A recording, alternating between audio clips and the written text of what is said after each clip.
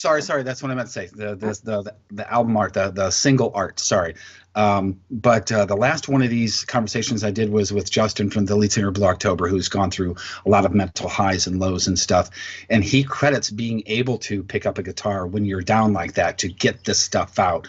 And I wanted you to talk just real briefly about the importance for people who are watching this that don't have that outlet, that you got to find something or someone to get that out. You really do. You have to. I mean, I'm so fortunate that I found music at such a young age, and the fact that that has sustained me. Like, to me, music's like, it's like food. It's like oxygen. I need it. And the fact that it really is my salvation, and it's the one thing in my life that has never let me down. I can always turn to music, and it's there for me.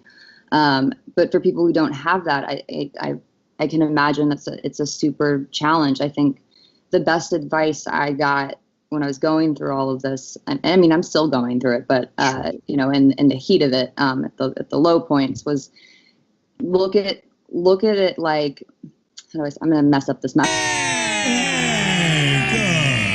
Good morning, everybody. It is Friday. Oh. July the 3rd. Yeah. Nope. Oh. January the 3rd. Darn it. I know. I knew it was something with a J. Yeah, they're all the same. January, July, June. No, it's January 3rd. And we are live. We're live. Coming to you from Creve Coeur, Olive Boulevard, City Place. Who knows what Monday's going to be like, by the way? Oh, yeah. Well, so much can change, but I'm hearing it's going to be 87 inches. Oh, they said degrees. 87 inches. Yeah, it could be anywhere from a trace to 87 feet. That's what they're saying, man. They're telling me that the kids probably aren't going to school. This is going to be a mess. You got rear-wheel drive. You may as well just kiss your ass goodbye. Yep. Well, yeah, the kids are like, do you think we'll have school on Monday? I go, you know, I'm normally a pessimist when it comes to this. I'm always like, you're going to school. You're going to school. But even this one, I'm like, man, I don't know about school on Monday. Well, what do you think about Tuesday? You're going to school on Tuesday. That's for sure. Yeah, for sure. We've got the technology. Sunday, wintry mix. Well, here's what they're saying. 100%, they say, of precipitation. This is according to Fox 2. How much snow will St. Louis get this weekend? Gotta get the bread and milk. I gotta get the bread and milk. Oh, man. I gotta get the bread and milk. I gotta get the bread and milk. Oh, my God, I gotta get the bread and milk. I gotta get the bread and milk. I gotta get the bread and milk. They said snow. I gotta get the bread and milk. Oh, my God. I gotta get the bread and milk. I gotta get the bread and milk. Oh, calm down. Calm down. We're only 2 shows into the year. We're already bread and milking it. A winter storm will move into the St. Louis area this weekend. Again, this is Channel 2, delivering up to 8 inches of mixed participation. You're gonna go sledding? That's mixed participation. Mixed precipitation in 3 waves. The system is expected to begin late Saturday night and continue through late Sunday, impacting Monday morning's commute. Location will determine precipitation type, with areas north to 70 seeing mainly heavy snow, while communities south of Metro St. Louis face significant icing. The metro area sits in a transition zone with many forms of winter precipitation in the forecast. So expected accumulations. Wave 1, 1 to 3 inches of snow and sleet north to 70. Wave 2, up to a 1/4 inch of freezing rain plus sleet. Wave 3, 2 to 4 inches. Oh, so ice. Not very much. Wave 4, on top of the ice. Hurricane Chris. I'm back. Chris, get out of here. This is Winter Storm Chris. Hey. What if we get the storm? We should name our winter storm. Winter Storm Chris. It would be more fun. Why don't we do that? I wonder if we get the repeat of what the heck was that? 92. We had a year. Rizz, you missed it. We had the greatest year to be a kid ever in St. Louis. It snowed a little bit and then iced, and I mean like ice rink ice over kind of like some packed snow. And then there was a little bit of snow over it. It was the greatest sledding. Was it like 92, year. 93, something like that? It was something. Yeah, around I remember there was like a week. We had like a week off of school because of some bad ice storm. Right. And they could not get the roads clear. I don't remember That the is roads. cool. I just remember every yard was an ice skating rink, and it was the greatest until I smashed my face into a tree and had a bunch of That's not stitches. smart. Well, I mean, it's. I wasn't upset. I mean, I wasn't hurt. I was just upset that my sledding season Right, was yeah, Oh, yeah. because my parents were Taking pissed. advantage. That was the one where I walked in bleeding, and they were just like, "Get Well- back in the car." They got investigated because it was the third time. It was the third time in like 6 months that I was in the hospital for stitches. Oh, they called Child Protective Services. Well, I think after the second time or something like that, it's like standard. They have to like interview the parents to make sure they're not, beating my face. They interview the Brad tree. says January 5th, 1992. Yeah. Dang, It was how the- about that? It was the greatest, man. You missed out. I mean, it rounded out my childhood. Because we built like a little igloo at our house down in Springfield. Yeah, I remember crawling through it. It was Matt- so cool. Matt says they do name winter storms. This is Winter Storm Blaya. Blaya. Blaya, I do declare. She's a true player. Blaya. The combo of heavy snow and substantial ice accumulation raises concerns about power outages and tree damage throughout the affected areas. Travel conditions are expected to become hazardous, with officials warning that road travel could become, quote, nearly impossible during the height of the storm. The Monday morning commute is likely to be significantly impacted. So the storm is still moving across the U.S. to Missouri. The timing and impact of the weather may change over time. So Monday's going to be, listen, I got a call from the boss last night. He goes, "Oh, Monday looking iffy." I go, "Yeah, I'll probably stay at the brewery across the street." He goes, you might want to get together a RizzShow best of, because maybe too crazy to come in. I go, "Oh no, we'll be here. We'll be here. We'll be here, or at least Scott will be here, Oh, thank you. What? Yeah. or at least Scott will be here." I just have a motorcycle now. Hey. I can't. Yeah, Thanks, buddy. He's on a Yamaha scooter. I got a Vespa. Thanks, which is buddy. great. Thanks for taking Nice. one for the team. Hey, anything for you all. Appreciate it. Drive your Seriously, I Vino love St. over. Louis. Anything for you guys. Now, as we move through the weekend, I'm sure, the timing of stuff will change. The amount of snow, the amount of sleet, the amount of ice, that'll all change. But hey, bread and milk, got to get it tonight. Man. Got to be prepared. French toast on Sunday. Yep. It was on this show just a few years ago. I realized that's why you were talking about bread and milk. Or people were always going for bread and milk. I was like, what is it specifically for about those things? You're like, French toast. I was like, French toast. This is like a standard thing when you get snowed in that you have to make French toast? No, those are the ingredients for it. Oh, so you're just presuming that I'm just assuming everybody's making French toast. Yeah.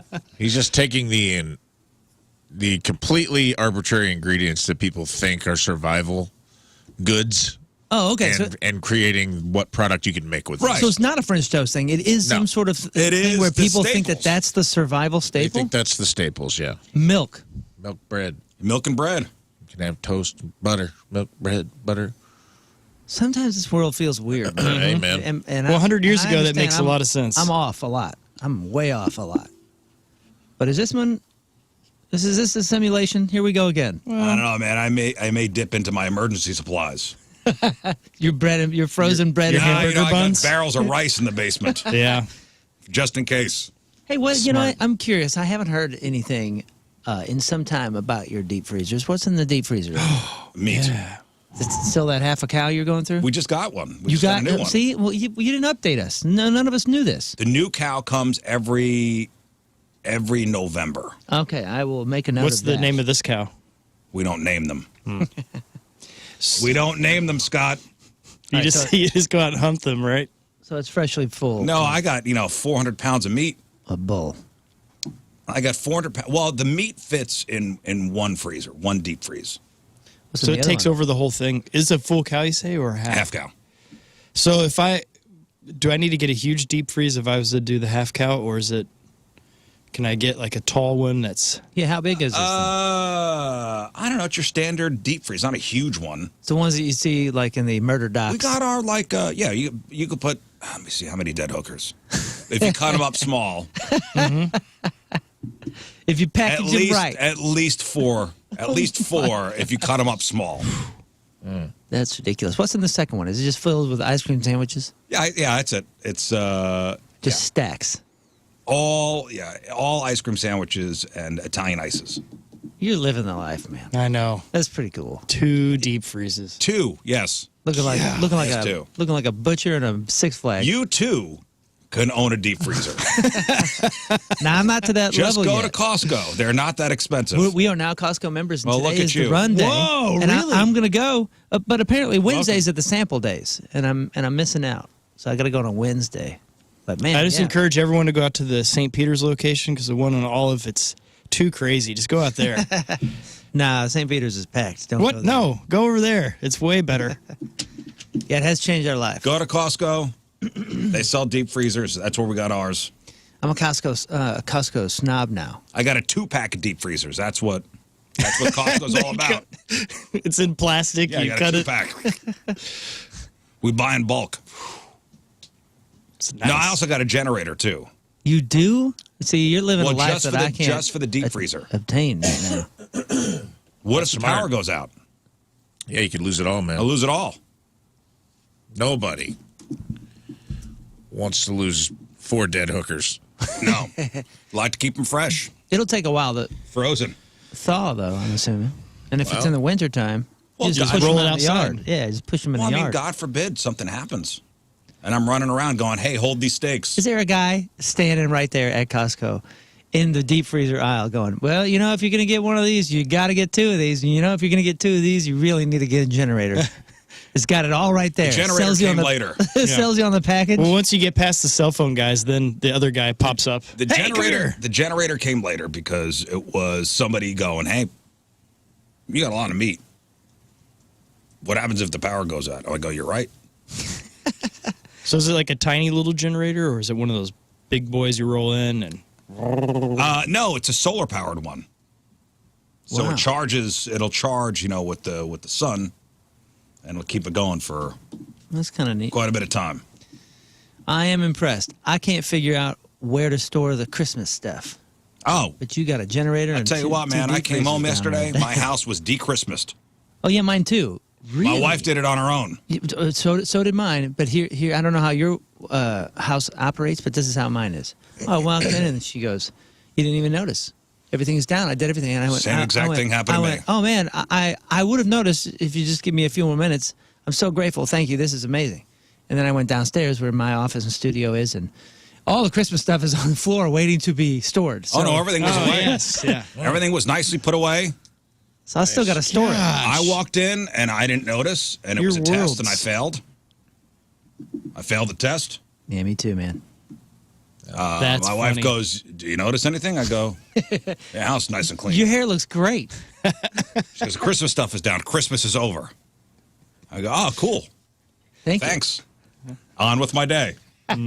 Well, count your blessings, gentlemen, because at my house, we still have pumpkins hanging from a tree on a standoff that has continued into the new year. Oh, I between- saw that.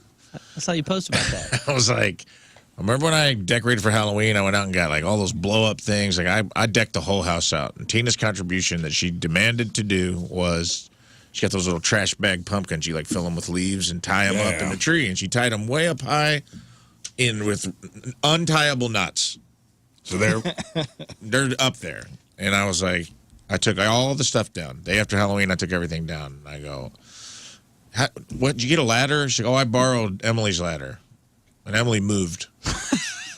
And I go, "Okay, well, how are we gonna gonna get those down?" And she's like, I put them up. Don't worry about it. I got it. I put them up. I'll take them down. Okay. Don't stress. I said, "Okay, you sure?" "I won't." And I'm like, "I'm either getting them down today or I'm not messing with them." I said I got it. That was November 1st. It's January 3rd, and there are 3 trash bag pumpkins still hanging from the tree in front of my They'll house. be good in a couple months. Yeah, man. At this point, I'm like, do we just ride it out? Like, Yeah. Wait who's- it Dude, in out. nine months, it'll be fine. until the city people come and knock on our door and be like, "What's up with these pumpkins, man?" Like, what do you mean, dude? We're Just just 3 random trash. We're just bag early. pumpkins. don't stifle my spirit. Oh, those are Halloween's come early. Valentine's pumpkins. Those are Mardi Gras pumpkins. Easter Those? pumpkins are nice. Yeah. Yeah, Easter pumpkins. You ever heard of those? You Like think we're the city- trying to rebrand it. You think the city's gonna care at all? They're like, nah. No, not where I'm at. Not where you are. They got other problems. Do it, dude. Write it. Commit to the joke. I feel like at this point I'm committed to. I dare you. we had the conversation. We've been having a lot of good ADHD talks about, like, what's my problem and what's not my problem. And follow through. And, like, not coming behind and cleaning up and letting, and I'm trying really hard, and it drives me crazy. I want to go get them, but I'm like, I've left it. No, I dare you. Somebody double dog daring. I'm riding it out now, dude. There was an anger in my wife's voice when she said Christmas is over. Maybe it was the fact that I didn't notice. That could be it. That could be. Yeah, you'll hang that heat for a while. It was the first week back. I'm sorry, the first day back at work. Yeah, you're in a zone. Yeah. I came home. I'm like, all right, first day, done. Yeah, I noticed. Notice anything? Yeah, house is clean. Great, thank you. You got to see my basement, though. I don't know how we keep adding ornaments. We had so many ornaments. Do you guys need ornaments, by the way? No. Now's the time. I'm selling it at a discount. We don't have a big tree. We have a little tree, and it goes in the tree bag, which looks like a body bag. Mm-hmm. And goes in a deep freezer. Like our tree bag looks like a body bag. We didn't get a real tree this year. Smart. It was sheer laziness, honestly. It was staycation. We saw your picture. It's our profile picture. It was over the break. Yeah, you didn't look like a real tree kind of guy. How much decoration do you guys actually throw up? I don't picture much. Not much. Okay. Yeah. So that could be easy to miss. By the way, your photo from over the break, our new profile, huge hit. Yeah, I took a picture the last day. This was New Year's Eve, and I look like a disaster. It's a different. And that's our human. new profile pic. Yeah, and I'm pretty sure half the people that saw it at first and commented on it weren't listening live and didn't realize what it was. Did you see this when someone put it in the comments? Oh yeah. It's me next to the mastermind of 9/11. Yeah. Oh my God. What's that guy's name? When they found him in the spider hole? Scott Rizzuto? Oh, no, that's not Saddam. No, it was a different guy. Abu something. What's this guy's name? Is that Khalil Sheikh Mohammed? Might be. I saw it last night, and me and Tina about fell out on the couch. I go, man, they're just going hard on my boy. And I'm like, he's just trying to be a guy. When did the singer of Mastodon get rid of his tattoos on his ahead, face? Man. I don't care. That was me. At the end of the break. I let myself go a little bit. That's fine. Yeah. All cleaned up now. Hey, feeling looking good. Sharp. Feeling good. Although this morning did not start out well for me. For the first time ever in 15 years of doing a morning show. Getting up at the hour I get up. It's never happened before, but had a full tire blowout on the way to work today. Now, what would you do, Scott? What would you do? What would you do? Well, my wife would probably get a phone call. Tire blows out? Yeah. I'm on 109 out in Wildwood. It sounded like this. Like I heard. I go, did something hit the car? But it was a tire actually exploding. And so it only damaged the tire. It's a big old nothing Jeep else tires. happened? It was a big Jeep tire pop. Because I've had a blowout before. I was in a giant Sprinter van loaded with all this expensive medical gear out in Illinois near Springfield. Going up, the tire blew out. So I got it pulled over. And then when I got out, I saw this liquid pouring everywhere. And I'm like, what is that? And then I realized the brake lines had been snapped. Wow. So I was like, Somebody cut your brake lines? No, the tire blew and hit the brake line. Yeah, that was fun. Yeah, so I heard that sound and I go, okay, probably nothing. Probably just something that ran over something. Whatever. Huh. And now you're leaning forward. And now you're leaning forward and to the left. And now the whole car's tilting this way. Well, no, I guess my first thought would be, I don't want to change a tire right now. But I will. Well, I put on the on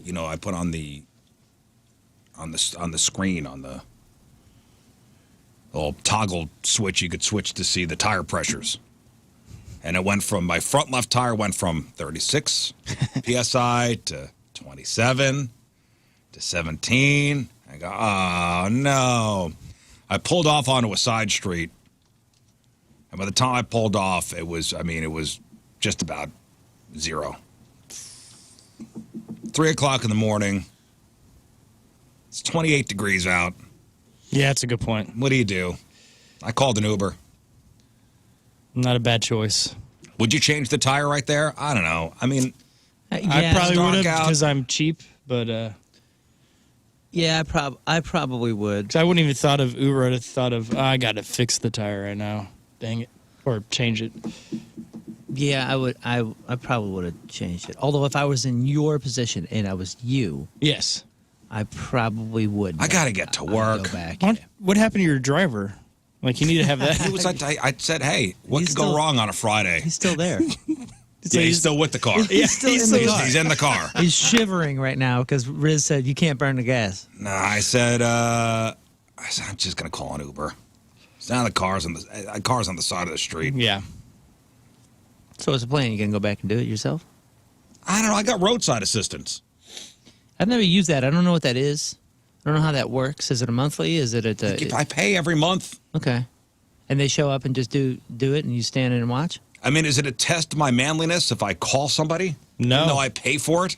No, if you pay for it, you better get Rafe, make the call on get this. the value. I'd go roadside, brother. Wait a second. So wait, do you have to be there? Call roadside and have them fix it now while you're working. Yeah. Yeah. Isn't Have that them the drive point? it here. Already. Isn't that the point? Or are you going to stand there and watch them? I don't know. Can you do that? You're the one with the answers. I've never used it before. I don't have roadside. I don't know what it is. I'm pretty sure. I mean, I know the idea. your tire's but on the back, right? Yeah, it's a Jeep, so the tire's on the back. oh, so they don't need your keys to get in. They can go change it.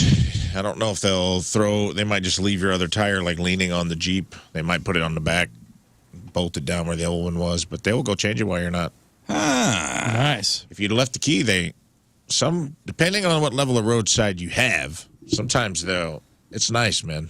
I don't know. It's through Allstate. Do it. Yeah. Just do the thing. I'm sure you can probably do it on the app. The other thing that you could have them do is tow it back to your house. I feel like that's Oh, I going don't to go need past that. your deductible. Probably. I don't know what you have. Like some of the roadside's good, man. Like if you had your key, they'd bring it to you. I don't know. It'd be nice if I got back to the car and a tire was all. Yeah. Do The that. spare was on there. That'll be done. Do That's that. easy to do. That's what I would do. Is I'd just be like, hey man, here's where it's at. Here's the license plate number. Here's the street it's on. Let them go change it. Then when you Uber back wherever, 100%. If you pay for it, do that. And that's a full spare on that car. So Yeah. So Yeah. and So they'll you're put great. the other one on your back. Get it. It's a win. Get it done. things just turned around a little bit. Yeah, you feeling Things turned good? around a little bit. You- Yeah, come you know, on, you got handle that, it. You got that hanging. Handle it on air so we can educate the Depends on- masses. I'm The curious. spare is a problem because I know how old your tires are. If you got a huge tread differential, that'll mess your alignment. Oh, the tire that blew out is about a month I old. was gonna say, didn't you Oh, just really? get Oh, new yeah. tires? Oh. So it's probably under warranty, so that's good news. Oh, you're That's good also to go. good news. Yes. Oh, you're good to go. Change it out. Get the new tire. Put that on the spare. You're done. All right. You're good to go. All right. There you This is go, great man. All right. news. There Great you news. go. Great news, guys. Hell, they might even throw you a little, who knows, like a little rebate card or a gift card at the tire shop if you go in there and you act butthurt enough over the new tire blowing out. Well, it's not their fault. Well, you they never sold know. it to you. Wintertime. Listen, the good Important people, man, the good radio people- host has to be at work. The good people of Dobbs and Ellisville, great people up there. They would not ever, ever sell me a bad tire. I agree. Now I'm coming to you after the show. Have a bay open. Have a bay open. I'm coming. Hey, just when we think we learned what we could about Gen Alpha, another generation is about to spring up. What's the new generation, which actually started? If a kid is born now, what's the new generation? I guess if it was alpha, this is beta. Is that what they're calling it? I have the answer. No, they wouldn't now. So this new generation starts arriving this year. So what is the new generation called? So we are, we're there's Gen X, there's the millennials. Who are now officially, I heard yesterday, outnumbered the boomers. Millennials outnumber boomers. So X's got lost somewhere. We're the lost gen, dude. We're both. I know we're millennials too, but We're what? Zillennials? Yeah, we're the cool. We're foot in both camp boys. Is that what they call us? Zillennials? Mm-hmm. Yeah, I think you guys are technically X, and I'm. We're technically we're X. future and people. we're Zillennials because we're. You guys are from the old we're days. on the cusp. We're from modern day. 78. Millennials like 77 to 81. Oh, okay. Well, we're 81s. Y'all are 78s. Yeah. Yeah. So we're all. So you got your boomers, you got your X's, you got your millennials. Then you got your alphas, right? If there's not a clearly defined thing that's happening in the moment, is it kind of unfair to stick a name on these kids already? Well, how lucky were the greatest generation? They were born to like, this is the greatest generation, and they got that one. And then just landed. Fair. Yeah, I don't think they were thinking about it Jeez. back then. Luckies. Till, afterwards. Is this the grooviest generation, maybe? The new one? What could it be? What can you give us a hint on what they're going to pull it from? Is it a tech thing? Is it a For why we're doing it? No. What the this name is? generation is going to be called, or is supposedly being I called? feel like they're going to skip over beta because of the negative connotation of like soy boy beta. Yeah. Plus, you don't Which want. is lame. I think they should have to be beta. But you don't want two of the Greek things in a row because then you're setting precedents. So what's Gen Z, then Alpha? Well, so we got So it seems like they started the alphabet over, right? Gen X. So baby boomers is 46 to 64. And why is it X? X is 65 to 80. And Millennials or Generation Y is 81 to 96. millennial makes sense. We all know. Then Gen Z from 97 to 09. Alpha is 2010 to 2024. Although if you ask anybody born in 2010, they will say, "I'm not an alpha." They're very upset about that. They do not want to be lumped in there. My son is like, "Dude, don't do that." What is he, 2012? He's 2010. 2010. No, I'm sorry, buddy. But he's like, "Hey, Sorry, man." buddy, you're an alpha. No, he's not. He's like, "No." He's like, "These kids talk totally different. This has nothing to do with me." The new generation is... You're an elder alpha, my man. I don't know what to tell you. It's Generation Beta. Is it really? Oh. That seems so strange. This is perfect. Hey, so why X? Nice. Can somebody explain that to me? I've never thought about that before. Why what? X? Yeah. I think... Is there an alphabetical? this is what Oh, because ABC of News 2000, says. maybe? Like they were trying to end it? No, millennial. Yeah, no, but Was baby boomer and then X. X, Y, Z, so it ended the 1900s. Generation X is referred to those who were born between 65 and 80 and is mostly made up of kids of the silent generation and early baby boomers.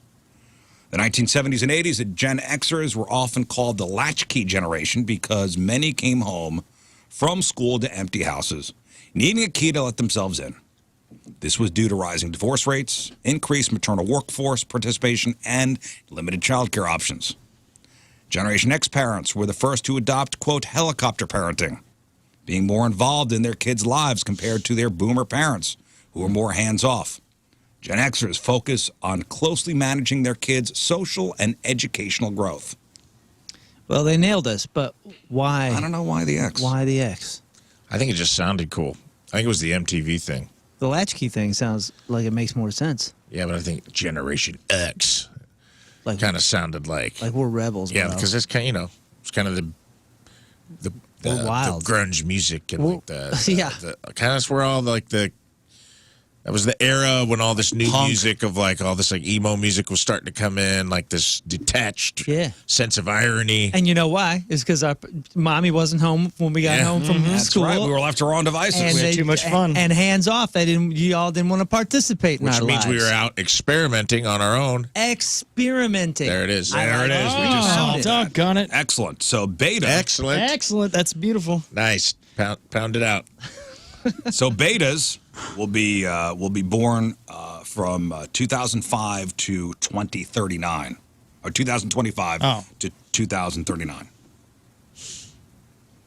With researchers saying they'll be immersed into tech and AI more than any other generation before them, obviously. Nerds. Somebody who calls himself a futurist. Yes. What a job that is.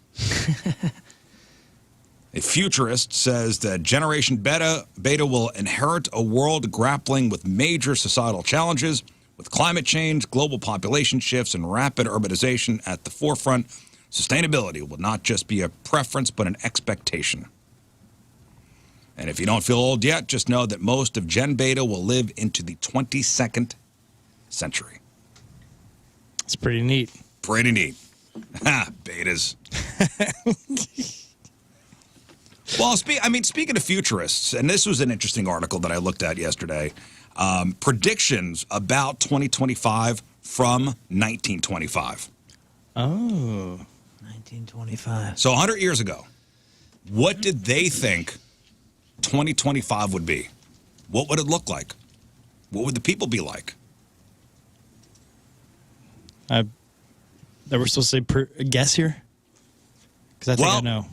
Well, what do you think they thought? I bet they thought we could be telepathic with each other, have flying cars, trains that fly over the city. They would have they got a lot of stuff right by saying, there's going to be a lot of the modern conveniences that we take for granted today, whether it be, kitchen stuff, kitchen gadgets.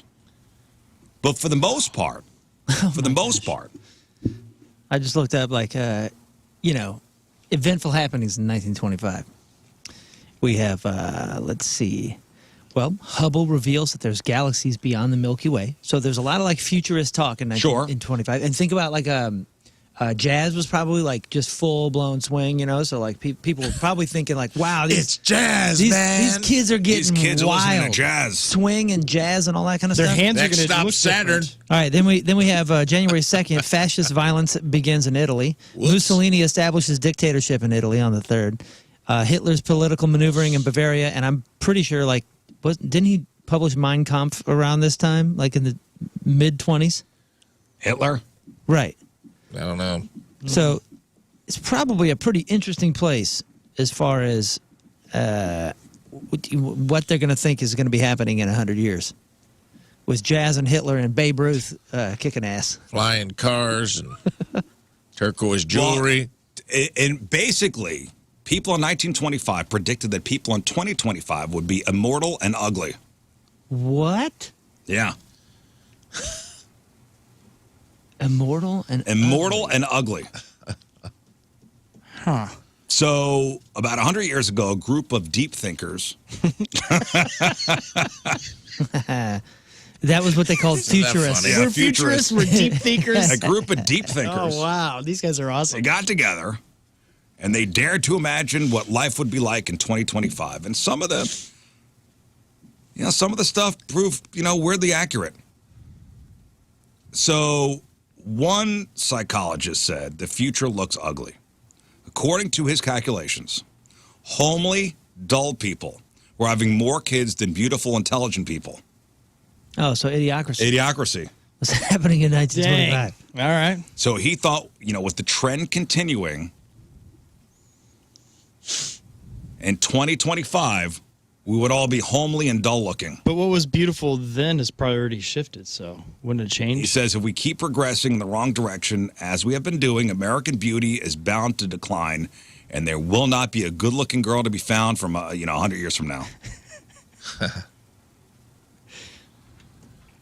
And then there's the whole advanced aging thing. In 1925, they said, thanks to, science, people would live to at least 150 years old. Well, you got to remember, turn of the century, wasn't the average life 40? It's certainly not what it is now. No, before the advent of vaccines, and I think there was one other thing that spiked, doubled our life expectancy from 40 to 76 from 1900 to 2000. I think 1900 was the first time that we had gotten over 40 on an average. Now you got to remember, I think that takes into account all stillborn and things that happen like that. Sure. Which obviously is a huge factor in the average. Yeah. But if I remember right, I'm sure women having access to proper medical care was a huge problem. Everybody having access to, specifically for birth rate. Jimmy Carter. Specifically women, because I'm sure that birthing rates were bringing that average way down. I was reading all these little fun facts about Jimmy Carter, who just died, and he was the first president to be born in a hospital. Yeah. Okay, so here's by the numbers. That's crazy. In 1870, the expected life expectancy from birth in the United States is 39. It's 1870. 1870. Between 1870 and 1900, it had risen all the way up to 48. Okay. Which was staggering for the So time. 1925? From 1900 to 1925, it was raised all the way to 58.16. So when they're like, all right, if it keeps trending this way, in 2025, we could live to at least 150 years old. Yeah, so in a 50-year period, they went from 39 to almost 60, which I'm sure was just mind-boggling. So how come we haven't increased it anymore, really? Like, we 58, now it's up to, what, 70? 78? We are back down. Yeah. 76. So why hasn't it gone? We're trending back down, baby. We've been trending down since 2015 very slowly. 2020 did not help. Well, even if we were to, solve and cure every disease, I think the body just can't. Your body starts to break down at some point. Well, you got to eat the I feel blue like zone it's diet. I feel like it's at this point. 46? Yep. No, we got to eat the blue zone right diet, here. then we're fine. No, so people in 1925 They thought. have that thing for dogs, dude. They're going to have it for us soon. That thing that, like, slows your dog's aging. You seen this? No. Oh, boy. Let's get Conspiracy Corner. Check it out. Slows your dog's aging. Yeah. It's in the testing phase. Hold on. I'll get to it. You guys talk amongst How yourselves. much does it cost? Take all my money. That's called walks. No. It's like a drug. Oh, no. We'll get there. Dozempic? Dog Zempic? An injection, LOY001, an injection-based treatment that targets the hormone IGF-1, which is believed to accelerate aging in large dogs, is designed for healthy dogs over 7 years old and weighing more than 40 pounds, administered every 3 to 6 months by a vet. They have expanded conditional approval in November 2023 in hopes of full launch by 2026.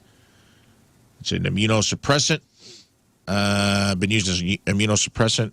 It slows dogs' aging for them to be able to live longer and have a more healthier life. 2026, cat will be 7. Perfect. Yeah. Cat Callie the will be dog will be 7. cat the dog will be 7. Yeah. They're not making immortal dogs or nothing, but it's going to slow the step aging closer. down. We'll get there, dude. Get it old together. Rich people are going to live forever. That's where we're headed, dude. Hey, speaking of conspiracies, and man, how is this not a bigger story? So, Apple has agreed to pay a $95 million in a settlement. Did nobody hear this story? No. It depends which. Headline: Siri unintentionally recorded private convos. Apple agrees to pay $95 million. So Apple's agreed to pay $95 million to settle a lawsuit alleging that its voice assistant, Siri, routinely recorded private conversations that were then sold to third parties for targeted ads. So it's that whole, hey, we were just talking about. Yeah, man. We were just talking about, Air Jordans, and I'm just getting fed Air Jordan ads now. Yeah. We all knew that was happening, man. Yeah. We all knew it was happening. But I like how 90 million. Kudos to them for admitting it a little bit. Print. But here's the thing. You volunteered for this. Admitting it, you'd like to think they did. Oh, they didn't. So in the proposed class action settlement, which comes after 5 years of being tied up in the courts, Apple admitted to no wrongdoing. Oh. Instead, the settlement refers to, quote, unintentional Siri activations that occurred after the when you say it, hey, hey Siri feature was introduced in 2014, where recordings were apparently prompted without users ever saying those trigger words. So they say sometimes Siri would inadvertently activate, and this is what a whistleblower said who worked for Apple, when an Apple Watch was raised and speech was detected. So I guess a feature of the Apple Watch is if you raise it a certain way or Siri starts to listen to it. Well, I don't Listen to know what an you're Apple saying. Watch, and I have this all the time. Yeah. I have ads running for conversations I've been having.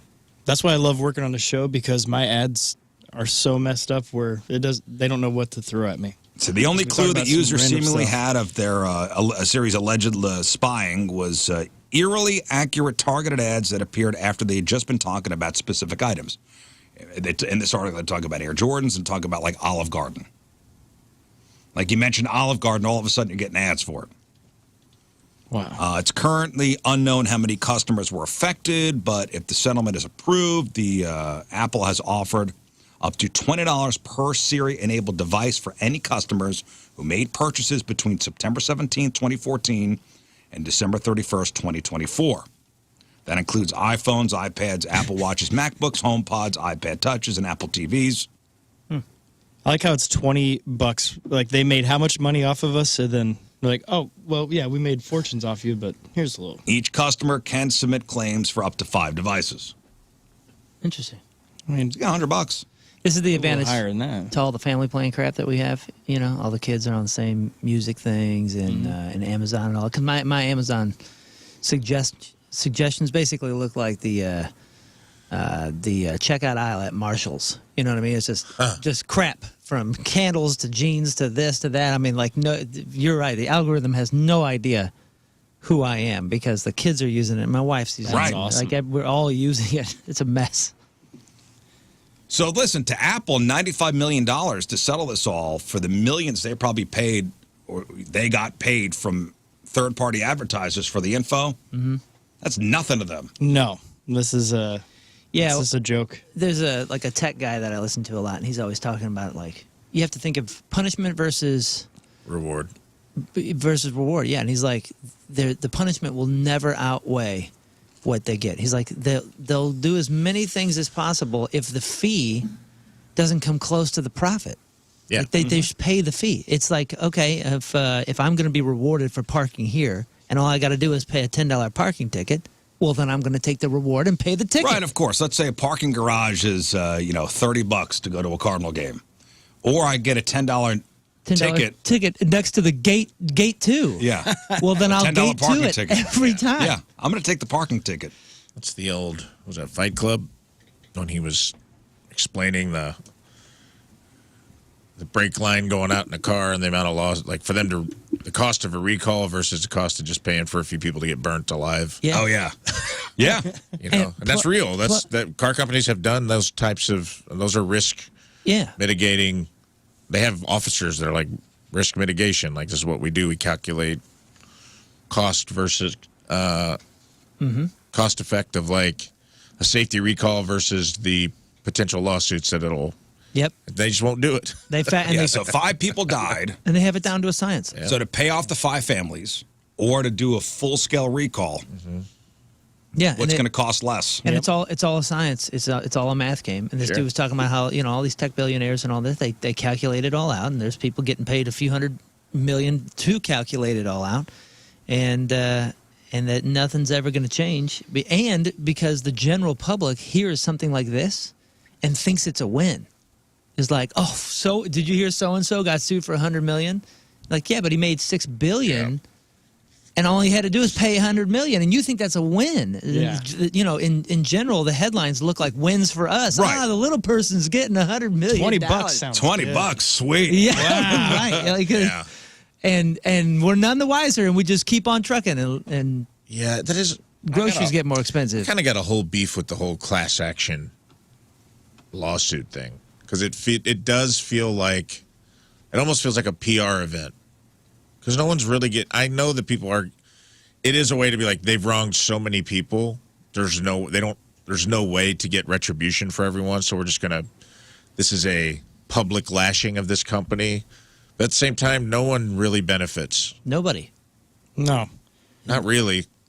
It's like it's like you said, the company gets a slap on the wrist. Well, there are class action lawsuits that, aren't involving, 100 million people where That's payouts true. where payouts are I pretty guess like decent. I'm talking about the big ones. I worked for a company, and it's a big company, but not a giant one, and they had a class action lawsuit, so they had to send everybody checks, and I didn't even know about this lawsuit or anything, and it was 8 cents that I 8 got, cents. so it was pretty cool. It's like, that was worth your time. Thank you, guys. And usually if you get the money for these things, you have to sign something saying you can never in the future sue. Yeah, which is usually to benefit them. Right. Well, that check, I just decided I'm not even. Like, this is it. Like, if you take the $20, Apple, but like, if you take the $20 from us, that's it. Dang. No more. All right, that's what I mean. Okay, that's It's a almost hose. like a PR stunt for them to be like, oh, we're paying this fine. What we're really paying is that no one else can ever sue us. So here's your 8 cents, here's your $5, here's your $8. Yeah, they're paying for the shield. The lawyers get rich that did the class action lawsuit because they're taking a huge chunk of the percentage of the payout. I heard of a story of and this was years ago, there was a train accident, bad train accident, and before even the dust could settle, the company that owned the rail line were there with lawyers offering people payouts. Wow. Sign this. And before Take this, even the holy cow, I don't even know what just happened. Before you got your wits about you, they were offering your cash. But hey, you got to sign this. You can take the cash, but you can't sue us.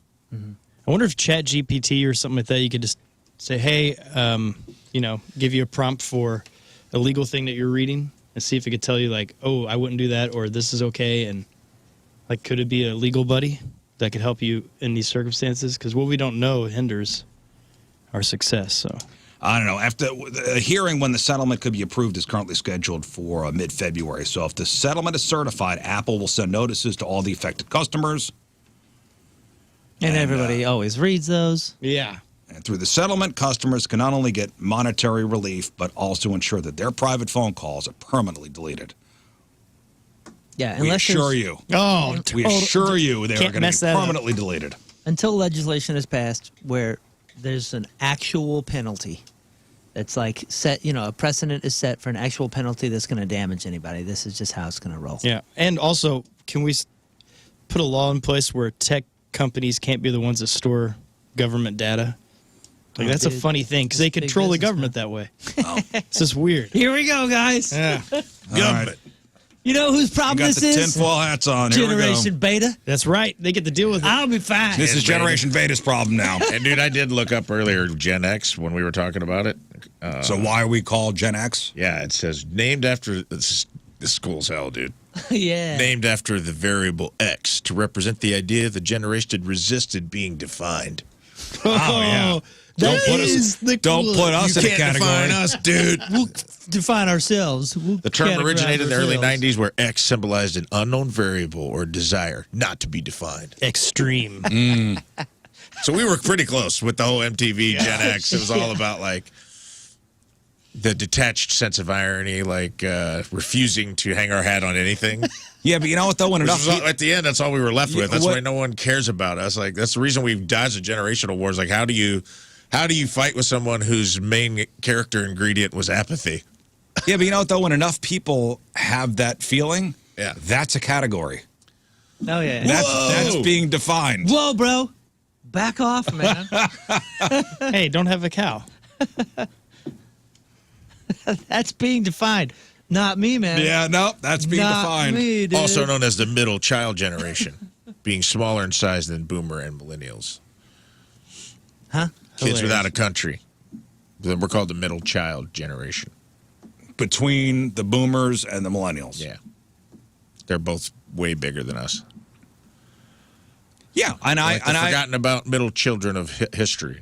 Bigger, I'm fine bigger with in that. size, you're saying? Yeah. Like in population. Population. Physical. Way more. Oh, wow. Millennials just, enough boomers have finally died that millennials are the biggest percentage of Oh, like we living never generations. had it. Never had it. Whenever, Wow. that's cool, man. That's all right. Didn't want it. Yeah, Yeah, exactly. Whatever, man. You can keep it. Yeah, we Cool, like to dude. be the underdog. Yeah. You don't expect anything from Just us. leave us alone. That's it. Just leave us alone. Yeah, we were left alone as children, and we just want to be left alone as adults, bro. Mm-hmm. Hey, with Apple is the most is the biggest company in the world? It, Oh, I don't doesn't know. it go back and forth between them and I forgot because aren't they like worth $2 trillion or I thought something it was Walmart. absurd? In the world, the biggest company I thought was Dollar store. Walmart. Is it Walmart? Well, it says by revenue. Walmart has been the largest company by revenue since 2014. What about the most valued company? Is it Apple? Cash most cash, maybe? Apple is the world's largest company by market capitalization. That's what I mean. With a market cap of $3.9 trillion. Right, so Apple. Followed by $3.9 trillion, and they're going to pay out $95 million. Hey, they're just getting by. I can't wait till I get my $20. Oh, yeah, NVIDIA. I forgot they had, what a year. What a year for Apple, huh? No, what a year for NVIDIA. Oh, What's yeah, NVIDIA? they exploded. What's NVIDIA? It's NVIDIA a tech company that, they were making all the chips and everything, and they, dude, if you had it, my son had NVIDIA stock. Like, we had it, and then I think we sold it, like, right before. It Idiots. 300x'd. Oh. You know what's sad, man, is like... $3.32 trillion. Looking at this, it's Apple, NVIDIA, Microsoft, Alphabet, which is Google, Amazon, and State Grid, a Chinese utility firm. In the world's, not a single one of the top 5 actually really manufactures anything. It's all tech companies. Yeah, they make computers and they make stuff, but like as far as like real manufacturing, we don't make anything anymore. Like That's it's just crazy. These are all retail delivery. They're like retail distribution centers and tech companies. There's no like steel company or not even an oil company, man. Like there's the oil companies. There's no commodity companies. Well, these are the oil companies. With that being said, I know. With that being said, I'm sure all those companies you just mentioned had great years. 2024, great year for all those companies. Yeah. NVIDIA gained $2 trillion in one rally in 2024. Okay, there are some companies that did not have great 2024s. Can you remember, harken back to last year, some companies that went bankrupt? Okay. What are some big companies that... Now, it doesn't necessarily mean the end of the business. Circuit City. Yeah. But there are some notable companies that filed for bankruptcy last year. I know the... Kmart. Kmart is not on my list. How about Family Dollar, Dollar Tree? That company. Wait, no. Is that the same company? Red Lobster. Red Lobster, yes. That's right. Red Lobster filed for bankruptcy in 2024. That was a real estate thing. Yeah, that was a weird one.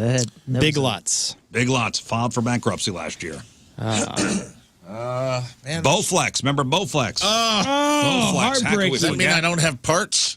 I don't have guaranteed parts for my Bowflex. Now, remember, bankruptcy does not necessarily mean, the business is gone. A lot of times it's restructuring. Yeah, indicates reorganization, cutbacks and more. But Bowflex did file for bankruptcy last year. Party City. Oh, that's right. Yeah. Party's that over. just happened last month, right? Spirit Airlines. Stoli Vodka. The good stuff. They went. How did they go bankrupt? Stoli Vodka filed for bankruptcy last year. TGI Fridays filed for bankrupcy. Oh, man. Tupperware. That's right. Tupperware filed for bankruptcy. And I just dumped a lot in their stocks. Did not have a great 2024. True Value Hardware. Whoa. Bankrupt. Express. That's a clothing store, right? Express? Oh, they're still going. Good for them. Joanne Fabrics? No. I'm assuming. Or maybe it's just Joanne. Maybe a Joanne. Oh, Joanne. I feel bad for her. Yeah. I think she lives down my street. 2024 was rough, but 2025 is her year. Yes, it is. Hey, has Steak and Shake ever come back, really? Not in this market. There are some really. Steak by and my Shakes. house, dude. And I can't figure out what's going on. Is this the one on Hampton? There's one on Hampton and there's one on Chippewa right in front of the Planet Fitness that used to be a Shop and Save. And it's open. I never see anyone at it. Well, I thought it was one franchisee in this area that lost like 10 of them, right? Well, I do remember, then Steak and Shake was like, hey, if anybody wants to buy in, $10K. But you have to get the restaurant up to a certain standard. And then there's incentives that come along with getting it to a certain standard. And not a lot of people. Yeah, I think they lowered the buy-in to like $10K. Right. But of course, you got to do the work. Well, here's the cool thing with them is their parent company. So it's Steak and Shake. They got Western Sizzlin' and Maxim Magazine. That's part of the same crew. Damn. What? Yeah, it's awesome. That makes sense. Imagine walking in a Steak and Shake and instead of the little pepper bottle, there's a Maxim on every table. All of a sudden they're busy again. Yeah, well, every once in a while in the area, I'll see one open. I'll go, oh, okay. I wonder what's going on there. There's a really bad venture capitalist in charge of that company. He's like, guys, I got another one today. Landed Venture. It's going to be huge. Yeah. Roy, you got to stop buying all these companies, man. These are not good investments. Steak and Shake was great. Just wait it out. And is great as long as you have a standard of service. Well, the ones that you walk in that seem like clean enough and everything was good enough and people were nice enough and treated you good enough. Steak and Shake's great. It has a place. It really does have a place. It lost its place, though. But it lost its place because the ones that I would go into were just trashed. You're right. And I never thought about it until you just said this out loud, dude. But Steak and Shake was the gateway restaurant from fast food to sit-down service. Yeah. Where as a kid, you learned. I remember going to a Steak and Shake as a kid and thinking it was a fancy restaurant. Dude, so it was the first time my degenerate redneck family ever got waited on. Do you know what I mean? And as a teenager, we're up here for my uncle's wedding. I remember ordering the taco salad that came in the shell and thinking well, this is how the other half lives. As a kid, I'm like 11 years old, and I'm like, whoa. There's things on the table. This guy's wearing a bow tie? Kidding me right now? I got a guy with a bow tie waiting on me. I can eat the bowl. My salad came in. This is like Beverly Hills Cop. Well, Steak and Shake, they got the little peppers, right, on the... The pepper bottle. And you always dare somebody to do the whole thing. Oh. Our buddy Sid was always the guy that somehow make money off of that. Then we started adding a lot of trust. A lot of bathroom visits on that one. Mm-hmm. A lot of trust goes into... But Steak and Shake had its place because if Denny's and Johnny Rockets and all these other diner-type things can do it, you got one that can pull off a drive-through with that? And be everything that Rafe was talking about. Like Steak and Shake has its place. It's just I think it's not like that anymore though. Some of those locations just let the service slip, and I know that sounds silly because it's a fast food place, but you know what I'm talking about. I was at I'm not going to say the name of it, a chicken place that has one of the best chicken sandwiches on earth yesterday. And if the service was just up a notch or two, I would have faith that it's going to be around for a while. But every time I go, what am I doing here? This place. The chicken sandwich is so damn good. It really is, but it's always a little bit of what's happening in here? Well, listen, for the ones that are open, and now Steak and Shake, they do have their fans. Yeah. They're hardcore fans. I like Steak and Shake. Me too. It's fantastic. It's yummy. We gotta cherish. Good. We have to cherish the ones that we still have. The only one I could think of is the one out in is it St. Peter's, right? Well, there's one on Hampton near 6440, right by the zoo. Okay. That's one that's still open. Headline. Oh no. Steak and Shake employees attacked after asking group not to smoke inside St. Louis restaurant. Oh my gosh. Well, hey, you know what? Maybe this is the wake up call. Maybe Steak and Shake goes all smoking and takes the market back. Ooh. You know what I'm saying? Because Freddy's ain't going to do that. Denny's ain't going to do that. So is Freddy's like a Steak and Shake knockoff? It's Steak and Shake on steroids. Yeah, it's them Steak and Shake, in and out. It's Steak and Shake. If Steak and Shake said, you know what, let's clean this up. Let's clean our act and up. let's be like Chick-fil-A where we force them to be real high quality service and make it about service. Yeah. And we do the smash burgers and we do the shoestring fries and all that. That's what it is. And my kids freaking love Freddy's. They're And the shout out biggest to Freddy's fans. Freddy's in Northwest Plaza. Incredible service. So Every time you're there, they're the nicest people Freddy's on the planet. seems, I've never been inside one. Yeah, they're But awesome. it seems bright, and it seems... It's the Chick-fil-A. And maybe because it's new. But when I know when Steak and Shake was on the decline before they all closed, and most of them closed, they were dingy. Yeah. And not updated. I think it depended on the town, because if you go to Springfield, they still have all those Steak and Shakes open, and they're still clean. Yeah. So I think it is the town. Well, no, it's got to be the operator. Or the operator that is in that. Well, according to police, a group of people were inside the Steak and Shake on Hampton when an employee's like, hey, can you not smoke in here? Come on, guys. We can't do this. I know it's New Year's Day. It's 3 o'clock in the morning. It's 3 o'clock in the morning. This poor employee, he's got that shift. He's got the 3 a.m. New Year's Day shift. You got a group of a-holes in there smoking. And this guy's probably like, good for me. They just raised the minimum wage. Maybe I'm making $13.75. And now my bow tie is going to smell like Camels. Like, I don't want to be here. And I got these guys in here, probably hammered. They're smoking. What do? You're an employee. You're like, oh, God, I got to deal with this. Is it worth it? These guys are all belligerent, hammered. Clearly, you're not allowed to smoke inside a restaurant. Is the juice worth the squeeze? Do I confront these guys, these hooligans? I'm sure he didn't think he was going to get physically assaulted over cigarettes. If you are smoking inside a restaurant, you're ready to throw down? You don't know what's going to happen. I mean, obviously, somebody who does not care about rules. Or is this somebody trying to get away with whatever they can get away with? I don't know, man. I think Scott Rizzuto is going over there and saying, hey, knock it off. So it's a group of people in the Steak and Shake. Employee asked them not to smoke at 3 a.m.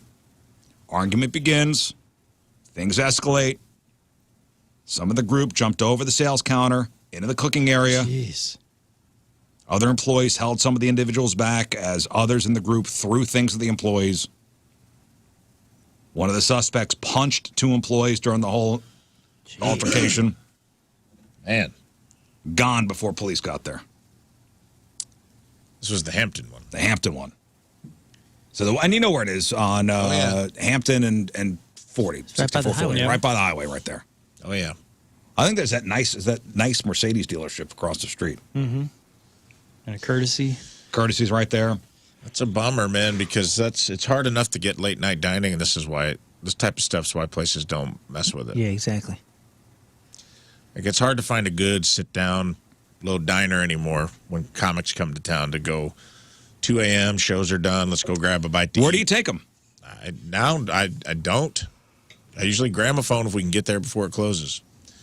It's not really sandwiches are amazing. Food is better than the food is a plus, but after you've been doing shows all night and you've been like on and you've been meeting people and shaking hands, a lot of comics would rather just sit in a booth at a Denny's, quiet type place, and just kind of cut it up. And Uncle Bill's. Uncle Bill's was the perfect place. They're gonna have to demolish that building because it can't be anything else. It can't become Uncle Bill's check cashing. Be so sad. Urgent care. I'll drive my car through it if I see that happen. Oh, my gosh. You'll see my car hanging out Uncle Bill's. And I'll do it for the good of the St. Louis. Thank you. Like, just the whole building needs to be knocked down and be something else. Start fresh. Either that or someone pick up the mantle. It'd be too painful to have another thing there. I agree. Or someone pick up the mantle and just bring it back to its former glory. Yeah, reopen as another diner. Can you call it Uncle Bill's? I don't know. Uncle Ted's. Uncle Bill's nephew. I don't know. Man, I do miss the old Steak Shake days, though, where they come in and they ask, smoking or non-smoking? And it's one of those places that made no sense that they ever had no smoking. Well, I feel bad for the employees there. You know, again, 3 o'clock in the morning, they're probably not making much money. These a-holes walk in, smoking. You know, come on. Well, we want Steak and Shake to be around. That's what I'm saying. We got to take care of what we have. Come on, guys. You know, I'm not mad. I'm just disappointed. Yeah. Honestly. That's what it is. Oh, and they did, I did read they wound up, as far as New Year's Day go, Why didn't somebody buy Uncle Bill's? With the gunshots, celebratory gunshots, 2 people were arrested. Oh, really? 2 people arrested after 100+ celebratory gunshots fired on New Year's Day. 100+ celebratory gunshots fired on New Year's Day. So between 6 p.m. and 2 a.m., December 31st through January 1st, St. Louis Metro Police Department said they got 532 shots fired calls and shot spotter activations. Oh, yeah, I forgot they got that technology now. So they know where it goes off. 532 shots. Yeah, these 2 guys were police were patrolling, and they saw muzzle flashes coming from a backyard. Really? 2 were taken into custody in connection with the incident. Officers recovered a gun and 125 spent bullet casings from the scene. You're kidding. Yeah. Think they found it. Wow. Dude, and what were we talking about yesterday? The price of ammo. The price of ammo is just... I mean, they're paying for it, Don't right? get me started. Don't get me started on that. That's an absurd Yeah. amount of money. Everyone got bonuses at Christmas time. I'm sure this... Gone. Listen, we got to take a break, but before that, I got to remind you guys about Team Rizz 2025. And make sure you sign up, 1057thepoint.com/Team Rizz. If you signed up back in 2024, we threw all your entries out. You gotta re-sign up for 2025. So you get that super sweet Team Rizz Member of the Day soccer jersey. Also, benefits include special Team Rizz meetups, early ticket access for certain events. So 1057thepoint.com/Team Rizz, sponsored by our friends over at Hot Shots. And we'll start calling out Team Rizz Member of the Days Monday. All right, 7:13 Friday. First look at the traffic and weather. Moon coming at you. Traffic is brought to you by Golden Oak Lending. Do you need extra cash? Golden Oak Lending can convert your home's equity into cash in as little as 14 days. Let Golden Oak Lending cure your blues. We got a right-hand shoulder closed due to a crash 270 northbound at Manchester. There's also a stalled vehicle there, right-hand shoulder, 270 northbound at Manchester. Your point forecast, dry, chilly, and windy. High of 36. Right now it's 28 at the Point Studio.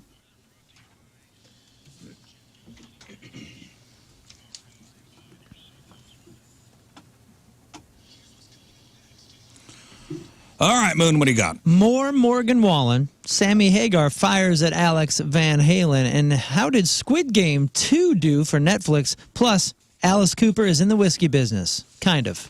All right, we got that. We got your crappy birthdays. We got the porno birthday. And can you name the person who had the top 2 albums on Billboard's 2024 year-end chart? It was the first time since 1967 that one person had the same artist took the top 2 spots. Can you figure out who it was? We'll chop it up next. Stay there.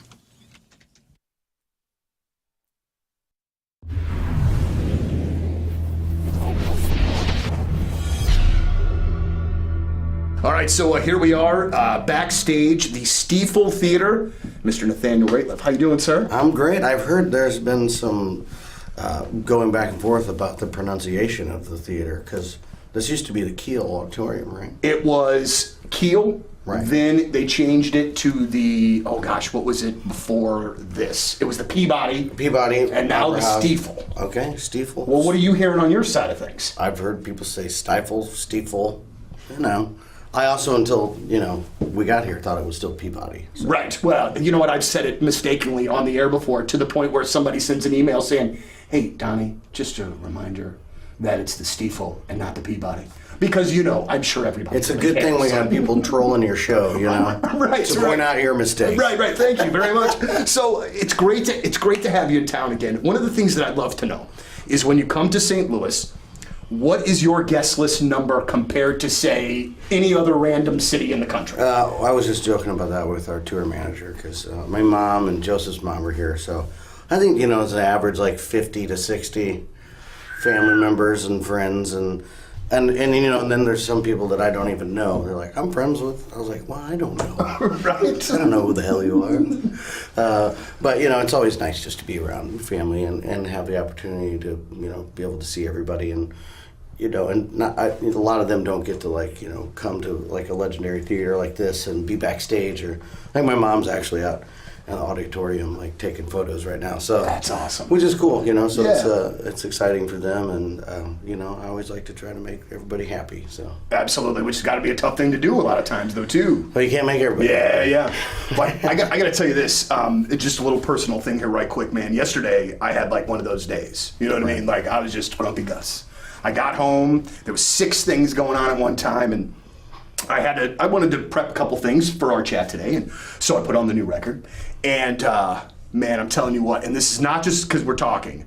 By the time I got to track number 6, I was doing these crazy slides in my kitchen on my socks. Right on. I was in I was multitasking with homework, making dinner, and prepping this interview, and legitimately my mood had changed. And I got to thinking that is an amazing thing that you have the power to be able to do. You know what I mean? From wherever you were in Chicago, Illinois yesterday, you made Donnie Mueller a really happy guy just by putting together some great songs. That has got to be just a really amazing, obviously it's an amazing thing.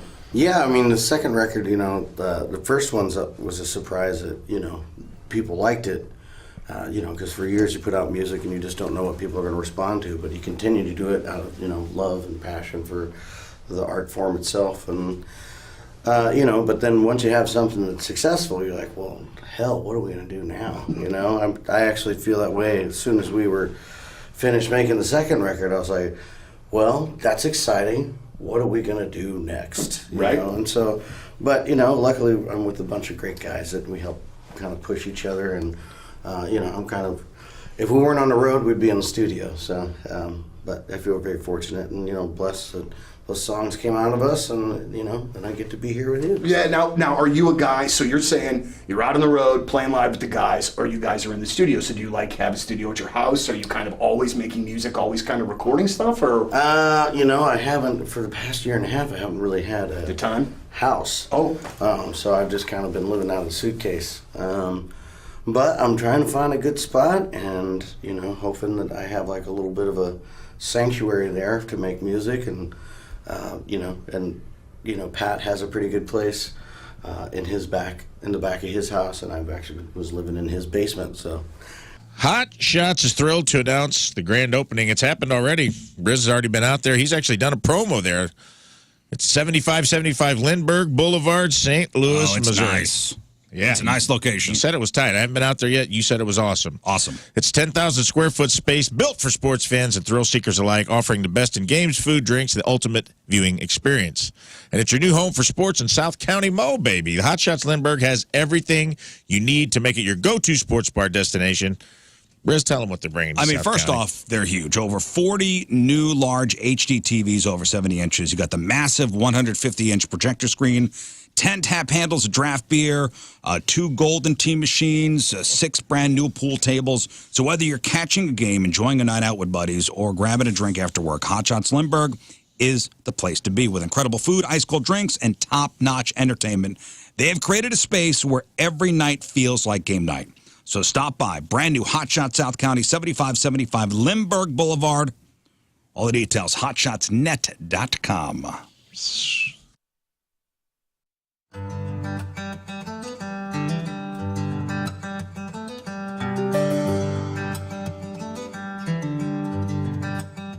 Hey, so welcome back to the farm. In the last video, you saw me on the tractor with the brush hog in the field, trying to get everything all good. Kind of a pain. So I called in reinforcements. My friends from McCoy Construction and Forestry, they're here, and they brought toys. Hi, guys. Hey, what's going on, Rizz? Chad and Steve and Mike. Okay, so we got some mowers, because I need some help in the field. Absolutely.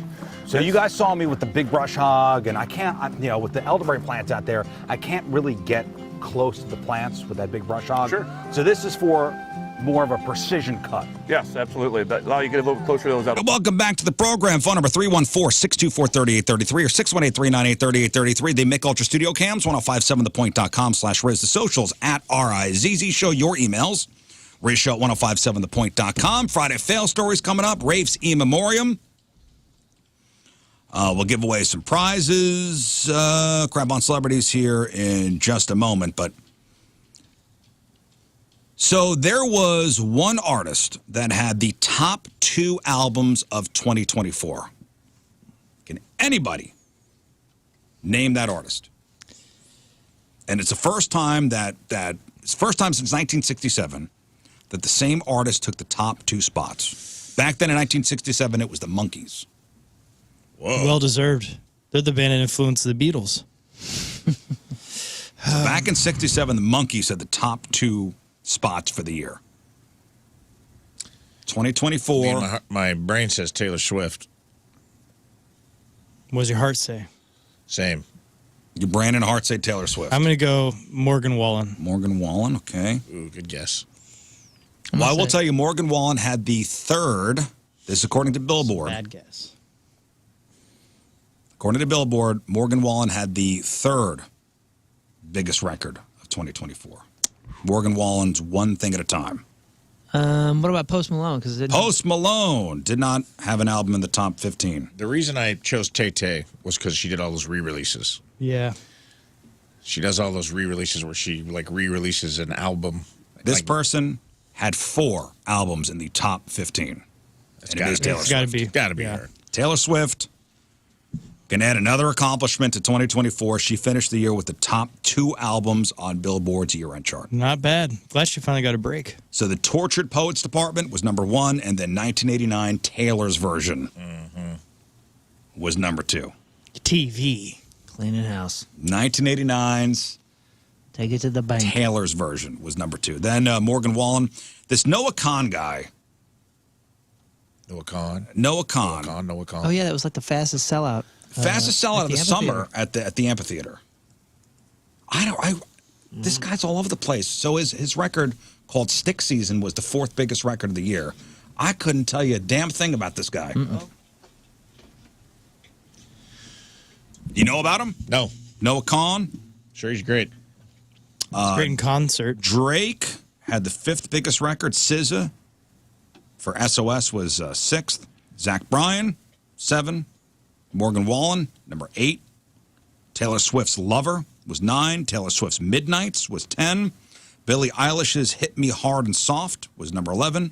Olivia Rodrigo's Guts, number 12. Zach Bryan, American Heartbreak. Oh, Taylor Swift had another record here. Folklore at number 14. And Future and Metro Boomin, We Don't Trust You was number 15. Dang. She had a pretty good year. Yeah, let's say. How much did that tour bring in? Over $2 billion?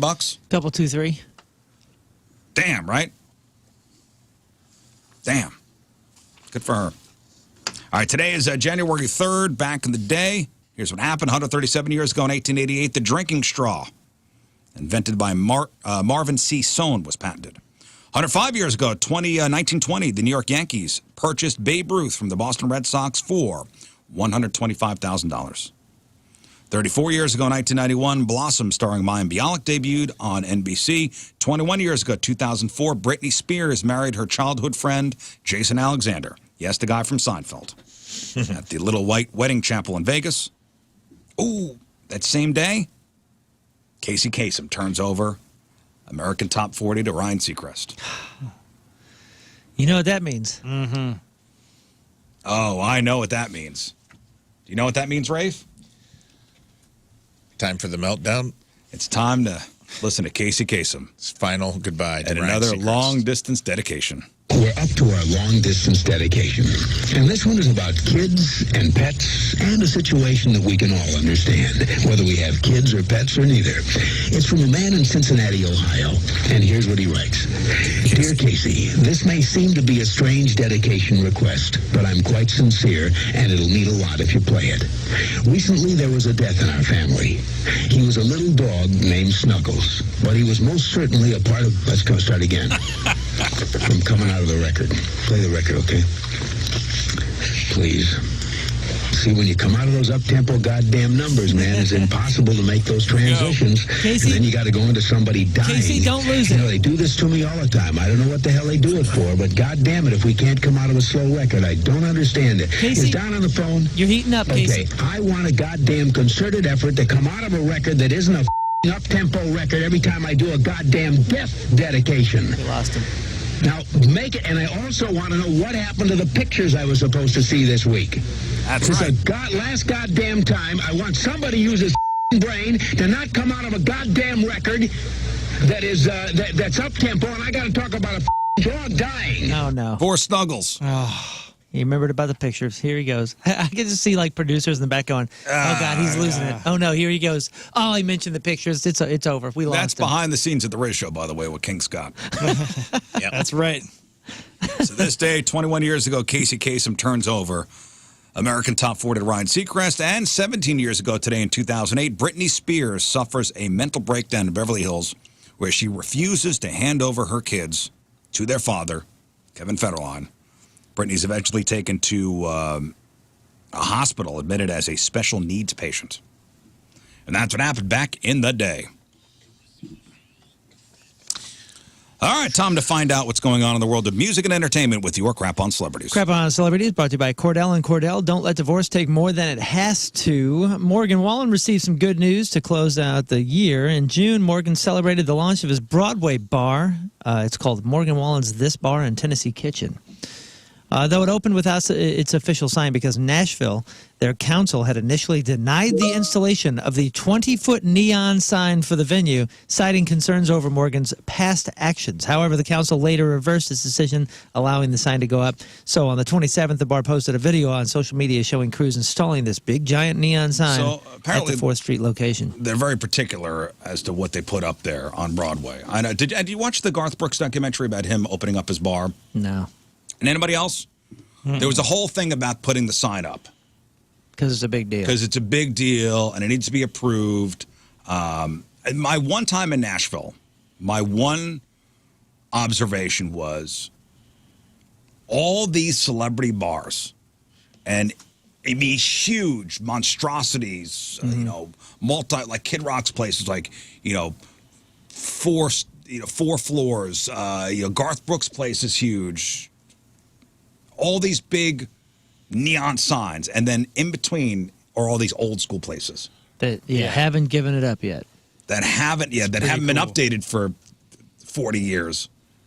But like squeezed in between all the celebrity bars are these old school honky tonks, basically. Yeah, it's a pretty neat little street to walk down. It is pretty nice. I had a great time down there. I'd like to go maybe during the summer next time. We went in February. Oh yeah, of last year, and it was chilly, but we had a good time.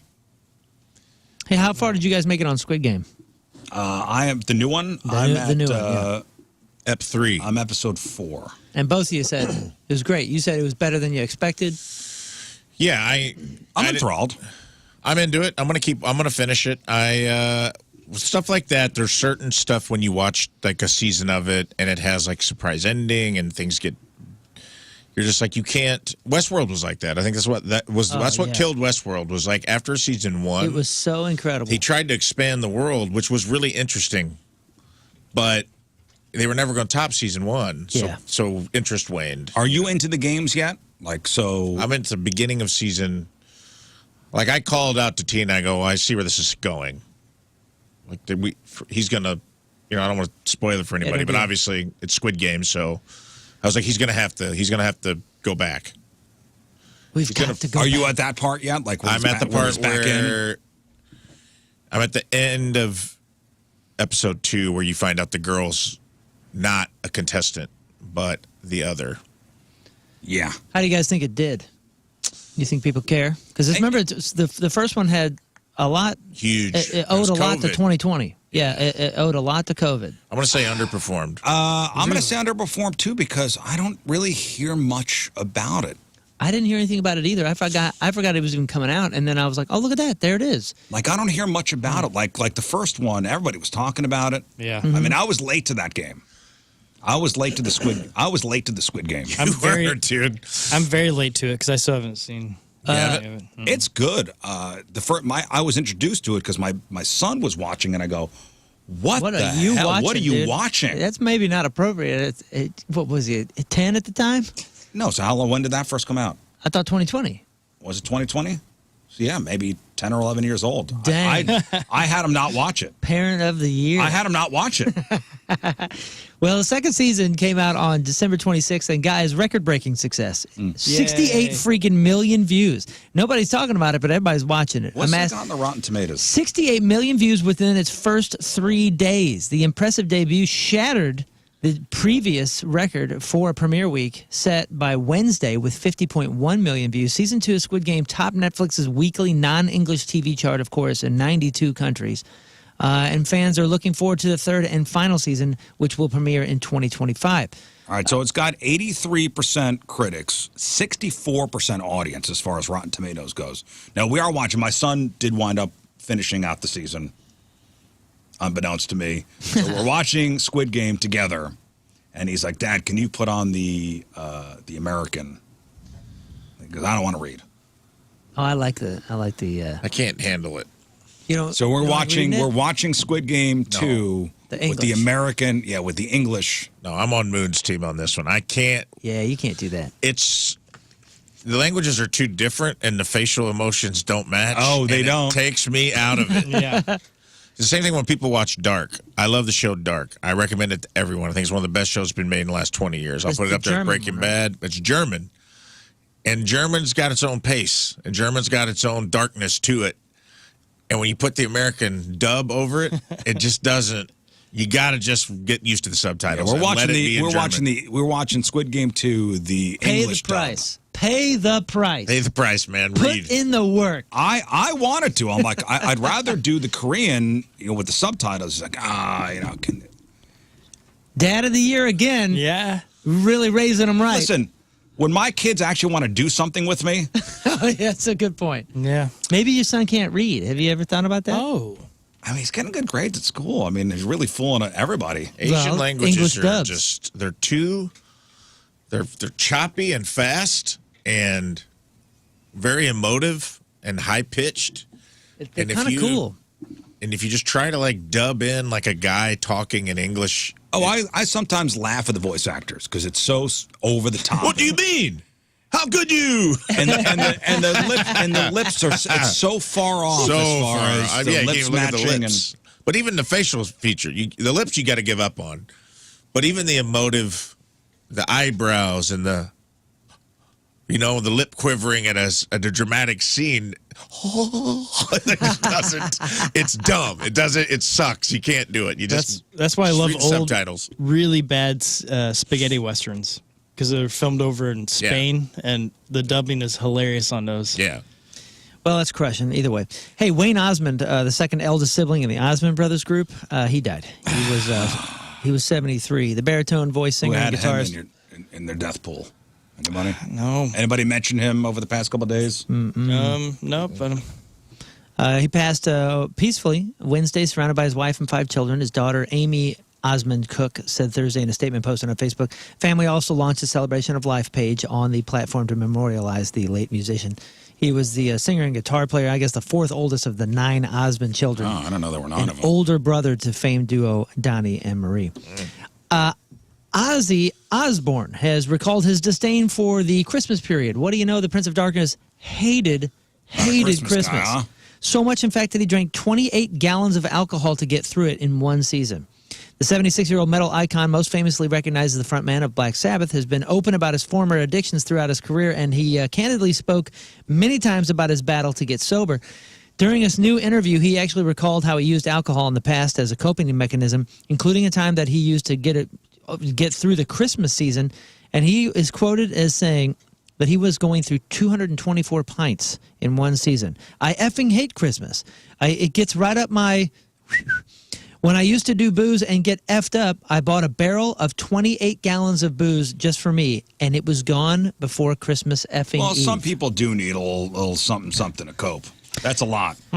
Well, you must really hate Christmas. If you're looking forward to something like that, but you don't need it for a coping mechanism, Alice Cooper just launched a non-alcoholic cocktail. The rock legend has collaborated with Whistle Pig Whiskey to unveil a limited edition non-alcoholic drink called Sex, Drugs, Rock, and Dry Old Fashioned.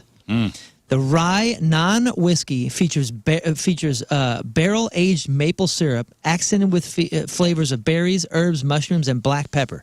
He's encouraging fans to, quote, trade in your poison and feed your Frankenstein with this alcohol-free option. The drink is $50 and available at shop.whistlepigwhiskey.com.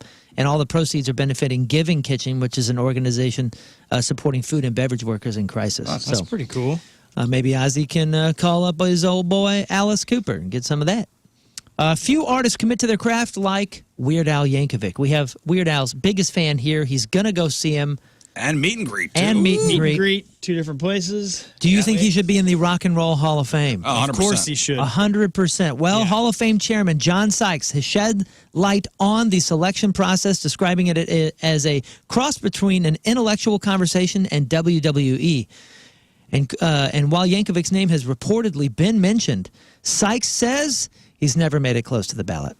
Oh, really? Never made it close. Oh, he should 100%. I mean, 100% shoe-in, easy. Now he has noted that even like the B-52s have never reached the ballot, putting Yankovic's absence into perspective, and said, I guess anything can happen. They're talking a lot about how everybody is now included, and they made name changes. Listen, I think more than the B-52s, Weird Al's had much more of a cultural impact. 100%.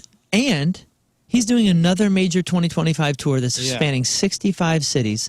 where you can, catch him and maybe King Scott at a couple different shows. Yeah. He also did this new podcast with some gal named or some dude named Kyle Meredith, and he actually broke down all of his 14 polka medleys. So Scott, get on that. Okay. Robert Trujillo is comfortable with his limited role in Metallica's songwriting.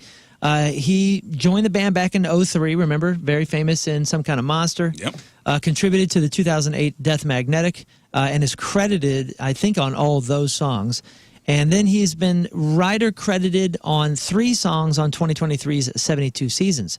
Now, on the One Life, One Chance podcast, he was actually saying, these guys write amazing songs, and I'm here to support whatever's needed for them. Because they were asking, hey, why aren't you more of a part of the writing process?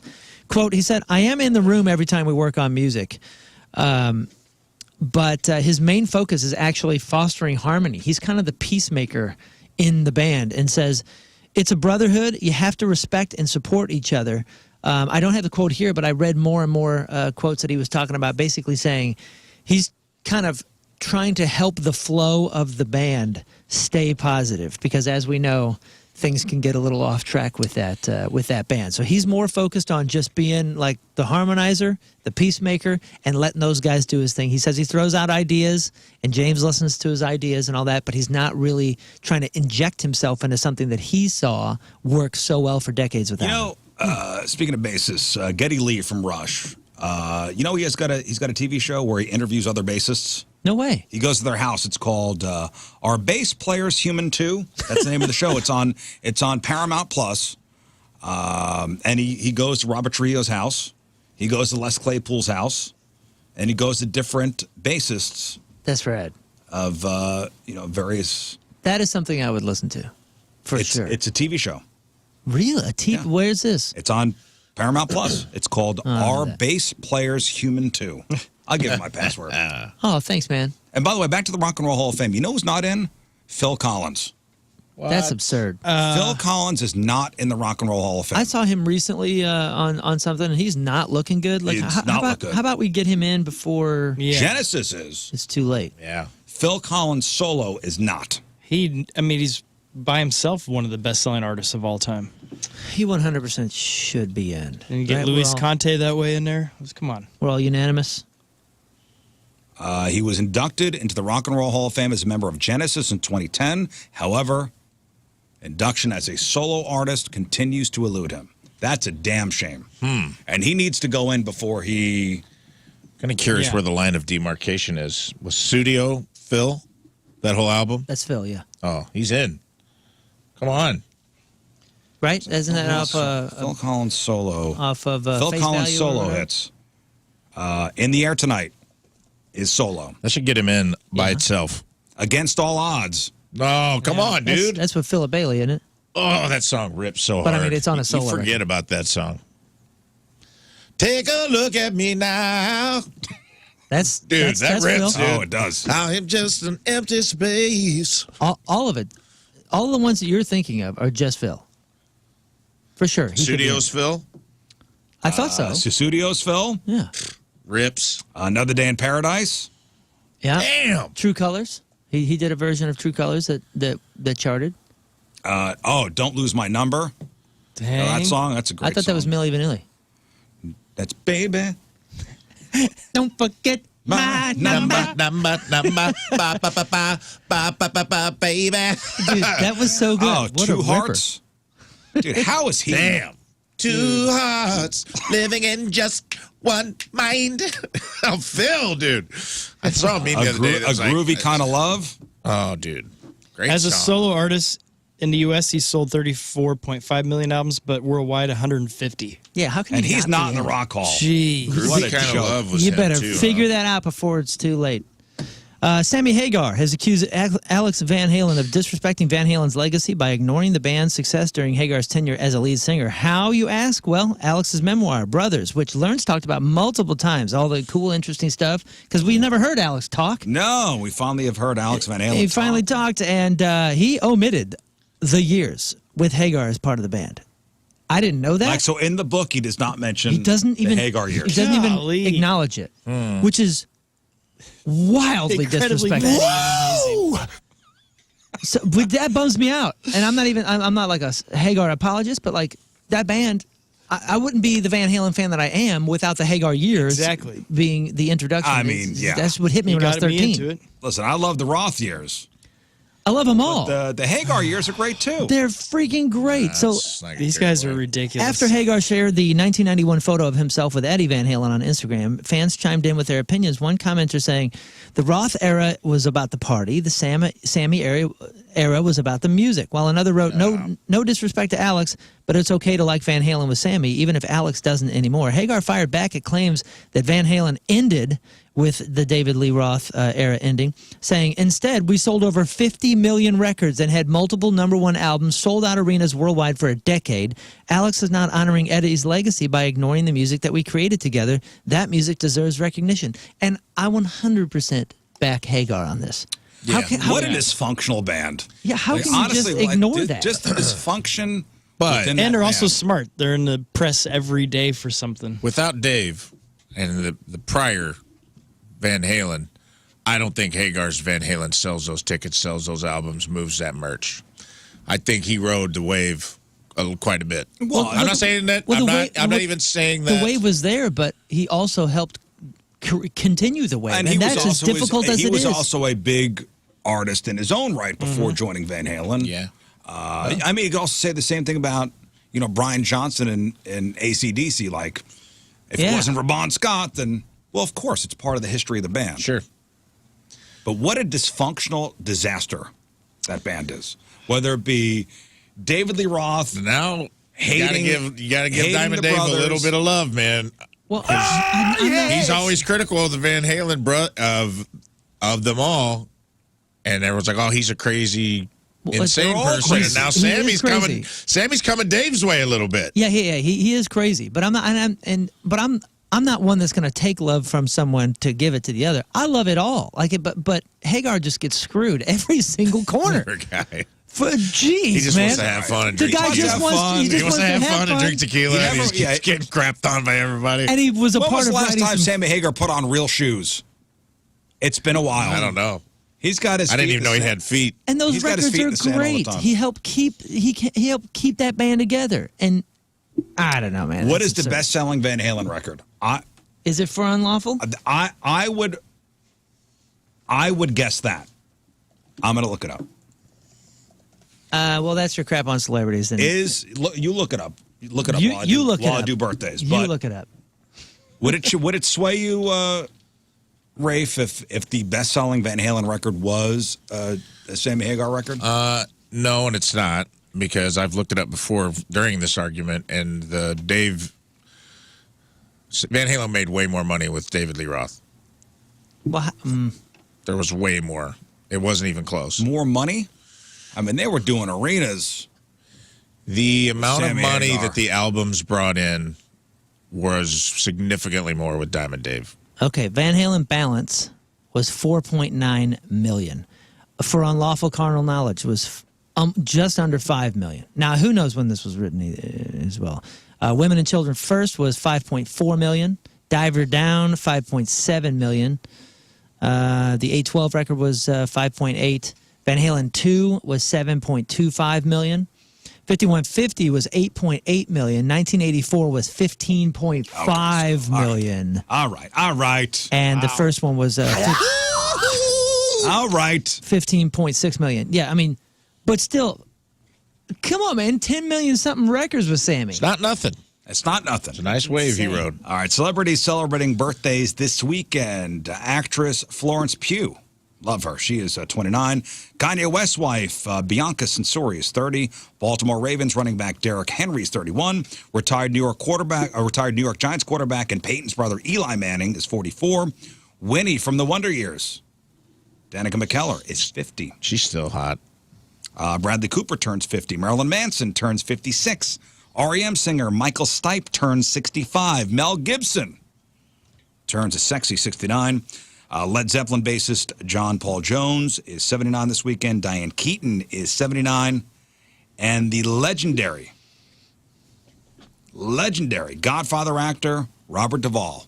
How old does he turn? 95. He's 96 now. 95, 96. Can I get a guess? Rafe. Robert Duvall. Bobby D. Click, click, click. He's been in That guy's congratulations. looked like he was Duvall. 75 years old since he was 28 years old. He's incredible. That guy's had like the used car salesman rings of Saturn bald. He got the You know what I'm horseshoe. talking about? Yeah, the horseshoe. Yeah, dude, I love Robert Duvall. I think he's if he can be underrated, he's underrated because I think he's one of the best character actors. What was But the one he's that looked like he was 65 to 70 years old since he was a child. Well, he's been 65 since we've been alive. Yeah. He's been in the congratulations territory for a number of years now. I'm going to say, Falling Down was. but I think Oh, we might be Falling Down, surprised. that's I'm Wait, going to say he might still be in his 80s. No. He's in his 90s for sure. Yeah, he's in right? his 90s. 88. Robert Duvall this weekend turns 94. Damn. Hey, what was the? Didn't he write one of the giant Apostle? westerns? The Apostle, was that Yeah, it? he wrote that one. He wrote a few things, I believe. But have you ever seen Tender Mercies? That's a great one. Yeah, with great him. movie. He's done it all. And then he was in. He still holds up. What was the one with Jeff Bridges? So good. Is it western? No, it was basically the same thing as Tender Mercies, like the old burned out country music outlaw. Oh, okay. What was that movie called? Oh, is it fairly recent? Yeah. I don't know, but Alex Yeah. Van Halen should, acknowledge the Van Halen era with Robert Duvall. Yeah. And Yes. Duvall on the Road, another worthy one. Yeah, dude. If he mentions Is Gary Duvall in the Sharon Rock and Roll book- Hall of Fame? He mentions. No, he mentions does he Gary? mention the Gary Sharon era of Van Halen? And I not don't know, the man. Hagar version? A decade of selling 10 million records and doing arenas. crazy hard. And he ignored Crazy it. hard. That's That's going lame. to drive me crazy. All right, today's porno birthday, which is being brought to you by Patricia's, where fun and fantasy meet, is Alicia Class. And today's birthday girl has been in 73 fine films, including, and let's see if you could pick up the theme. Okay. Tell me, show some class is a.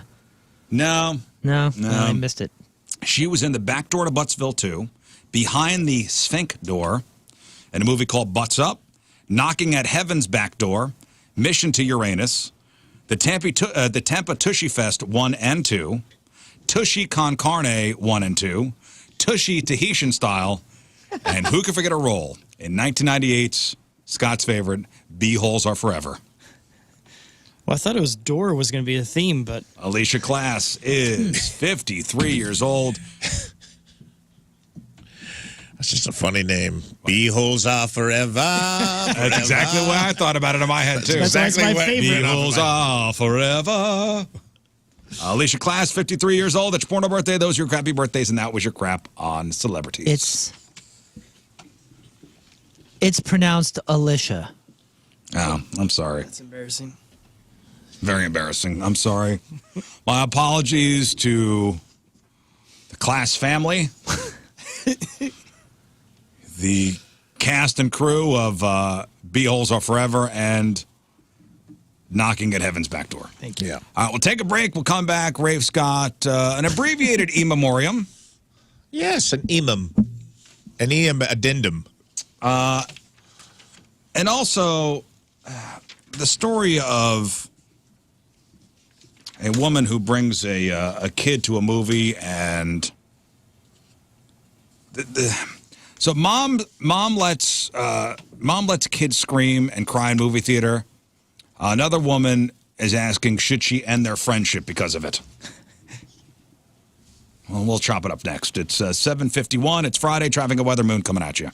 Traffic is brought to you by Golden Oak Lending. Do you need extra cash? Golden Oak Lending can convert your home's equity into cash in as little as 14 days. Let Golden Oak Lending cure your blues. Right-hand shoulder blocked due to a stalled vehicle 141 northbound after Ladue, although they spelled it wrong. Right-hand shoulder is closed to a crash 270 northbound at Manchester still. Your point forecast, dry, chilly, windy. High of 36. Right now it's 27 at the Point Studio.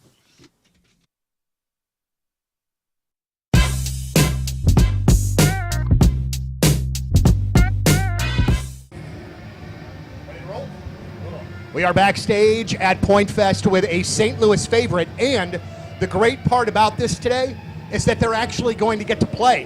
Ladies and gentlemen, highly suspect backstage at Point Fest. What's going on? Welcome back. It's wonderful to see you as always, but I would also like to tell you that Natural Born Killer has been one of our favorite songs of the year so far. It sounds great on the air, and it sounds like a great highly suspect song. So let me ask you, where did that come in the recording process? One of the first, one of the last? Where was that? Smack dab in the middle. Oh, okay. All right. I always wonder if, when it comes out as a strong lead single like that, if where it was in the creative process matters. You know what I'm saying? I think once we heard that riff, it was like, okay, this is like the sports anthem style riff. We just kind of knew it would be the one. Yeah, absolutely so. So a new album is out now. All right. How quickly do you see the audience singing songs back to you? Like if Almost immediately. Yeah. Yeah. And you are Luckily. And you got to be kind of like amazed and taken aback by that a little bit. Oh my God, it's a blessing. It's incredible. I can't remember words to songs I love from 20 years ago. I can't remember the words to the songs that we wrote, so I struggle. You know, here's like kind of a weird one, and I'm very curious about like little things like this. I was at a show the other night. Pearl Jam was here. They played the Enterprise Center. And you have half of the venue that have phones up and are trying to record the entire show, and then you have the other half that are seemingly annoyed by those that are recording. As a band, do you care? I hate it. You hate it. It's the worst. Like, but what, let me ask, why you hate it? And I hate it because I'm a short guy. Inevitably, somebody in front of me has got it, and then I'm not seeing anything. I'm dancing the entire show. As another short guy, it bugs me too. You know, it's killing the view. Like, I want to see the show. I also wonder who's watching these videos. That's the thing, is like you take a cell phone video, and then what? You listen to it, it sounds terrible, you're never going to watch it again. It's like, take a picture and put your phone down, be present. Right. You know, back in my day, we didn't even have the option to do that, so. It's crazy to me when I see people complain about Jack White's phone policy, where he won't let you know, you got to leave it in a bag. And maybe that's a little bit too much, but I like the general idea of just going to the show and watching the freaking show. Like, right, exactly. That's unheard of. Yeah, completely unheard of. So, touring-wise, we busy the rest of the year, I would assume? We are. Well into 2023? We are. How far do they book you dudes out? So, like, if I want to make a 30th anniversary show for The Point for next year, because we're turning 30, how far ahead do I have to, do I have to talk to the booking people to get Highly Suspect in? No, you just talked to us, you just said that, we'll be there. You know we'll be there for you. All right, well, thank you very much. It's a big birthday. I mean, 30 years for an alternative radio station these days. I can't wait until I have mine. My next birthday is 50. I'm not prepared for that even in the slightest. But now when my kids say I do old man stuff, I do old man. I mean, I can't even fight them on it anymore. Like what? What's old man stuff for you? Well, let me tell you, I have this particular pair of New Balance tennis shoes, okay? I got them to walk in, and as soon as I took them out of the box, I am not even lying, my two oldest kids started crying, laughing at me and my old man shoes. And then when I tried to point out to them that how much the arch support means to me, oh my God, like they were hyperventilating. So that's just one of the things. I have the TV on super loud all the time. My hearing is going, the hair. I mean, dude, it's not a pretty picture. Like, my wife is way too cute, truthfully, for what's going on here. You're selling yourself short, Donnie. You're a beautiful man. Thank you, man, very much. I've taken this in a very weird direction, but more than anything, I just wanted to tell you guys thank you. We love it when you're here. You mean so much to us as a band for the radio station, and we're just genuinely thankful when we get to see you. No, the pleasure is ours. You guys have done nothing but support us since day one, and it's honestly like an honor to be loved so much by you guys and by St. Louis, and it's felt, and we're very excited to be here as always, and yeah, tonight's gonna rock. I really wish I could get away with wearing sunglasses like that, too. Your sense of style, fantastic. Well done. Johnny, the boys from Highly Suspect, backstage at Point Fest. Thank you guys very much. Thank you. Thank you. Thanks, man.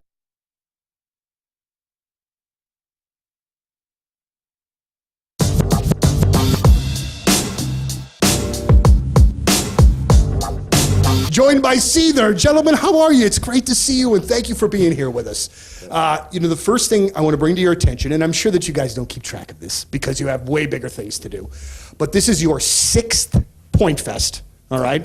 Out of the 30 some odd that we've done, you've done 6 of them. Not to mention... Meaningful NFL games this weekend, Saturday and Sunday. Playoffs are next week. It's time to cash in on your hottest takes with Underdog. Whether you're backing a breakout performance or, calling out a cold streak, Underdog is the place to turn your sports knowledge into real money. Over 5 million players, more than $2 billion won. Underdog makes it easy and fun to win big on your favorite athletes' performances. So, all right, I'm going to pick a game for Saturday. Cincinnati at Pittsburgh. That's a meaningful game, right, Rafe? Yeah. If Pittsburgh wins and Ravens lose, they win the AFC North.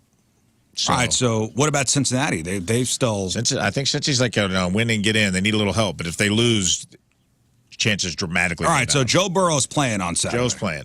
Everybody's playing. Joe Burrow, 283.5 passing yards. Higher or lower? I think higher because that's all they got. 2.5 passing touchdowns. Higher or lower? I think higher. I think Joe will show up. All right. Now, with their Champions game, you go up to 1,000 times your money just by predicting higher or lower on stats like touchdowns, yards, and more. Plus, Underdog is the only platform that lets you cash out anytime with their Win Now feature. And if an injury derails your entry, don't worry, Underdog's got your back with rescues to keep you in the game. So what are you waiting for? Underdog is the best place to play Champions. Download the Underdog app, sign up with promo code Rizz, and deposit now to get up to $1,000 in bonus cash instantly. That's promo code RIZZ. Must be 18 and older and present in a state where Underdog operates. Terms apply. Concern what you play? Call 1-800-GAMBLER or visit ncpgambling.org. We're talking about shopping local, right? STLmattressdirect.com. Mattress Direct, right here in St. Louis. Campbell Mattress, made here in Missouri. Missouri-made mattresses. Why pay to get a mattress made somewhere else and shipped here when you can get such a deal right here from Mattress Direct? And right now they're celebrating Campbell Mattress's 90th anniversary by giving you free sheets and 2 free pillows with the purchase of a Campbell mattress at Mattress Direct. Check them out now. STLmattressdirect.com.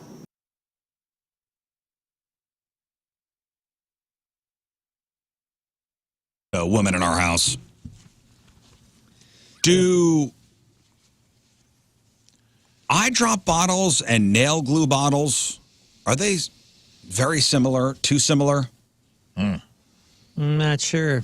Because I read another story another one, of somebody a gluing their woman eyes? who has glued her eye shut. And this wasn't for the views? Oh, no. Yeah. No, did you see this one? This is the one from North Carolina? No, I was just thinking that maybe it's because of the specific thing you need the product for. It makes it dangerous, you know.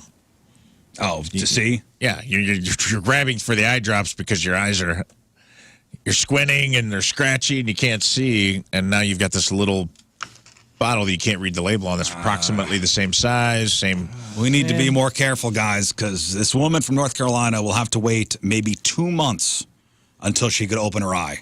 2 months. Man. So she picked up nail glue instead of the eye drops. And before she realized her mistake, she squirted the glue into her eye and sealed it shut completely. And this woman's daughter, and this is her name, I swear to God. The daughter's name is Rhea Fagart. Okay. Rhea Fagart. It's a pretty name. Showed her mom on social media laying in a hospital bed. Her eyes were covered in a white goo as she tried to blink repeatedly to get her eye open. And doctor said it's going to take 5 to 7 weeks before her eye opens. And she's going to need to have it examined for damage. I guess there's some kind of GoFundMe or whatever. Man, this is an opportunity for the eyelash glue companies to, like, make a standardized thing. Start advertising like, hey, ours comes in a pink bottle. Be a hero. An orange bottle. Yeah. Yeah. Be a hero. Like, so you'll never mix it up for Elmer's again. I found the picture of them, and they're pretty similar. And like Rafe said, if your eyesight's already pretty bad, and you're just reaching for one, it kind of looks like the same. Mm-hmm. Like they're not far apart. If your eyesight's already bad, you should maybe be overly cautious. Put glue way far away from... Yeah, that's what I'm saying. Like, be a bit more organized. Yeah. Mitigate your potential issues here. Don't put yourself in a situation where you could glue your eyes shut. Yeah. Yeah, like people that I know that can't see, they choose not to drive. Why? Just because it seems to be something that could get them into trouble. Yeah, but man, dude, I don't know if it's... Your ladies are like this, and maybe it's not just a lady thing, but it feels like it is living with one. Like, there's so many tiny little bottles of stuff that I just don't have. I just don't have those. Yeah, there's serums and there's so many. She serums. gets these little Ipsy bags, and Yeah, like yeah. sample pack, and all these things are like little tiny. It's like a little, like a hobbit's living among us that I don't ever see. Yeah. That is only around when I'm at work, like the little guy in Stephen King's Cat Eyes or whatever that came out of the wall at night. Remember that movie? Yeah, I mean, my wife's got something called it's like hair serum. I go, Oh, dude. serum. I had never seen. I had never experienced. I had never seen Eye of anything Newt. named the serum virgin blood. outside of a hospital, and now we have 11 serums on the counter. Serum. Yep. There'll be a little bottle in the shower. And I'm like, what's this Jojo B1 mean? And she's like, oh, that's a specific coconut oil I use for my scalp psoriasis. And I'm like, okay. Glad I didn't put it on. I just thought it was shampoo. Didn't know what it was. I'll find My like little, shampoo does 15 things. Yeah. I just don't have all that stuff. And like, I could see like if your eyes are messed up and you're a lady who keeps many of these little potions and serums around, like they do all kind of look alike, So especially maybe if there you're should be- blurry-eyed. This poor woman's going to have her eyes sealed shut for 4 to 8 weeks before they could even get it open. That sucks. That's awful. Bummer. And the picture of this woman in the hospital bed is heartbreaking. Man. But guys, we got to be more careful. Okay. Please. No more of this in 2025. Come on, we're smarter than this. Gluing our eyes shut. Oh, we are better than this. Are we? Yeah, I don't think so. Because I have been out and about and on vacation and seen some things over the break that makes me think we may not be better than that. I saw a lot of dumb stuff. I hope 2025 is a year we can all be a little less dumb. I think that's a good resolution I like that one. for everyone to make. Just try to be a little, Less dumb, just a little less dumb. Like Less- how read about past less- the hashtag. less stupider. Less stupider. Yeah. Let's just call it That's less, the one. Let's just call it less stupider. Just be fewer stupider. Yeah. We should make buttons. Well, that being said, Speaking of fewer stupiders. it's time for this week's E-Memoriam, sponsored by The Inskip Law Firm, your future, our priority. That's right. And this week's E-Memoriam is basically just stuff that pissed me off yesterday because we've only been back on the air for one day. We're just going to do a little short, abridged E-Memoriam, a couple things from the new year, maybe. Something that we can all get behind. I think there's a few things that can go, guys, and I even put myself under the microscope. One thing we talked about already in the podcast, or in the radio show. Let me just get started. And once again, those of you who are unfamiliar, our E-Memoriam is not like an Oscars in memoriam, where we say goodbye to trends or people or trolls, and sometimes ourselves. Anyone that was upset enough to send an email or got ruffled up by some sort of topic we discussed on a topical radio show, go figure. And sometimes it's even ourselves, things, biases and prejudices of our own. So first up this year, first E-Memoriam, first subject. New year, new you. Same year, same you, bye-bye. Stop pretending. Next up. Thank you. That's it. No more needs to be said about that. Stop it. You're not new. The year's not new. You're the same piece of crap you were last year, and you're going to be a piece of crap again this year. Okay. New year, same you. Next up, people that shoot guns in the air on New Year's Eve, which we talked about already. Folks, as we welcome a new year, it's time to say goodbye to the sanity of those who think it's perfectly fine to fire bullets into the sky to celebrate the clock hitting midnight at the beginning of the year. Because nothing says new beginnings quite like an unhinged game of ballistic roulette. Hey, you're not bringing in the new year, bud. You're launching a one-way ticket to Manslaughter Town. Now, let me break it down for you. What goes up must come down. Newton's laws aren't just polite suggestions, guys. While you're out there pretending it's the Wild West, your bullets are coming back down like gravity's unwanted party guest, or making an already crowded Spirit Airlines flight way more stressful. What happened to popping champagne or banging pots and pans? You don't see Grandma leaning out the window with the Derringer she sleeps with under her pillow since your grandpa passed away, screaming, "Yee-haw, let's make it count." So why do you think your Glock...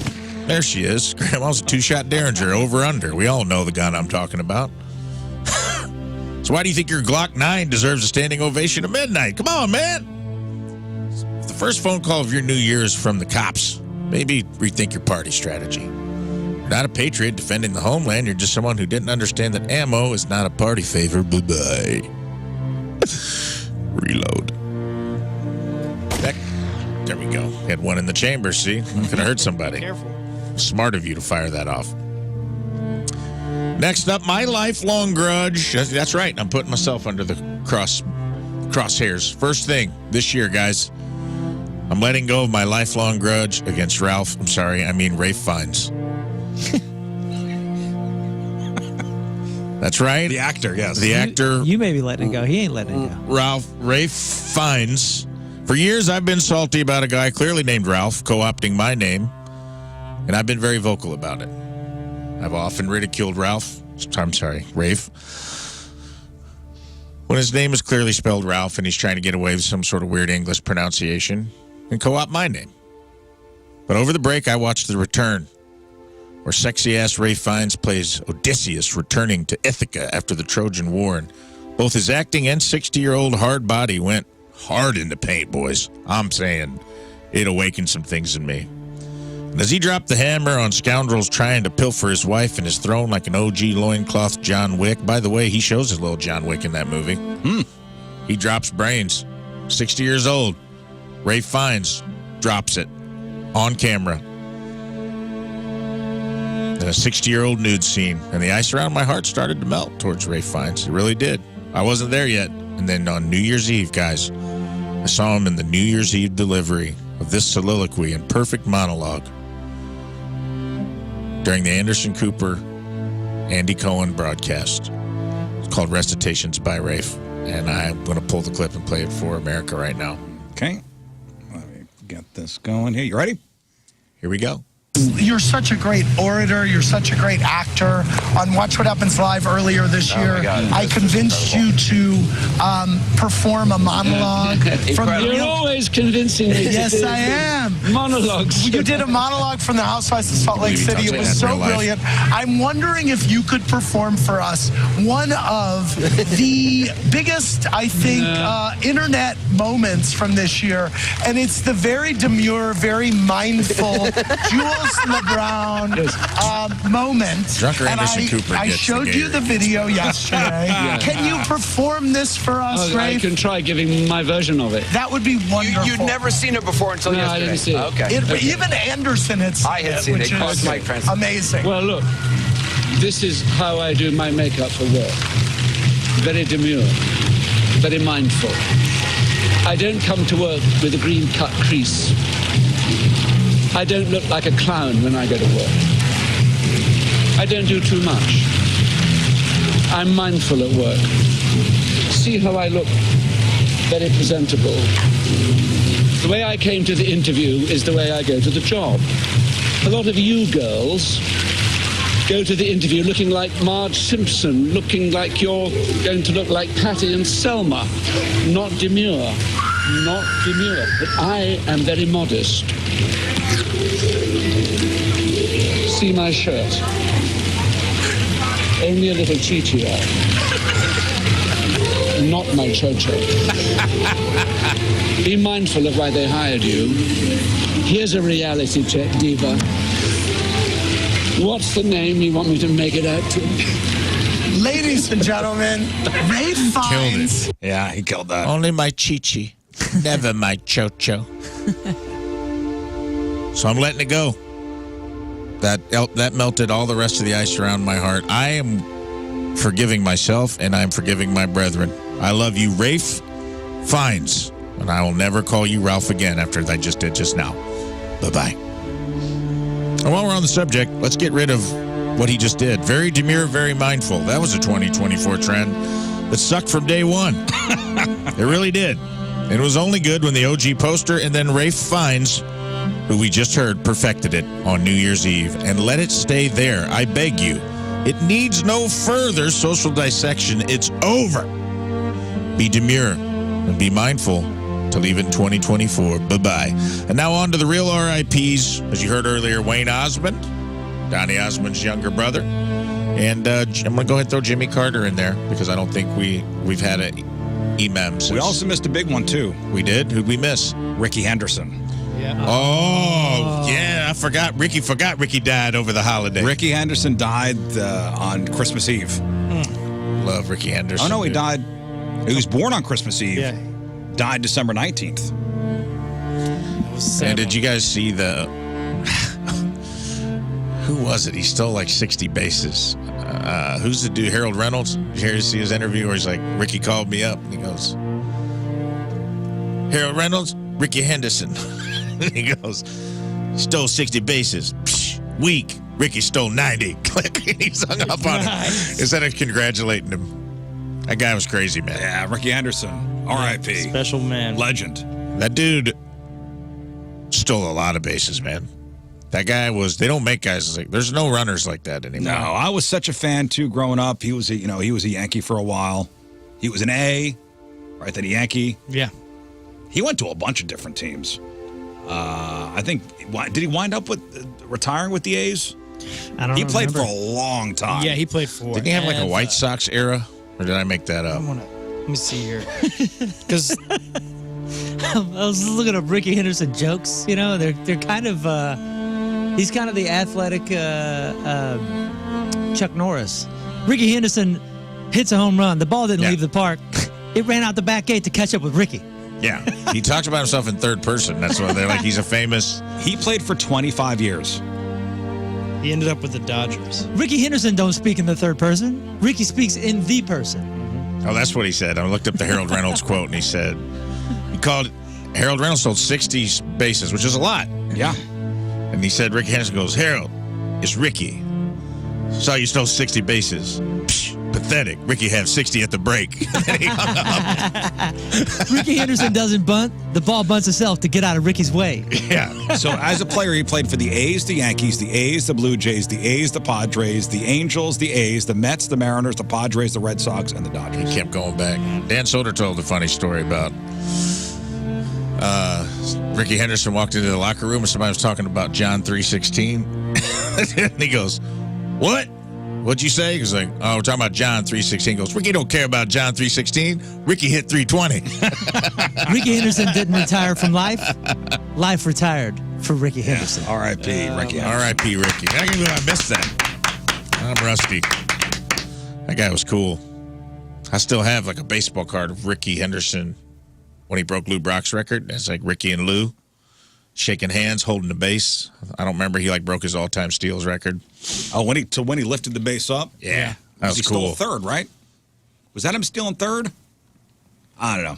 Yeah. Legend, though. So R.I.P. Ricky Anderson. R.I.P. Linda Ricky. Lavin also died from the show Alice. Oh, yeah, dude. I love that show. Mm-hmm. So thank you, Rafe, for an abridged version of... Do you know what's weird about that show? I watched an episode of Alice where there was a Dukes of Hazzard crossover. And Boss Hogg, and I swear to God, look it up, dude.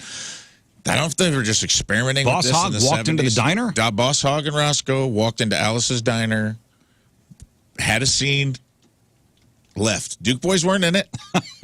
Just the guy that plays Boss Hogg. And was Cooter?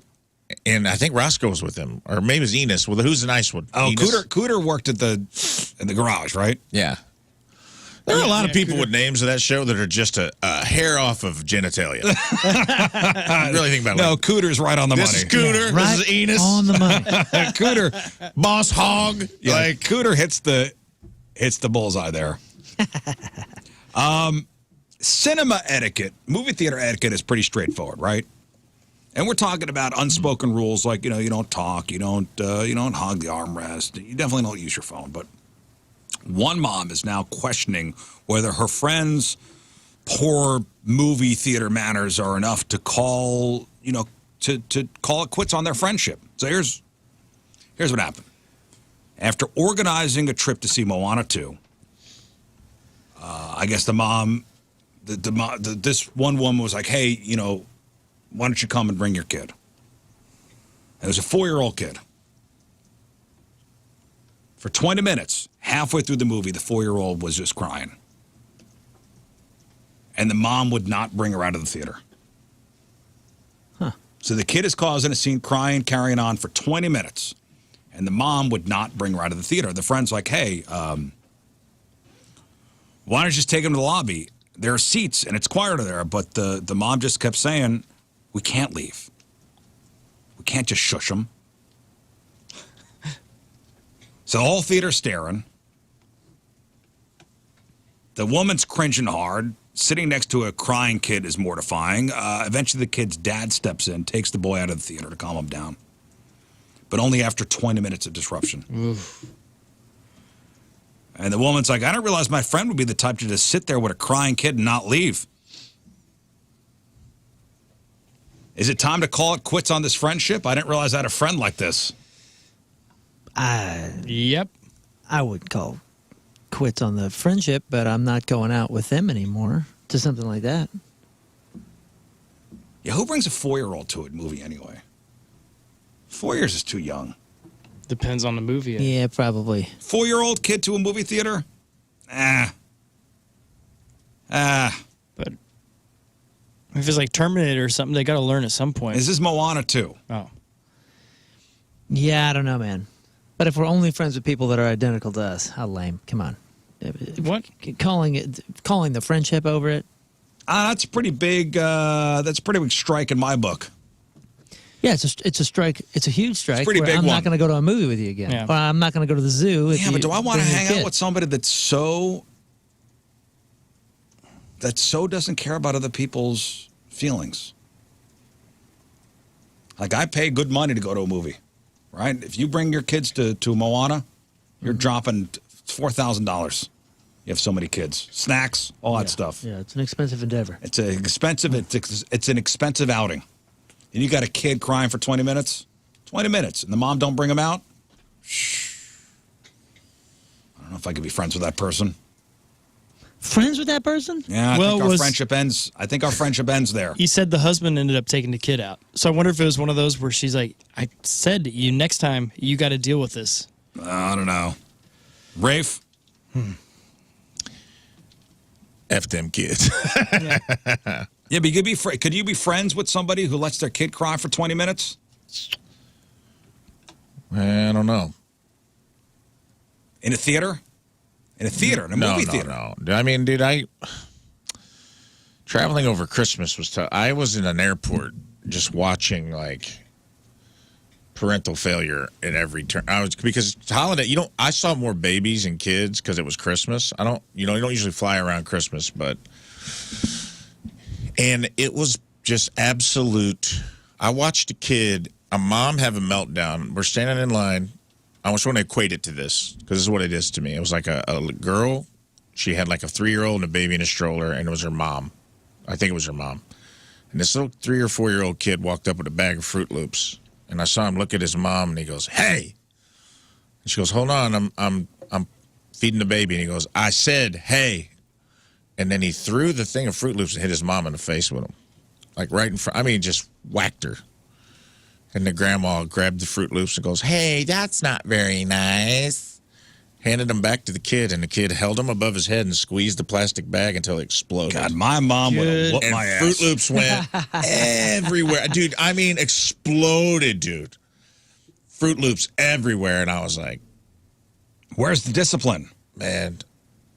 You lack discipline. You hit that kid, I ain't going to say nothing. I don't really feel that way. I wonder if it's one of these households where we never say no to Thatcher. Well, Yeah. and we don't want to crush his spirit. Dude, the mom we don't discipline has her. such a meltdown. She's like, I'm not going. Let's just go home. And like left line, started leaving the airport. And the mom, the other mom's trying to like talk her out of it. And then the grandma went up to the Southwest flight desk and was like, "Hey, you guys probably need to get somebody to clean that up." Oh. And that's when I was like, my blood was like, I'm like, "No, lady, you should clean that up. You handed the Fruit Loops back to that little serial killer. No pun intended. Go clean it. Like, you should ask for a broom and a dustpan." So, yeah, in social situations like that, I would say it would be very hard for me because I was like, almost wanted to be like, "Hey, man." And then the little kid was like just crunching, just like stomping on the Fruit Loops, crunching them into the carpet in the Southwest terminal. And I'm like, man. Well, there's a line between like letting the kid cry it out and like figure out their own feelings and just letting them run amok. all I know is This is a run amok story. We all know a lot of people, and half of them are probably terrible parents. And as long as I don't have to deal with that, I'm still going to be friends with them. You know what I'm saying? Right. Yeah, okay. Yeah, but your kid is not an excuse to be a menace to society. Well, I understand that, but I'm not. But you're asking if this person should kill the friendship.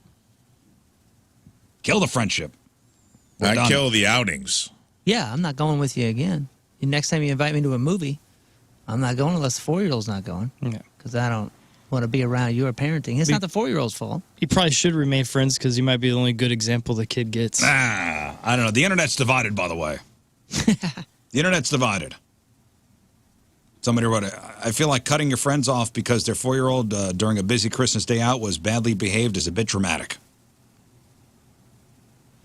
Somebody else wrote, I think this was a badly planned out outing by all. You better hope and pray your kid never acts up or you'll look ridiculous. Smug parenting is not nice.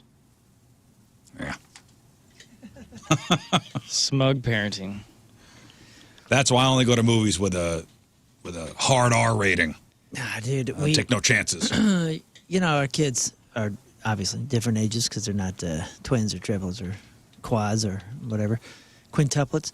So when you go to the movie and you're taking your 11-year-old, you got a 5-year-old sometimes. And it just happens that our youngest was the most wild. He was the most hard to corral or sit still. So I remember we were in a couple movie scenarios where it was like, it was appropriate for everybody to be there. Now, would we have taken the 5-year-old if it was just the 5-year-old? Of course not. But we're taking everybody, so the 5-year-old's got to go, right? And there was a couple scenarios where he was a moving and a shaking in that seat and needed to get up and kind of walk, you know? And you kind of like let him do it if it's quiet. And I mean, there's like, you know, there's like this crazy kind of balance. But as a parent that really doesn't want to disrupt anybody, it was just a nerve-wracking experience of, oh, come on, chill. You want to walk outside? Let's go get some popcorn. I know. You know, and one parent that just be like, wary of other goes out there. Just Yeah, if sometimes. the kid's crying, bring the kid out. Oh, yeah, crying. Get the kid out of here. We would never even go to restaurants usually. And if we did, as soon as there was a peep that couldn't be controlled immediately, it was, one of us I just don't want my kid to be walking outside. responsible for ruining somebody else's outing. Yeah. I don't want to be that person. I told you I went to the mall just before Christmas, and man, I saw a tantrum and a parent that was over it. This kid was getting dragged. Yeah, cleaning the floor. Yeah, cleaning the floor, getting dragged. Good, get him out of here. Through the mall. Get him out of here. It's the best. All right, And we'll I take a thought- break. I felt worse for the mom, man. I was just like, you know what? Not only is this mom dealing with this, but there is a mall with thousands of people staring at her and judging every moment as if we know the scenario in full. I mean, what a nightmare for this gal. All right, we'll take a break. We'll come back with your Friday fail stories. It is 8:25. It is Friday. Traffic and weather. Moon coming at you. Traffic brought to you by Golden Oak Lending. Do you need extra cash? Golden Oak Lending can convert your home's equity into cash in as little as 14 days. Let Golden Oak Lending cure your blues. We got a right-hand shoulder block to restall a vehicle 270 northbound at 64. Your point forecast, dry, chilly, and windy. High of 36. Right now it's 27 at the Point Studio.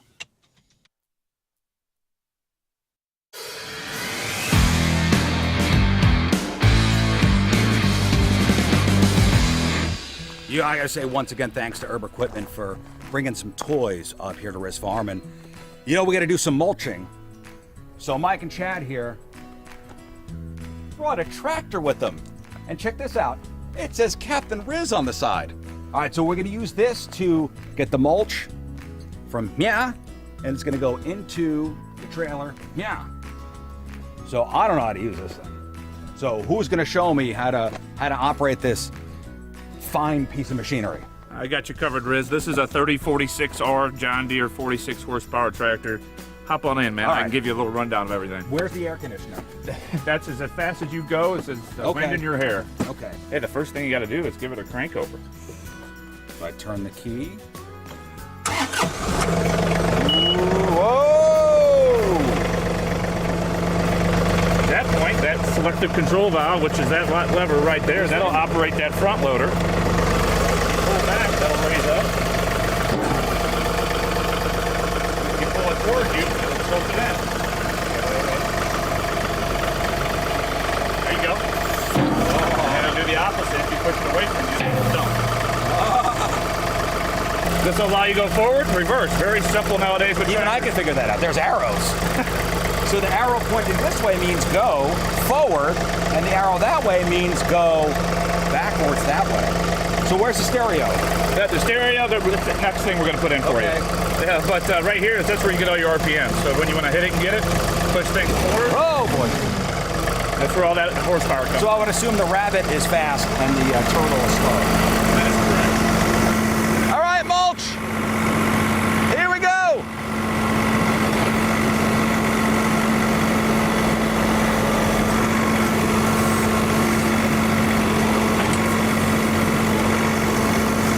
Yeah, baby.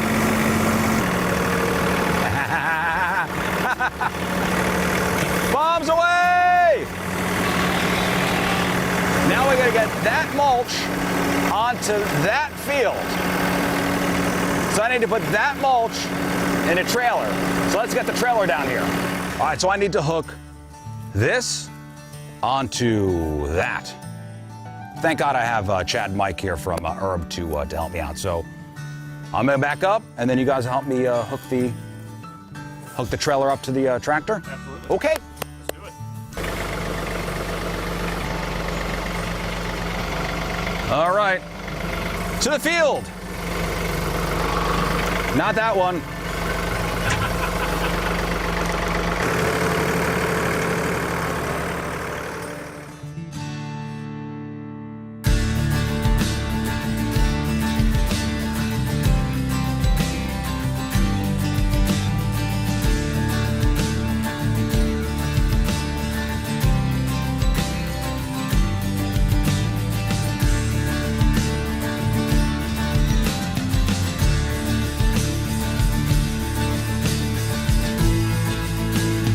So time to start mulching. Well, not me. I got some friends. I got some friends helping. So listen, I'm just gonna drive the tractor and they'll shovel the mulch out. Put it on the plants. You guys done yet? We're waiting for you to pull forward. Oh, I gotta pull forward. Sitting up there cheating.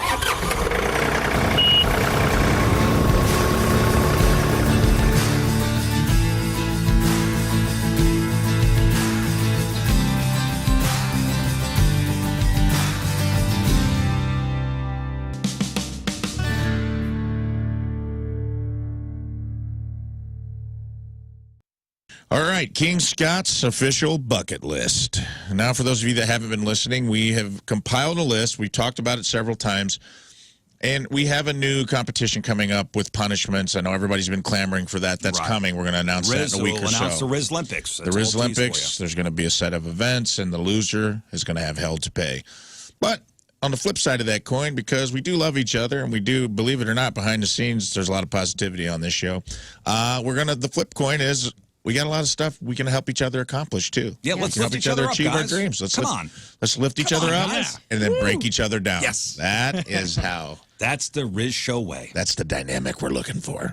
So we went over some of Rizz's bucket list items, and some of Moon's bucket list items, and people have emailed in. There's sponsors emailing in. There are fans emailing in. They're going to help us achieve our dreams. So it's become JewelryNinjaBling.com, the exclusive jeweler of the Rizz Show. I got another compliment, well, actually a few compliments, but one from somebody that I very much admire their style. And I got a compliment on my watch. And I said, oh, thank you, man. Nice. This is from Moritz Royce. In fact, it was picked out by Moritz Royce because I don't, I'm stylish here and there, but when it comes to watches and matching and all that. They know what they're doing up there. Yeah, I don't know what I'm doing. So, and I trust Moritz Royce because they helped us build, Mallory's rings. And we kind of thought we knew what we wanted. We knew, rose gold and blah, blah, blah with the rings. And they're like, oh, let me see your fingers. And I literally measured her fingers and figured out, like, hey, you would look better with this type of band and this, blah, They blah, think blah. of stuff you'd never think about. Exactly. And that's why I said, hey, you pick out the watch. Help me have some style. And it's awesome getting complimented, and I owe it all to Moritz Royce. Listen, if you struck out for Christmas, there's still Valentine's Day.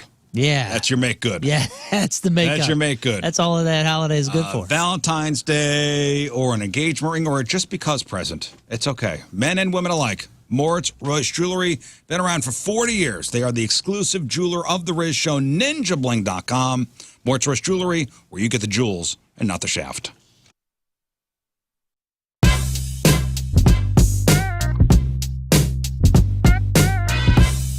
All right, so where it's, I actually made up a word this morning, and I'm so happy about this. Now, the last year and a half of all of our lives, the word synergy has been like kind of a gigantic joke. Like, there's all this stuff happening all over. You're just trying to make it work for the day. Yeah. But it seems like, Amy Lee, front woman of Evanescence, that you have a very synergistic year ahead of you. The album is out now. The single doing great. The big tour with Hailstorm later this year. This feels like synergy to me, and I bet you for you, it's finally like, huh, great, we're finally here. Yeah, it feels really good. You know, part of last. All right, folks, time for your Friday Fail Stories. First time in 2025, all these people thought they had the perfect plan, but somewhere along the line, that plan went completely sideways. Whoops. And it became an Uber, an ultra, Don't you dare I say it, No. mega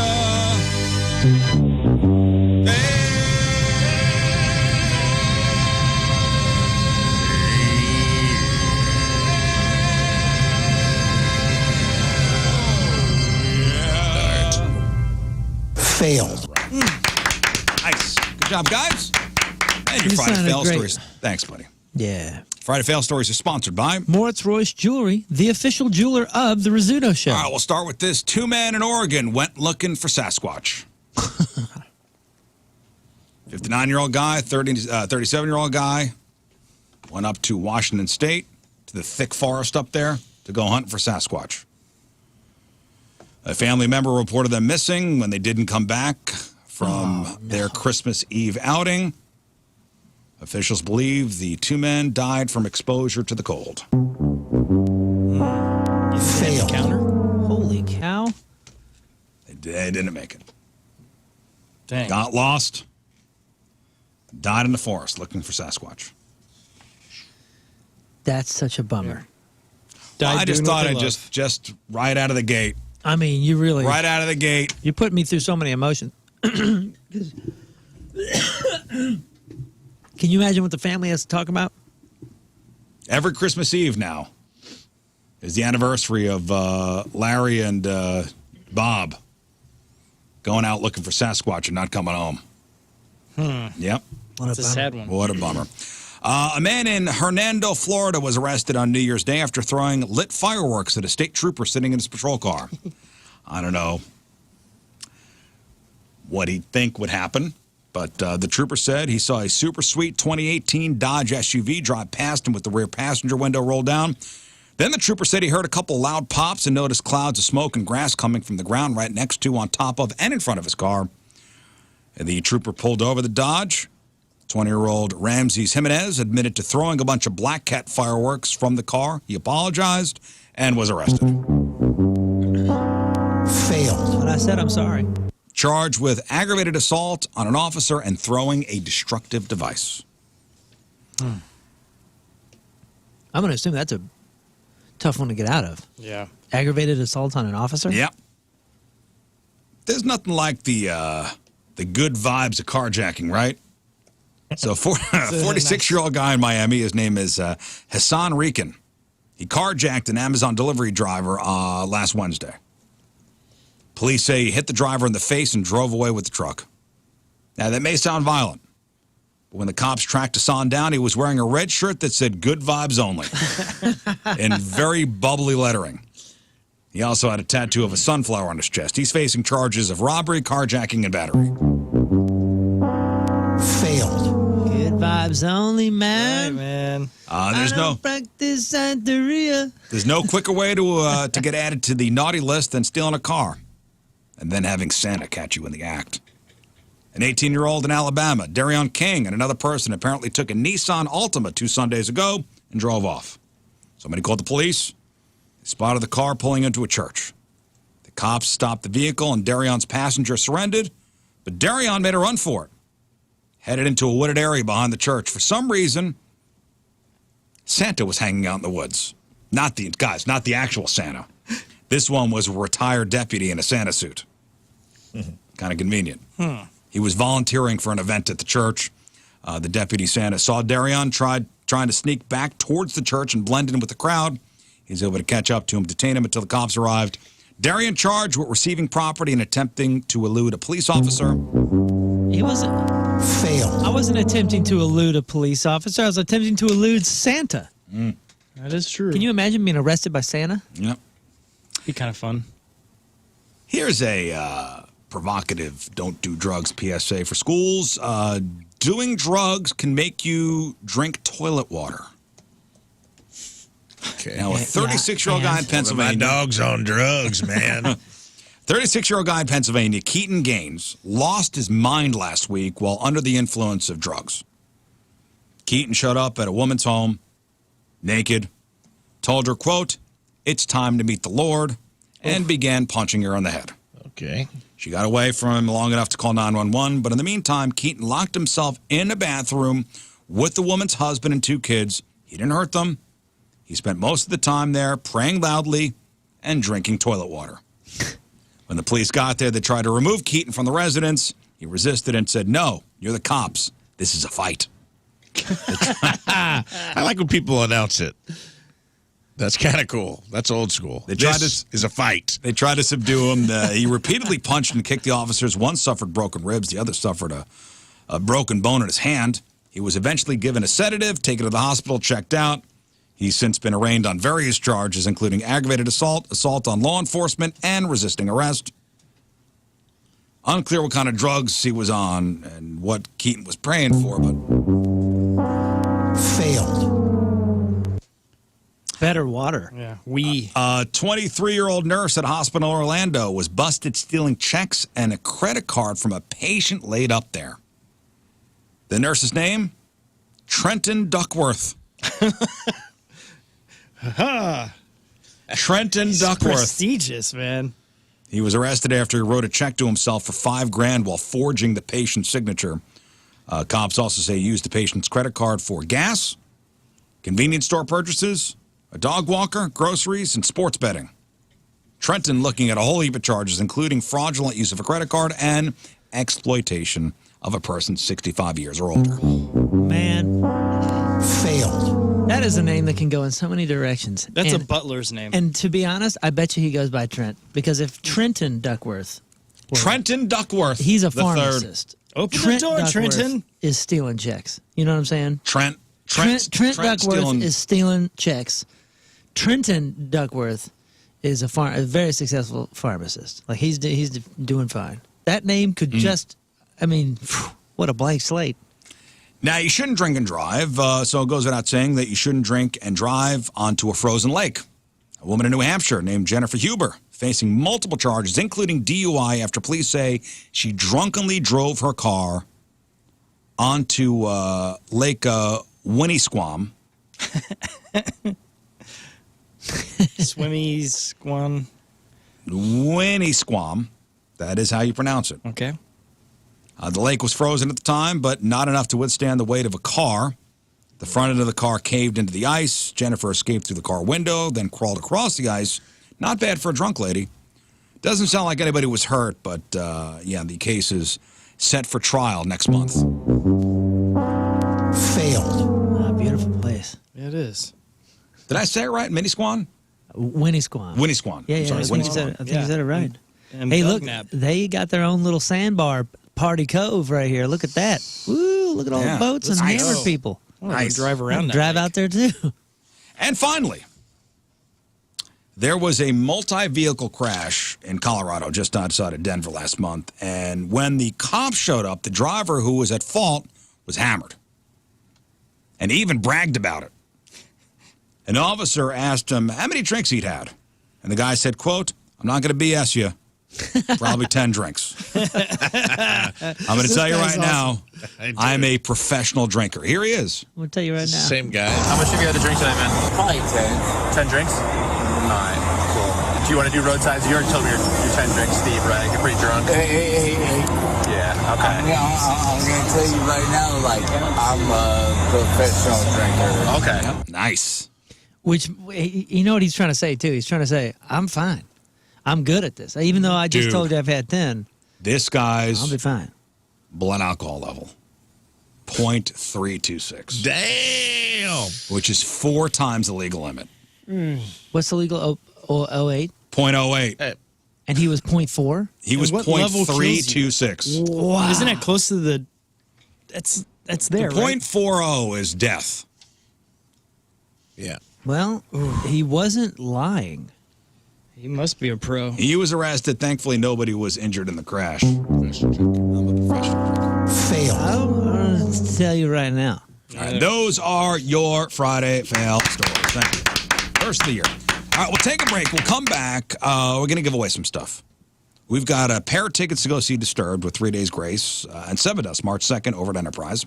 We got tickets to go see Ghost on July 30th over at Enterprise. We got tickets to go see Play Royale February 16th at the Pageant. And we got some tickets to go see Big Head Todd the Monsters Friday night, January 17th over at the Pageant. After the break, Rafe, what are we going to play? We're going to play a little game called Rizz Christofferson, country music expert. Okay. So explain how this is going to work. It's pretty easy. You're going to call in. We're going to get some callers on the line. I'm going to give Rizz, who knows so much about country music, we found out yesterday, some real and some fabricated country music stars' names, and we're going to see what he knows, how many he can guess correctly, whether they're real or fake. How many do you have altogether? I have 25, but we can do as many or as few as you like. All right, so you want to say out of 20? Let's do 20. Out of 20, how many will I get correct? So Right. these are real or made up This is a mix of country real music acts. both current and past country music stars. Some not so huge stars, but stars in their own right, and ones that I just made up. All right, so out of 20, how many will I guess correctly? Scott, just get the numbers. Okay. And you could double up if you want. Like, so if somebody says 19, which, yeah. Yikes. Yeah. Another person could say 19 as well. Are we doing Price is Right rules? Yeah, closest without going over. I'd steer clear of 19. Do I get any lifelines? What do we have? Yeah, I'll give you. What do we want to do, Wow. boys? One of each. Let's just He gets each one- get one. One Since it's moon, only- one King You Scott. can throw one moon, one king sky. Okay. So bear that in mind when you guess. All right, What do we have to 31462. give away? right. We have Disturbed tickets, Ghost tickets, Palais Royale, and Big Head Todd the Monster. Which, by the way, we don't really know all that many either. So. Should we get two Especially prizes if if it's they hit it modern. on the nose? Can we get that wild today? If they guess perfectly, if they say 15 and you hit 15, they get two. Can we do that? Can we swing that, Scott? Do we have enough? I guess, but Maybe. We'll just say maybe. because we were pretty limited. But yeah, we could do something. We'll swing it. We'll figure it out. Yeah. Or don't. 314-624-3833, 618-398-3833. Rizz Christofferson. Next. The contest. We only have 4 prizes. All right, 8:45. It is Friday. Traffic and weather. Moon coming at you. Traffic brought to you by Golden Oak Lending. Do you need extra cash? Golden Oak Lending can convert your home's equity into cash in as little as 14 days. Let Golden Oak Lending cure your blues. Right hand blocked and or right lane blocked and a right hand shoulder blocked due to a stalled vehicle 44 eastbound just after Elm. Your point forecast: dry, chilly, and windy. High of 36. Right now it's 27 at the Point Studio.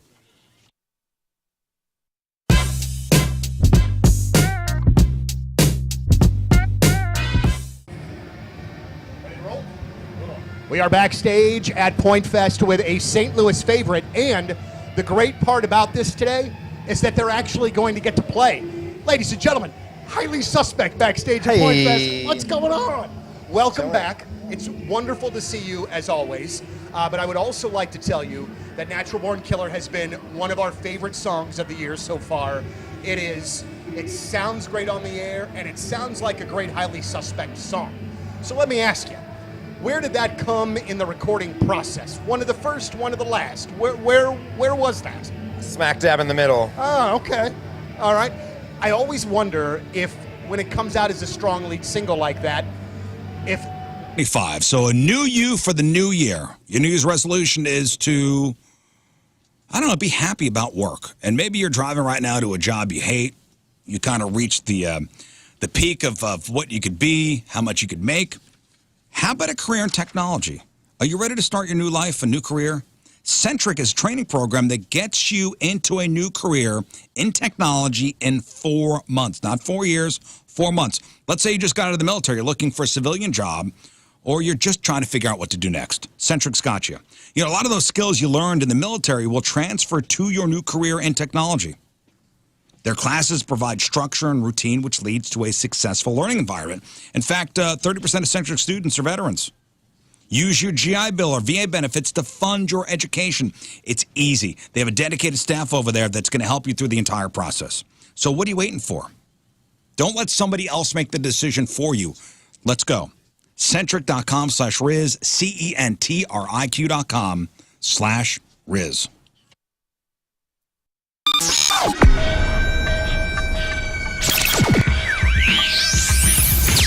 All right, here we are backstage, Wayback Point Fest, with the boys from Lit. Gentlemen, how are you? It's great to see you again. Doing great. Good to see you guys. Okay, first and foremost, I hear that there is illness sweeping through the Lit camp. Can we confirm, deny, what's going on? I'd rather not use the word sweeping through because it's just one guy at the moment, and luckily we're at the tail end. We got like less than a week left of the tour. Man, so you're hanging on. We've been out for over 10 weeks, or about 10 weeks, and that's not bad. And logistical question for those of us that have never had to do this. And obviously the advent of the urgent care probably changes the game a little bit. Yeah. But when you guys are in East Lansing or wherever the hell and you're nowhere near home, somebody gets sick, it gets to the point where you're like, we got to do something. What do you do? We have doctors we can call, and they'll phone in a prescription. I'm surprised he didn't do that today. Yeah. Maybe it takes hard on himself. That's all right. It is Labor Day. Yeah. Thanks, Christian. Well, so new album is out as we speak. Yeah, correct? Album's out. I find it very interesting to me, and it seems as though the reviewers are the first ones to point out how different a record is, where the fans, and I've seen you guys even talk about this, go, no man, our fans know that our music is a part of everything. We do a little bit of everything. So it seems like the reviewers are more surprised than the actual fans are, yes? Yeah, I think usually for me, you're just talking about that. Of course. I'm glad it wasn't me. Usually, and he answers the phone. Right, that's like he's doing. I was going to say the naysayers usually are the ones that haven't. It's off now. Let me see that phone. Yeah. There it is. He just totally almost his heart dropped. Are we going to edit this? Or are we just going to? No, we're going to keep it in, man. This is how it goes. I mean, usually people that have kind of been out of the loop over the course of the last 18 years, 20 years, and then they hear a new song. It doesn't matter if it's like, to me, I use the analogy like looking back at pictures of your friends 20 years ago, or like hanging out with the group you hung out with, and the things you did and the things you wore, and then fast forward 20 years, you're going to be shocked by what you see. You're going to be like, oh, Jesus, I haven't seen you in forever.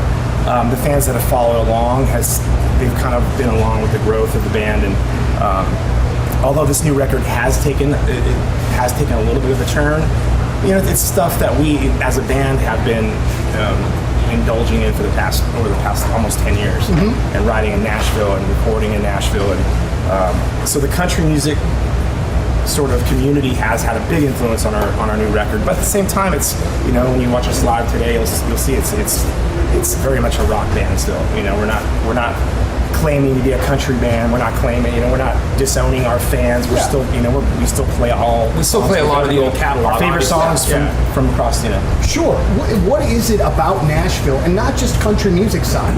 Because it seems like I do our new music show on the station, and it seems like every other friggin' band is either from Nashville proper or has moved from somewhere else to be in Nashville. Is it the ability to have the session musicians and the producers and places to play? I mean, I would say this as an outsider, because I still live in Orange County, California. I do have a home in Nashville, but it's a growing artistic community. I mean, it always has been, but it's growing. It's a thriving community of not only musicians, session players, but there's a lot of artists there too, photographers, painters, whatever. I mean, I'm a photographer myself, so I know a lot of people there that are photographers. So it's a huge art community, like LA would be, It's inspiring. I think more than anything, it's like it's hard enough to, as songwriters, to be inspired and want to write. So when you're surrounded by people that are so talented and so good at it, it just makes you better. Yeah. So I think that's what kind of drew me in. And I started writing there. I was like, damn, I've only been here for a week, and I've written more songs in a week than I have in the past year. Yeah, and you feel like the quality of it too is better, because that you're surrounded by these folks, and maybe challenged a lot of times to push yourselves. 100%. Anytime you always hear motivational speakers say surround yourself with people with what you want to be, and with good people and talented people, and that's what you'll aspire to be. And it's very true. Well, on the flip side too, I mean, coming from a musician that lives in California, property in Nashville, you can get more bang for your buck. Sure. So and it's a tough business, the music business. So to be in not only a community with artists, like-minded musicians, blah blah blah, you can get more bang for your buck living out there too. It's crazy. Absolutely. Not for long.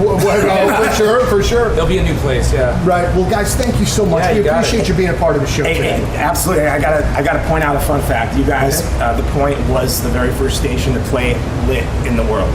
So The Point My Hour Enemy was played here before anywhere else. You guys played the demo version. You didn't even play the album version. Well, you know what's kind of crazy about that is that I remember the first time you guys came in the studio because I had you. It was me and your brother and you. And I mean, that song just has been such a huge hit. And I saw you later that night at Mississippi Nights. And so, we have been along for the ride. And you know what? I mean, it is still a song. I mean, that is still a song that is still relevant, that our people still love to hear. So congratulations on that. I mean, thanks to everybody out there. Thank you. We're lit. We're back with Lit, way back Point Fest. We are lit. Let's get lit.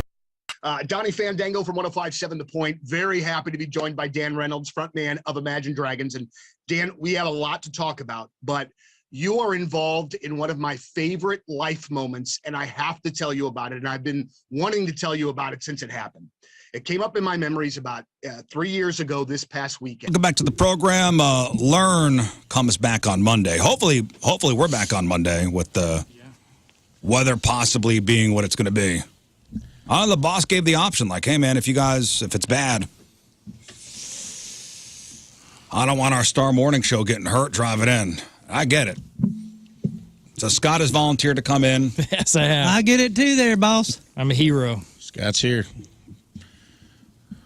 Hey, you can't be talking normal with a hat like that. Yeah, Rafe and Moon are wearing their you guys look good in cowboy hats. Thank you very much. Well, they also recreated the Brokeback Mountain DVD cover. We did. Quite naturally, with no effort. Unbelievably accurate. In fact, I'm a little upset at how easy it came to us. We both put the hat on. I put my arms around You him. got to put that. You got to post that picture. And there it was. Did you post it? I didn't do it. Brilliant. He took the picture. You got to put it up after the show. I had my arms were busy. I couldn't take the picture. We were just trying to take a picture, and I'm like, I think we just accidentally recreated the exact cover of Brokeback Mountain. I can't quit you, Ennis. It felt right. It felt good. So we're calling this contest what? Rizz Ristofferson, country music expert. Okay. All right, let's give away some stuff. All right, so Rafe is going to read me the name of a country music artist. Did he make it up, or is it an actual country music artist? So we got 20 altogether. Out of 20, how many will I get correct? I honestly, I do not know much about country music. Wait, what? I never grew up with it. We didn't even, listen, growing up, we didn't even have a country music radio station. Yeah. That's wild. You've said that before. That's just what you were told. You make salsa there. That's just what you were told by maybe that's what I was told. By them New York City salsa eating city slickers. So when Garth Brooks played Central Park, I would have 500,000 people show up. What was the number on that? A billion. It was 500,000 people. All of them. And the whole shocking thing was like, oh my God, there are this many country music fans in this area. It was upstaters, right? They all came in. I don't know. All those hicks.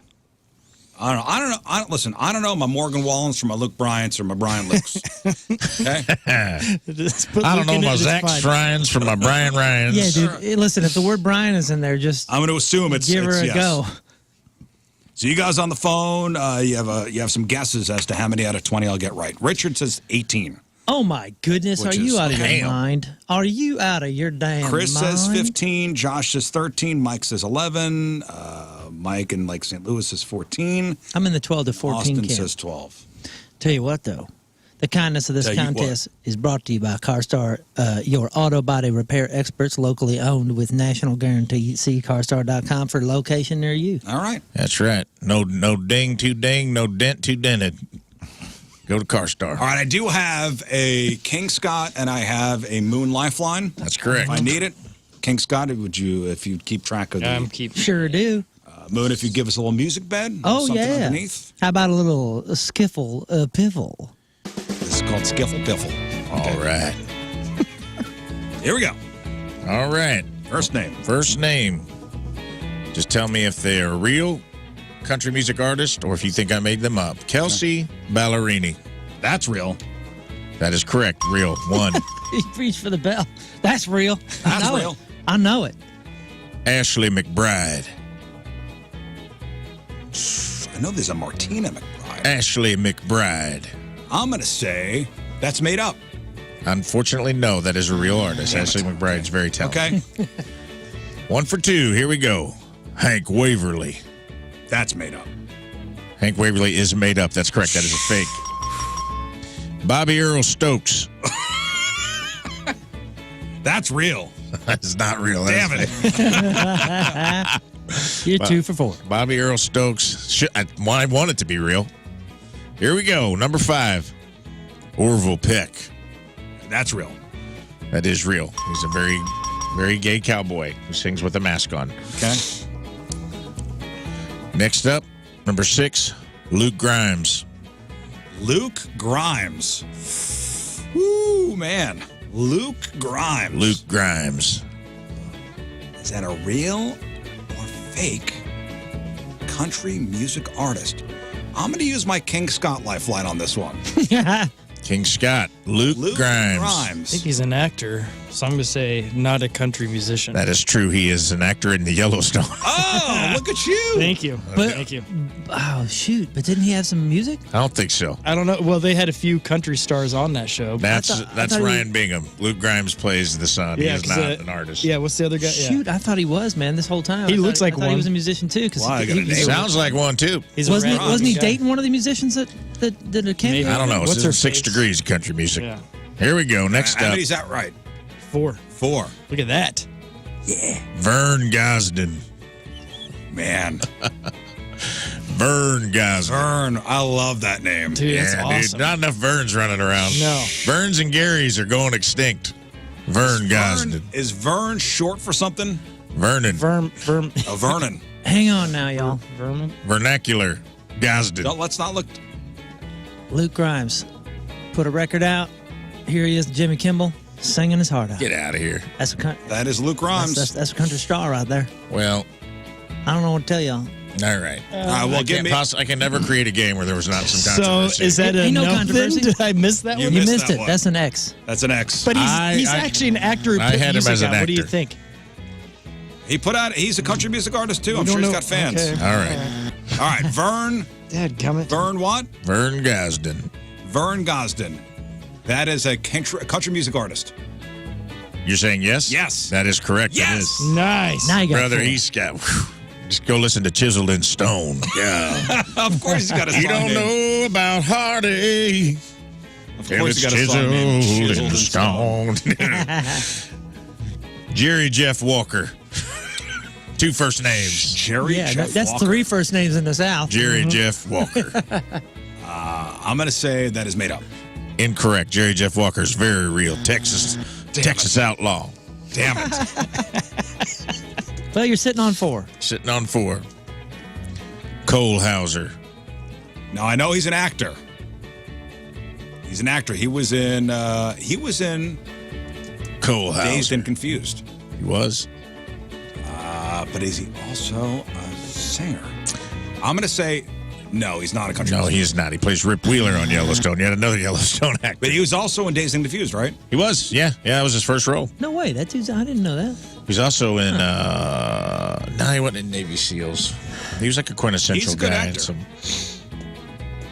I got that right. All right, 5. Next up, Terry Clark. That's real. That is real. Terry Clark, she's amazing. Good job. Next up, Guy Clark. That's real. That also is real. Whoa. How many we got? You know the Clarks. Seven wins. Yeah, but how many names? You've done 1, 2, 3, 4, 5, 6, 7, 8, 9, 10, 11. This will be 13. I'm about to read to you. Okay. Garrett Hedlund. Made up.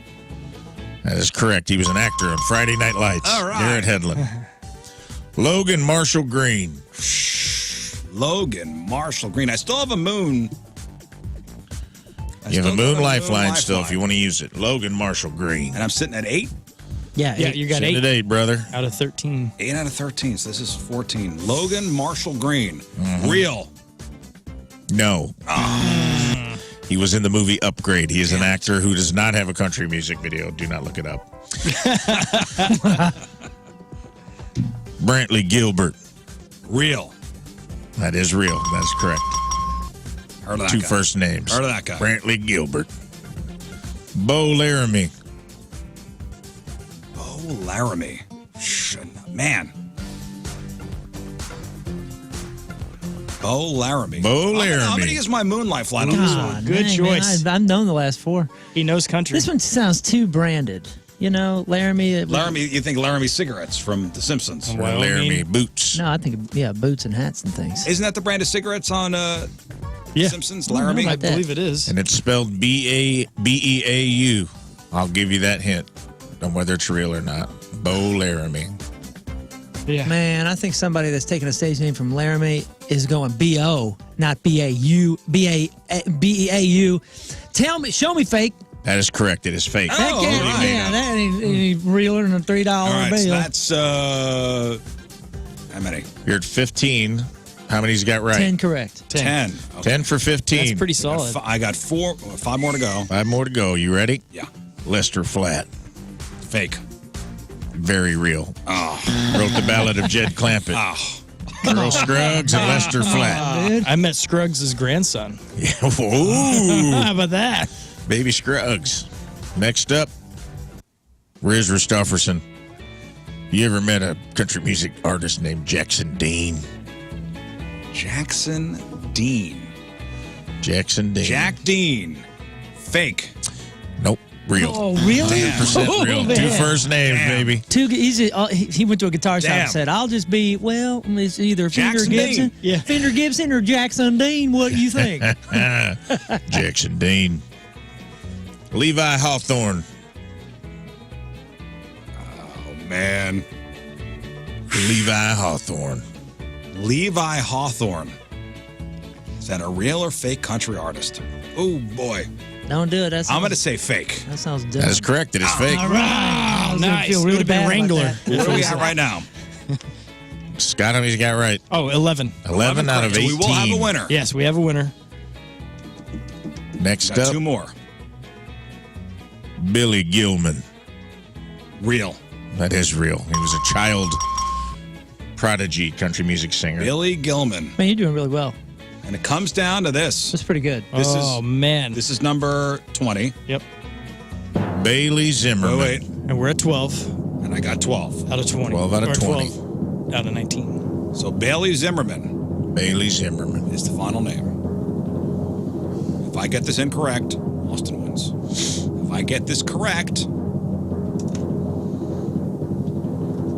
Josh wins. Ooh. Austin picked 12. Josh picked 13. Bailey Zimmerman. Bailey Zimmerman.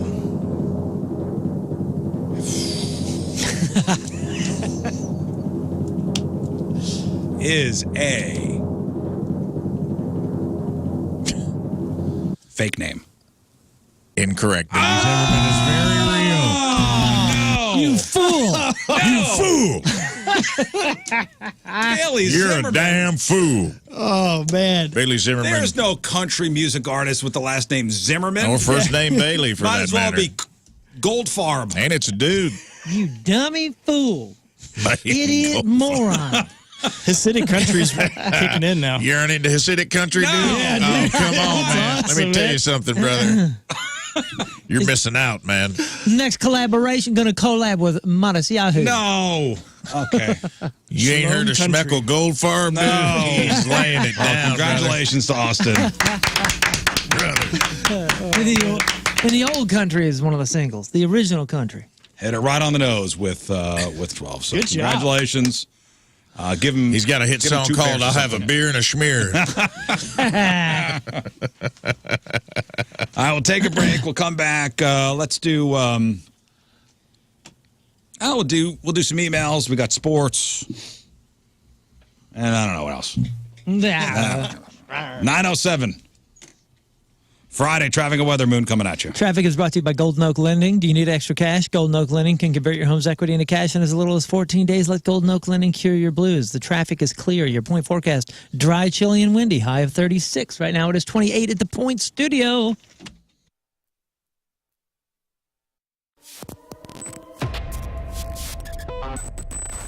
I'm so excited to be back here at Point Fest 2021, and for the very first time in person after multiple FaceTimes. Josh from Bad Flower, dude, you're really Hello. here. You're a real person. You are a real I person. thought maybe you were like a computer-generated deepfake. You know what I mean? Oh, wow. I mean, I do feel like an avatar most days of the week, so I think that's the case. And you look like an avatar in person. Like you look like an avatar version Thank of somebody's real self, but that's your actual self. Thank you. That's exactly what I was Yeah. going for. First and most important conversation or question of the conversation: how are you? Just vibe check. How are you feeling today? How are the emotions? It's Point Fest. Good. I've been so stressed out. We're preparing for our headlining tour. Our album comes out in 5 days. Mm-hmm. There's just like so much that has to happen around that. And I stupidly take on so many things on my own, and I don't ask for help. I'm like, no, I want to do this. I want to do the lighting for the tour. I want to design the stage. I want to do all this stuff. And then go time is happening. I'm like, I only have 2 hands. I have to sleep a little bit. I don't know what to do. And so I'm in that phase right now. So I'm like thinking about a million different things. I'm trying to stay focused on our interview and what we're going to talk about. Yeah. But like, what else do I Right have to now you're program? What already- did I miss? What's going to mess up on stage? What do I have to do? Well, I heard Is you my guys dog sound checked fed? already. Yeah, so the sound check went great, it sounded like. It did. So you feel prepared there. That's good. Yeah. Is somebody taking care of Maggie? Speaking of your dog, is Yes. your dog taken Yes, care of? my dog is taken care of. Okay, absolutely. But I still think about it. Right, like before COVID, you were able to take Maggie out on the road a little bit, right? A little. I took her out for a little bit when we toured with Shinedown, actually, because the type of show made sense for it. It was a little bit more relaxed for us. We were like quick 30-minute set, big. It wasn't like indoor stages. It was all outdoor amphitheaters, so she could just like run around and. Yeah, so you have been on tour with Shinedown. Yes. You guys are buddies. I really feel this energy coming from them. Just professionals, been doing this forever.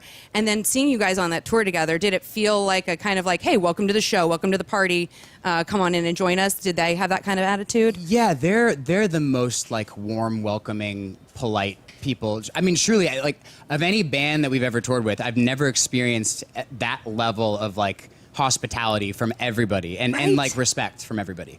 And that's like the band members, their crew, everyone.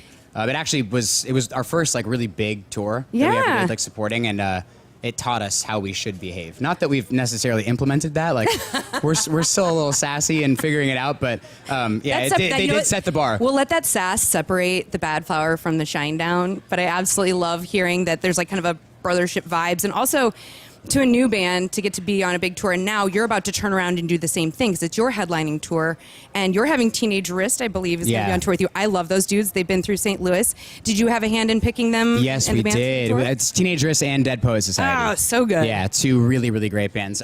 We knew we had Dead Poets Society for a while. They're just like, those guys are our buddies, and we always want to take them out.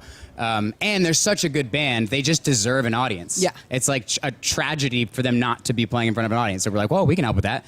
And we just discovered Teenage Rizz. A bunch of people were like submitted to our tour, and yeah, I just fell in love with their songs. I also think you guys are going to have a good vibe connection as well, Yeah. which I think is really, I think so. really important. New record coming out. At this point, everything's done for you, right? Except for just enjoying it when... Hey, if you want a good time waster, has anybody heard of Fesshole? Sorry, what? Fesshole, Fesshole. It's Is this That's the an event every year in Festus. Yeah, Fesshole. That's Fesshole. Oh, is this the website of the app or something where you can go on there and you basically just confess things? Yes. Okay, I've heard about this. I think I heard about it on some sort of podcast that basically Dude, uses it as if a you want a gold good mine. time waster, go there. I know it's a page on X as well, but hey, you can do that at the number 2 show too. Anytime, call in 818-532-1420. Fesshole. Fess right into that glory hole. Fess up. Fess up. So, I don't know. I pulled some of these fess hole confessions, see what you guys think. There's some pretty bad people out there, honestly. Oh, no. Somebody wrote, I pretend to be autistic just so I could avoid having to socially interact with people at work. And they write, I'm there to earn money and work, not to be your pal. Sorry to any real autistic people. Damn. That's wild. That kind of sounds autistic, though. Yeah, it does. To be honest, like this person may be beating themselves at their own game. That sounds like an autistic person's thought. Or just a jerk. At least a little Asperger-y, right? Yeah. Or just a jerk. That's not the preferred nomenclature. Thank you. Asperger-y. Got fed up with my partner's family trying to organize our wedding. Tried to warn them. They only stopped when I reported one of them to the IRS for tax evasion. Oh, jeez. This kept them too busy to care about the table centerpieces and other stuff they were sticking their noses into. Yikes. Well, damn. That is brutal. Is a great way to start a marriage right there. That's phenomenal. I enjoy the spirit of that one, honestly. I knew you would. But that's. Whew.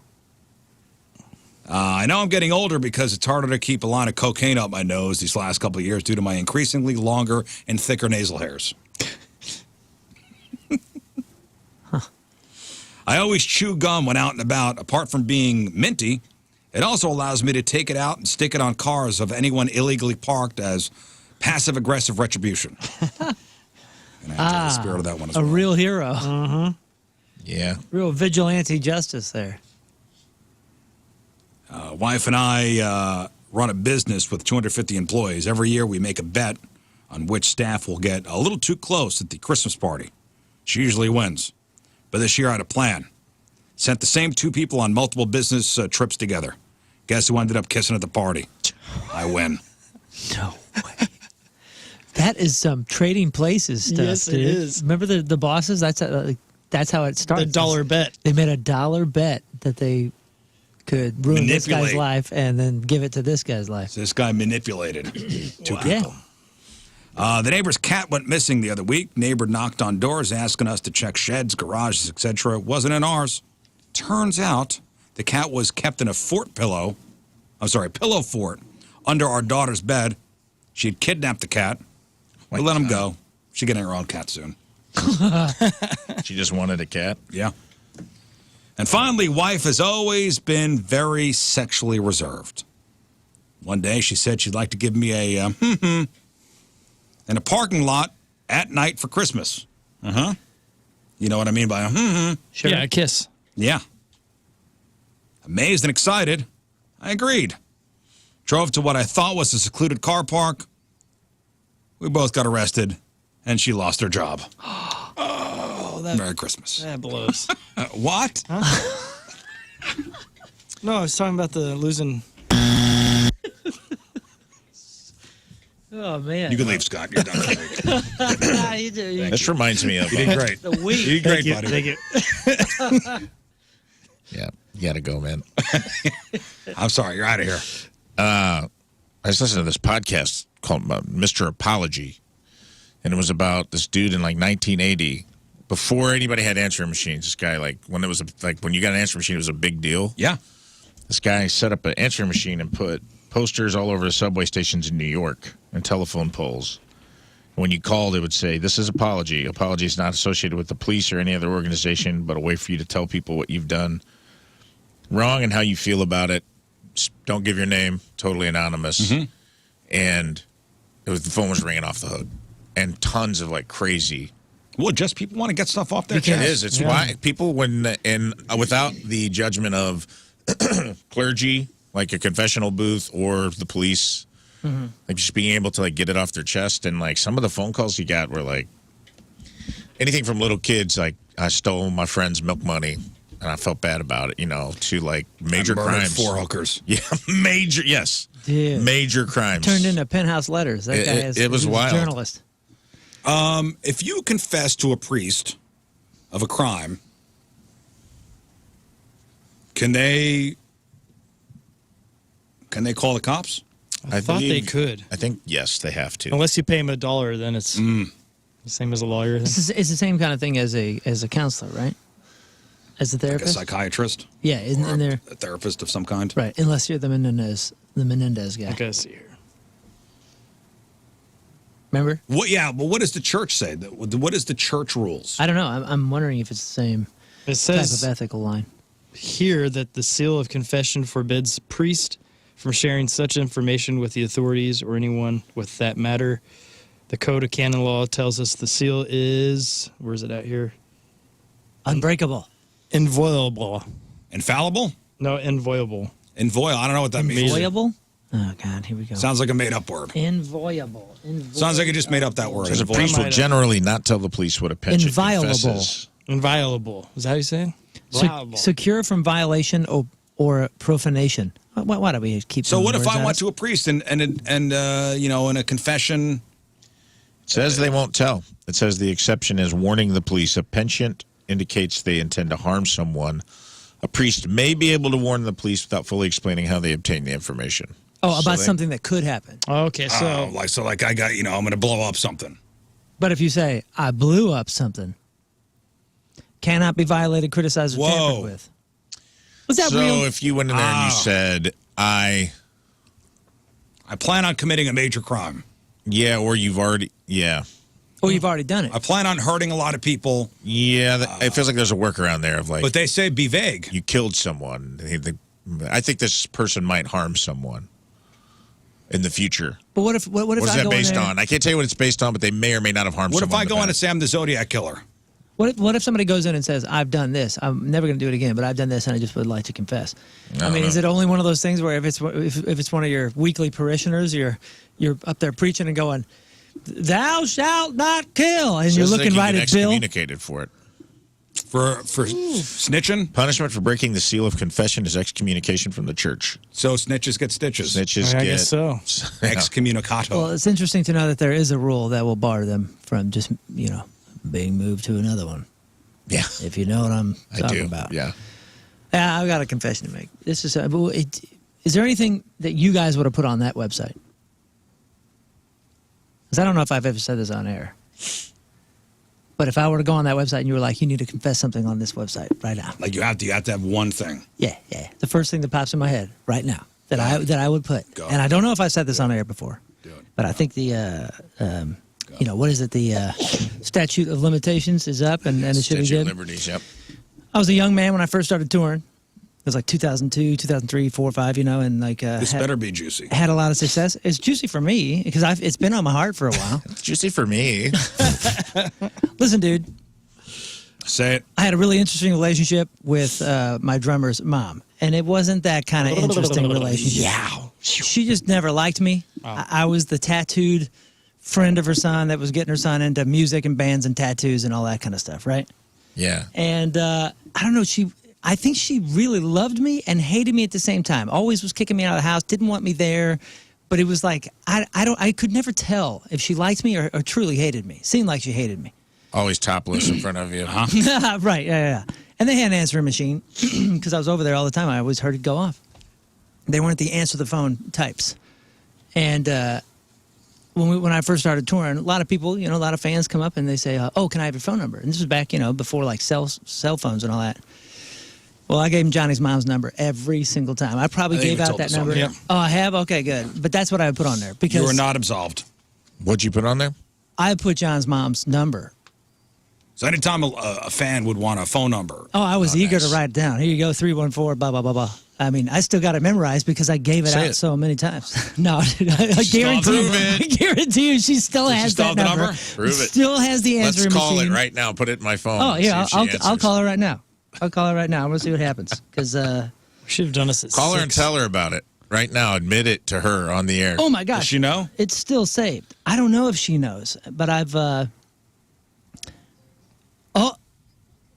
cannot be completed as dialogue. Well, It's a dead she may number. have dropped Dead it around number. 2005 because I gave it out thousands upon thousands of times. It's a dead number now.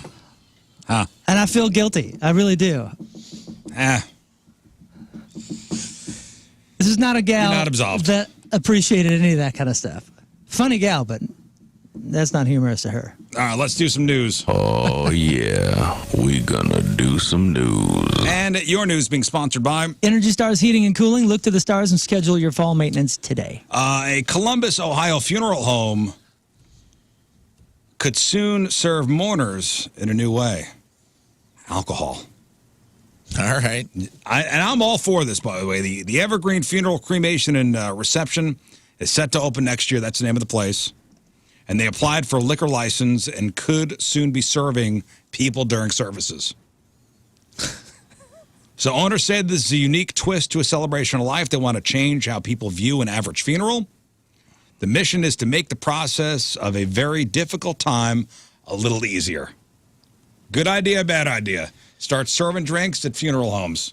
I think Love it's a great idea if the guy driving the hearse gets to enjoy this.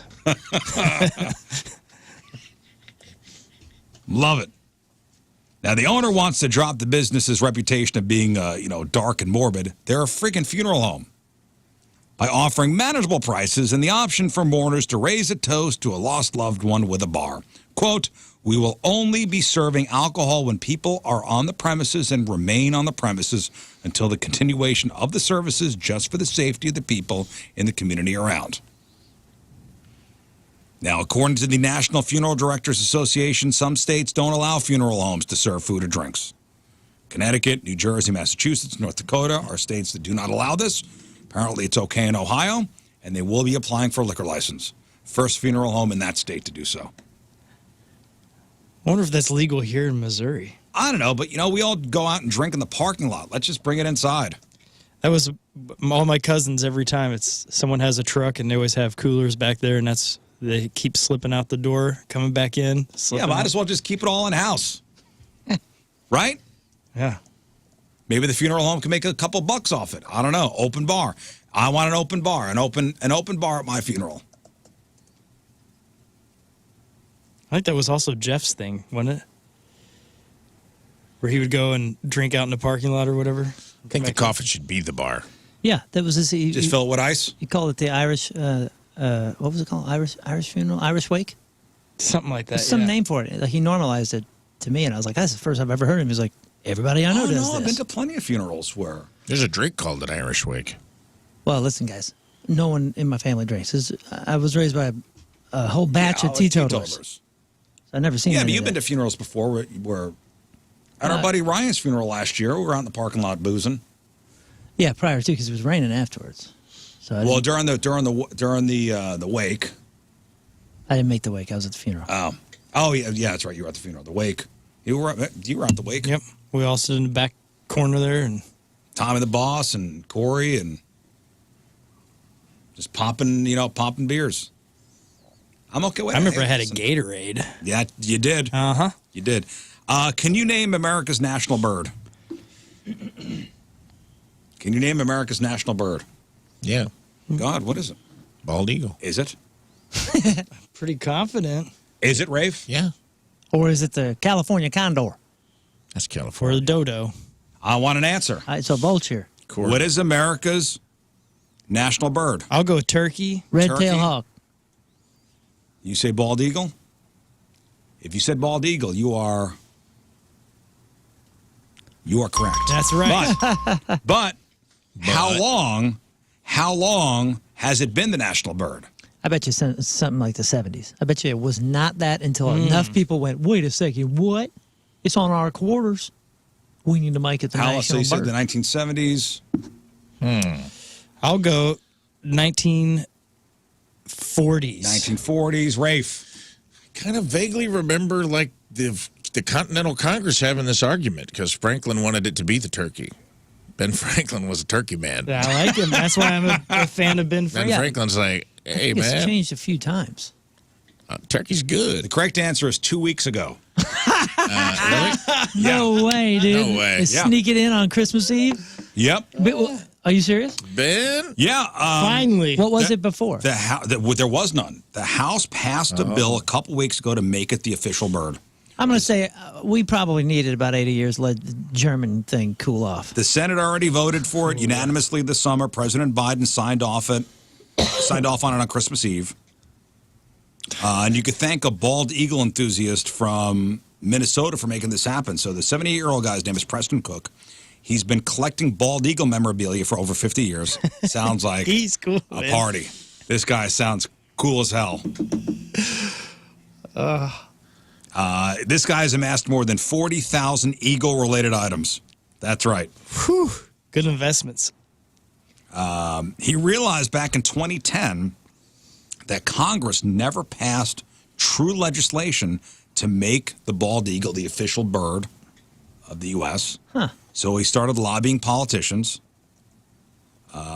Minnesota Senator Amy Klobuchar introduced a bill this past June. It took him that long to get this thing going, almost 14 years. Wow, that's wild. But 14 years later, on Christmas Eve 2024, the bald eagle became the official bird of the U.S. Wow, that's pretty crazy. Hey, that So that's bird thing.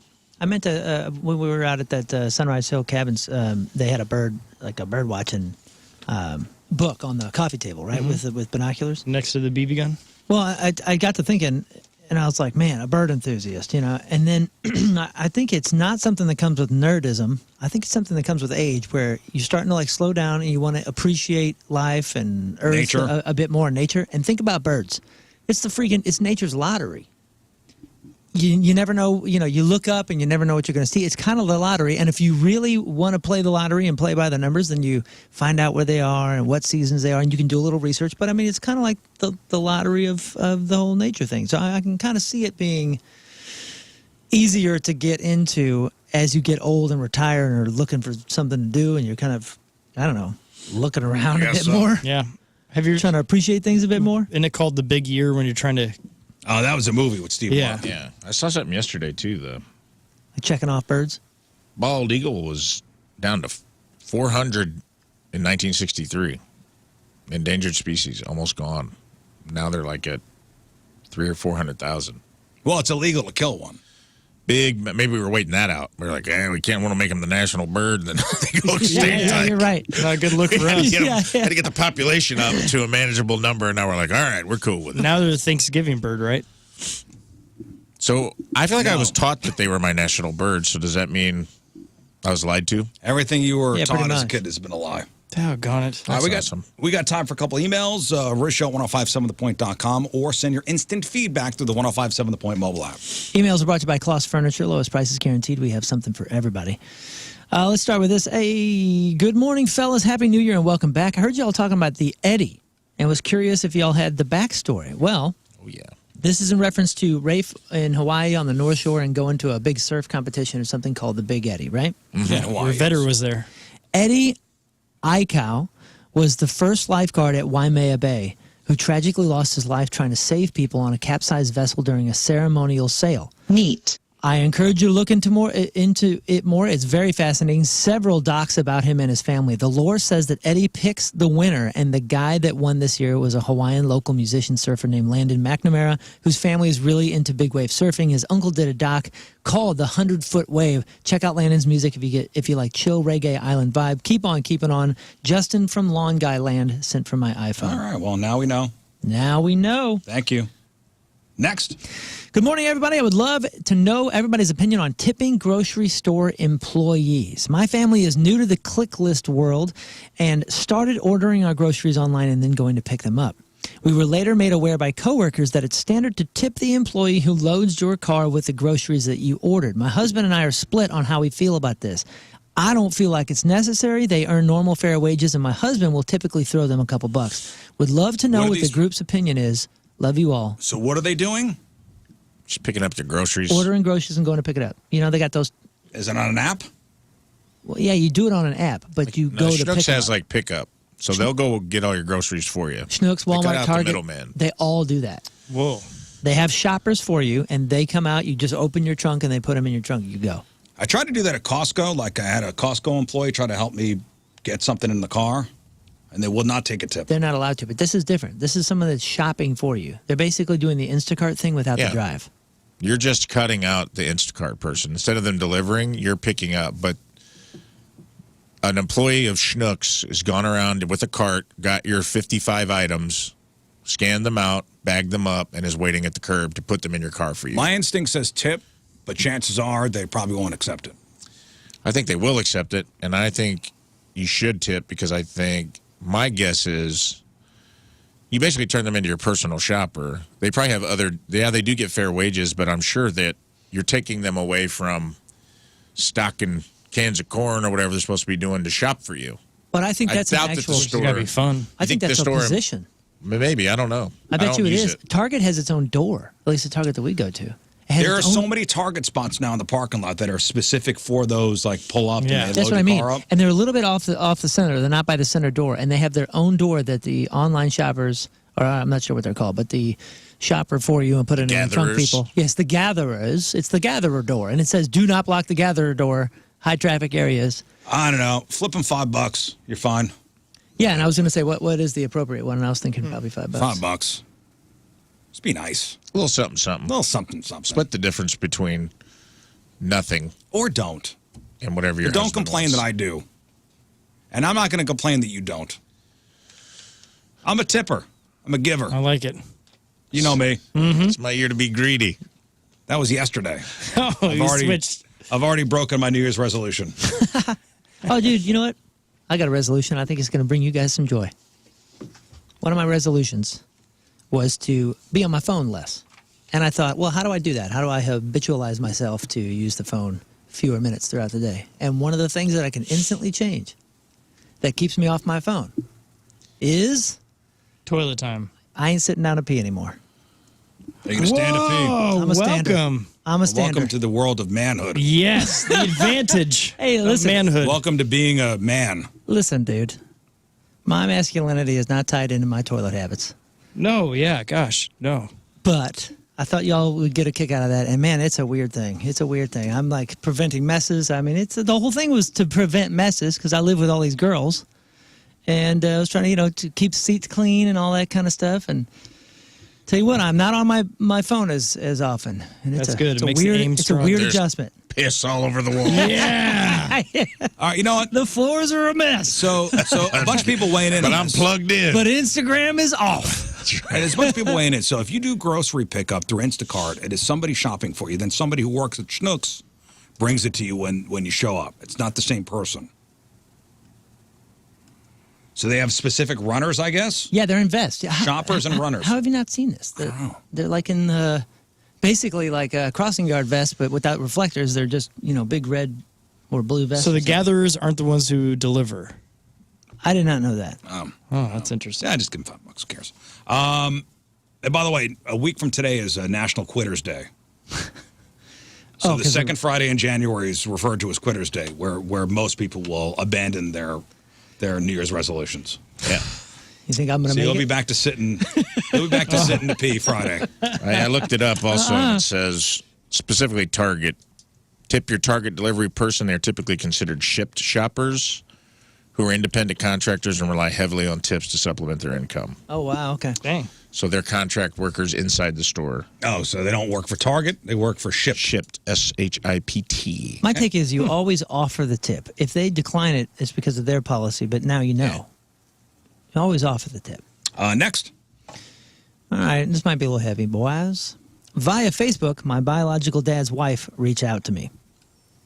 She wants all his kids to be together for his 80th birthday. I got 3 brothers and 2 sisters and recently found out about it and how he wants me there. My daughter says I should go, and she wants to go with. She does not understand why I may not want to go. She is inquisitive, and she's gave birth to my grandson just yesterday. Her hormones are raging and begging me to go. I'm of the mindset that let sleeping dogs lie. My father shares the same birthday as me, ironically. I'm 46. I hold resentment for him from skipping out on me and my mom. Should I just say screw it and go? In the words of Rizz, what would you do? All right, so what's the scenario? Once again, just...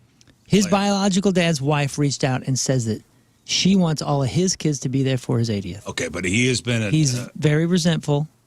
So apparently Dad has not been there. And he says, I hold resentment for him for skipping out on me and my mom. His daughter wants him to go and wants to go with, because that's her biological grandfather. He's saying, what do I do? Wait, lay that scenario out. Okay, for me. I'll lay it out. So shorthand. So First of all, never good when someone starts a sentence with biological dad. father is turning 80. Okay. Yeah. Father was not in our emailer's life. Right.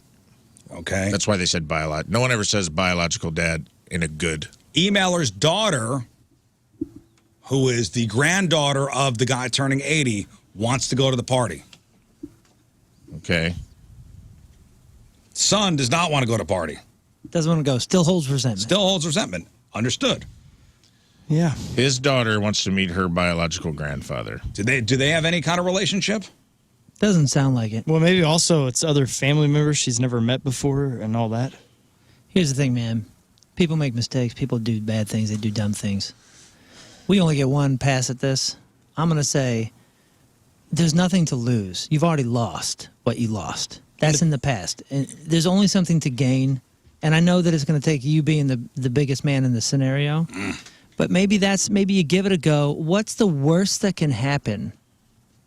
You bring up some very hurtful. But it's already there, and maybe it's a way to heal it. Maybe it's maybe not though. Maybe you're already past it, and you don't want to bring it up again. You've moved on. Dad was not there.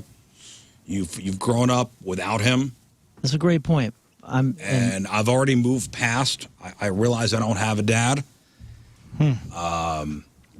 Maybe I have a stepdad. Maybe my mom remarried, and I got a stepdad who played the role of dad. Yeah.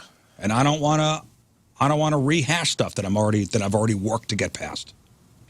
Yeah, I get that. I don't know. We don't have more details than this, but I want to know if the granddaughter has a relationship with the grandfather. On the surface, I would think, man, life is so short. Yeah. Yeah, and the fact that his wife, I guess would be his stepmom, that she's reaching out is pretty cool. That's kind of thoughtful. Yeah, just because you turn 80, though, doesn't mean... There's 3 brothers and 2 sisters. Just because you turn 80 doesn't mean we need to forget the sins of the past. No. But I also... Nobody's asking to forget, but maybe forgiveness... He says he's got resentment. That's not healthy, dude. That's, forgive. Maybe he's... But you don't know. I don't know if this guy's been in therapy. I'm sure therapy's saying I don't know what I'm saying. how abandoned... he was when the dad left. I mean, more details needed. The thing I would be curious about is, does the biological grandfather, is he wanting this? Is he like, hey, I'd really love to meet my granddaughter. I know I screwed up. I know we have a distant relationship, but Yeah. Or does this guy feel like he's protecting his daughter from like, hey, you don't want... If there's a one-way thing where she wants to meet him and he's like, trust me, you don't. I think he would have said those things, though, I think so, too. So I'm going to say, tongue-in-cheek, I'm assuming that the grandfather's also interested and has... She's being a surrogate for his... It could get him put in the will. Hey, that's a good point, Stephen. That's a good point. I like your thinking. Time to get in. Good point, Stephen. I think it's tough, man, if you're going to break those... Because usually family trauma like that is cyclical, And if you have an estranged relationship, ipso facto, she also has an estranged relationship because she's your daughter. So the sins of the father become the sins of the son. Even if they're different, you're still creating this like familial environment where everyone's isolated from one another. Yeah, and where resentment lives. My feeling is, Bingo. And that he really does want to go, and that's why he's emailing us just for a little like... Well, we got you. Little push. We got your back, bro. Go then. I think you should go. Fun. It'll be go. Good. I think you should go with the open mind and an open heart if you can, and just understand that they may not be. When you walk up to him, just punch him once. Yeah, beat his ass, dude. He's 80. What is he gonna do? It's just time, bro. Beat the hell out of him, and pull then his say, pins down. Okay, I feel better. Yeah, and then on with the party. He should pants him at his 80th birthday party.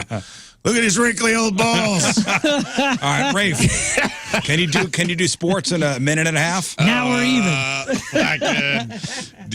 Maybe, yeah. All right. Not really.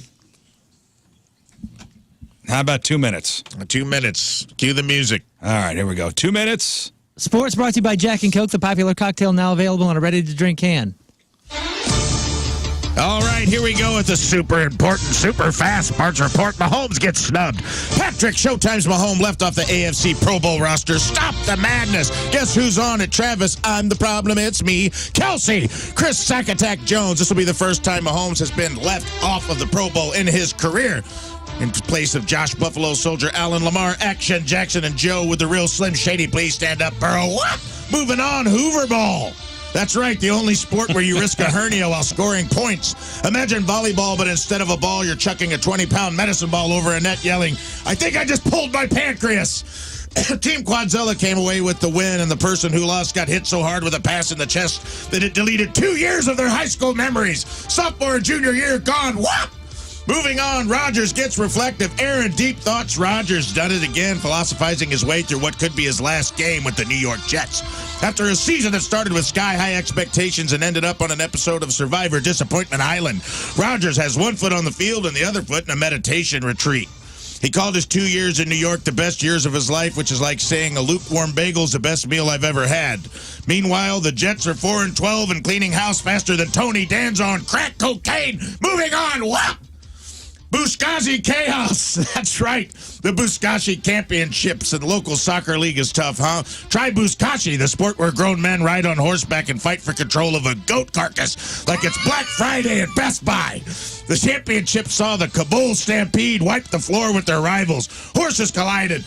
Players screamed and someone lost a tooth. The final score, pain. The MVP, Hassan the Hoof Razali, dragged the goat past the field and the goal while shrugging off the defenders and probably disproving PETA representatives at the same time. Buzkashi, come for the sport, stay for the absolute madness. Moving on. Whap!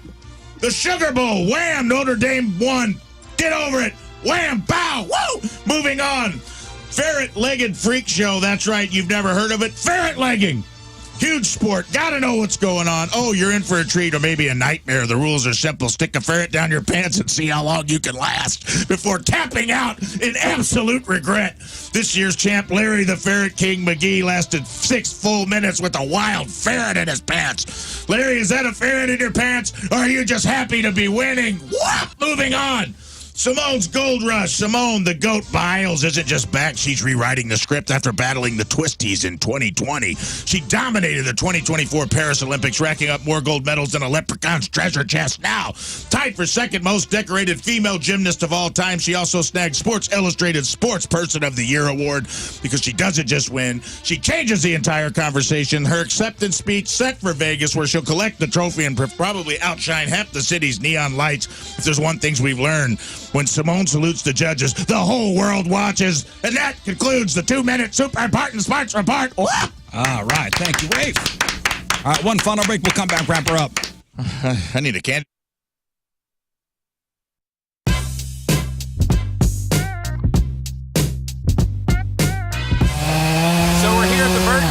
All right, we're here at the Burton House in Eureka, and I've been talking on the air about how they want to get rid of this almost 100-foot tree, 110-foot tree, something like that. My tree guy, Tom, who's almost 77, is cutting this sucker down with our buddy Ryan. And I got my friend Brad over here helping out. So we're hoping it falls that way, and not that way, or that way, or that way. And I asked him, is it going to go that way? And his wisdom was, that's the plan.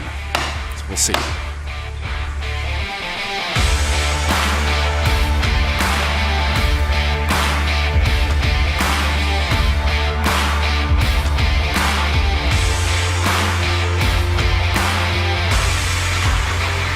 Heating, cooling, energy experts promoting world-class service in the St. Louis metro and surrounding areas. You can call them at 314-279-9789 or just go to antonshvac.com. That's antonshvac.com. I mean, indoor air quality is a big deal. And when you have somebody like Anton's in your house, go over your systems, make sure your systems are on they're running efficiently. They're exactly how they should be. And do the preventative maintenance. You know, that was one of the few things that my dad was like just always adamant about. Make sure you're taking care of your systems, taking care of yourself, taking care of your home. And that's why I love Anton's. Anton's, I've had them in my home. I've had them do an energy audit. I've replaced things. I've repaired things. And the indoor air quality, when it improves, it is noticeable. We have an asthmatic kiddo in the house. Hasn't had an issue since we've been working with Antons. They got plumbing. They got the heating covered. They got the drains covered. They even have vent cleaning and all that. And if your air ducts haven't been cleaned recently, have them check that out. We even have a guy in the building here that called Antons after hearing me talk about it. He was having some heating work done, and while he was there, he said, "Hey, will you check the ducts?" And they looked, and they were the first ones to say, "These are clean as a whistle. You don't need nothing." And he said that honesty and that just matter-of-factness is why he's going to always use Antons. Not only are they the best, but they're just honest and amazing. Antons Plumbing, Heating, Cooling, and Energy Experts. AntonsHVAC.com. ANTONSHVAC.com.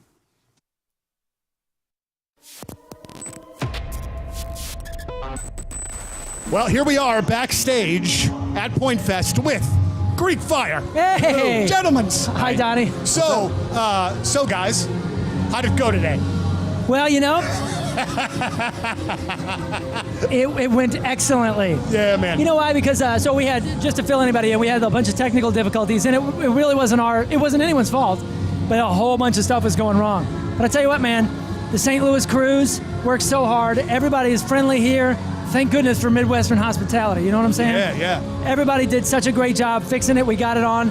And honestly, it was a blessing in disguise because it gave a few more minutes for these seats to fill up. And boy, St. Louis was ready, man. Like it was such a good crowd. And opening the main stage can be very difficult. Yeah, man, that's tough. That's a gig that some people don't necessarily want. Yeah, me neither. And but you know, I do my part. Yeah. And we were like excited for the challenge because opening the main stage, you know, a lot of people, even when they're like ready for a show, you got to pace yourself a little bit. Yeah. 5 o'clock's a little early to be, going wild. Yeah. But dude, I thought they brought it, honestly. And it was a blessing in disguise that it was a little trouble. We started a little late, cut one song, that was it, and had an excellent time. I don't know about you guys. Yeah, it felt great to me once we got going. But as you guys, and correct me if I'm wrong, but being in bands and going through the come up, as it were, you have to kind of learn how to deal with freaking crazy crap going on probably fairly often, right? Keep your head on the swivel. Which would be a tough thing to do because I'd get pissy and want to walk out the door. Just for me personally, that's how it would go down.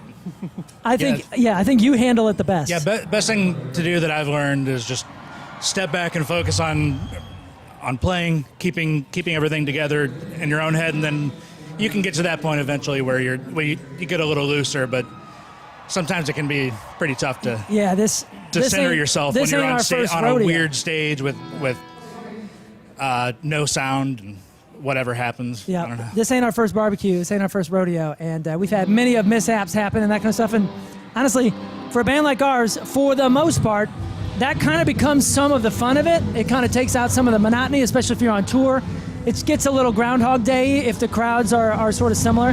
Obviously, hometown here, we want to do our absolute best and give it our all and go home with broken bones and, like, you know what I mean? Yeah.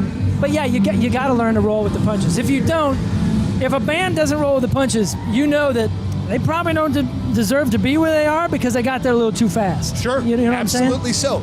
Musically, what's going on with you guys? What's down the pipeline is what I would like to know. New 2SG's coming up.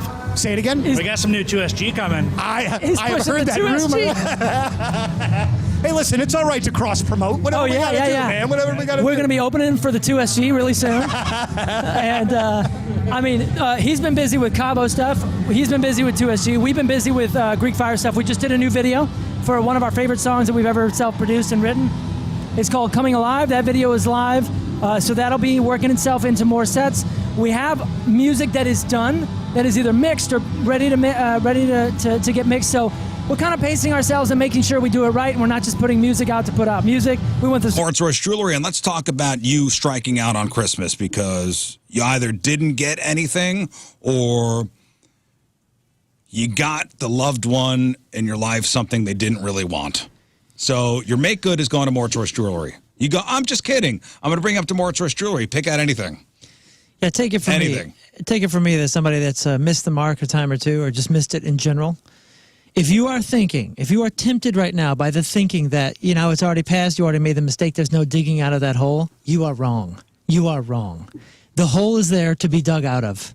All right, you got to start digging now. And Morris Royce can be your absolute ladder. It can be your rocket ship. Yeah, get you out of there. Right out of there and to the top. So you make an appointment, you go sit in a private office, whether it be for a Christmas gift or a birthday gift or a Valentine's Day gift or an engagement ring. That's the place you got to go. You can redeem yourself. You can redeem yourself. Just go to ninjabling.com, get the phone number, get the address, make an appointment. They're the official and exclusive jeweler of the Rizz Show, Morris Royce Jewelry, where you get the jewels and not the shaft.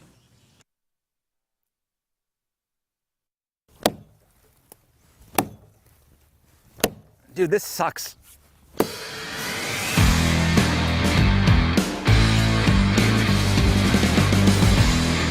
Hey, welcome back to the farm. So a couple weeks ago, a storm blew through and knocked a big-ass tree down. So I got a tree that I need to kind of get rid of, or at least saw down a little bit. So, of course, I got the pro, Mark from Colonel Landscaping, with me. So, Mark, not only Yes, sir. do you put trees in, Yes, sir. but you take trees out. Yes, sir.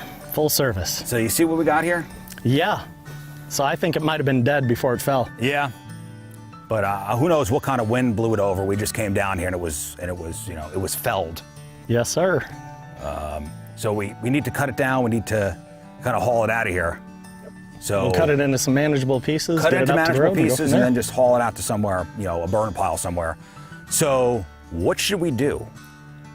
We're going to get it into small enough sections, move it in by hand. Since we're on a pretty steep slope here, we're not getting anything else down there, so it's going to take a little elbow hauling- grease? a little hauling ourselves. How old do you think this thing is, or was? It's 60 plus. 60 plus years old? Oh, yeah.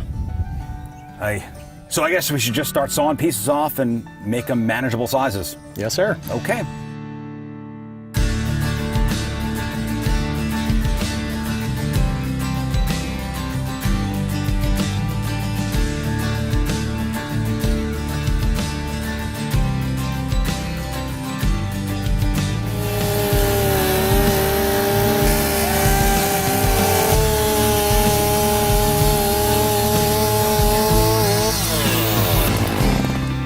Well, you got a fun job. All right, so Mark's gonna keep sawing. We're gonna cut that tree down into small pieces. Using the chainsaw was awesome. Dream come true. So thanks to Mark from Colonel Landscaping. I'm sure there are more projects to do around here. There's always something to do around here. See you next time on the farm.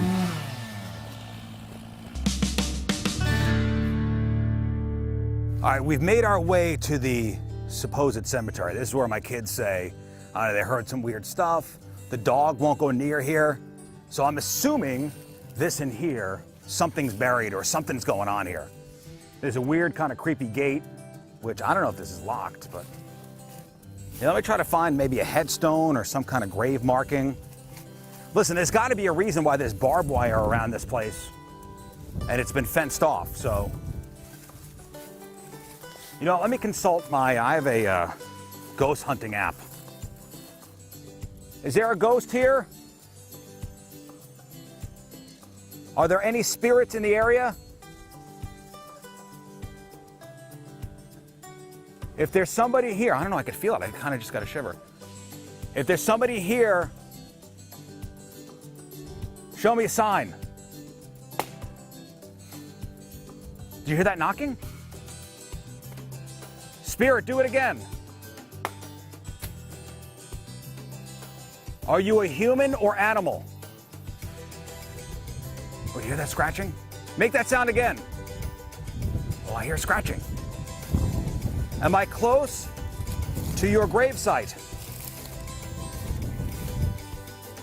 Are you buried in here?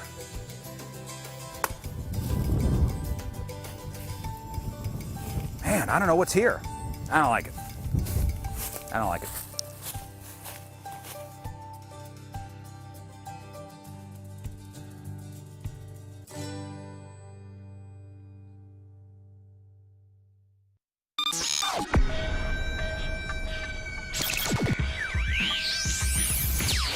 Check 1, 2, 3, 4, 5, 6, 7, 8, 9, 10. Check 1, check 2, check 3, check 4, 5, 6, 7. Ready to roll?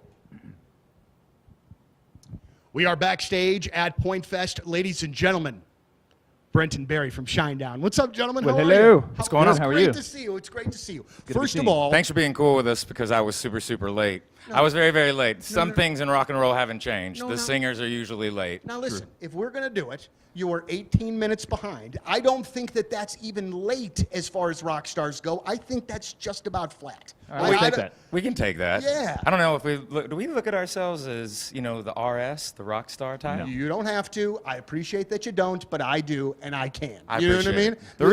it. The reason I am late though is because I needed to take a shower because, quite frankly, I smelled like a farm animal. So I wanted to make sure Right. that we were good today. So see, the 18 minutes late is completely acceptable, and I do appreciate it. Oh, you should, because I had to be next to him. It was not good. Well, first and foremost, congratulations on the record. Thank you. I mean, it's absolutely fantastic. The song Devil has been doing amazing things for the radio station. People loved it as soon as we put it on the air. There is something so great, and it just has that sort of anthemic quality about it. Where did that song fall in the recording of this particular record? Was that one of your first ones that came about? It came about probably right in the middle. There were a lot of things about in regards to Attention, the new album. We did things a little differently this time. We've had the pleasure of working with a lot of producers, a lot of great engineers, male and female. But it was time for us to do it in-house. So our bass player, Eric Bass, who is quite frankly, way more than a bass player. He produced Attention. He also mixed it. And so the dynamic of everything, too, is that it is a conceptual piece of work, but not in the traditional sense. We call it a story album because everything takes place inside of a room on the record.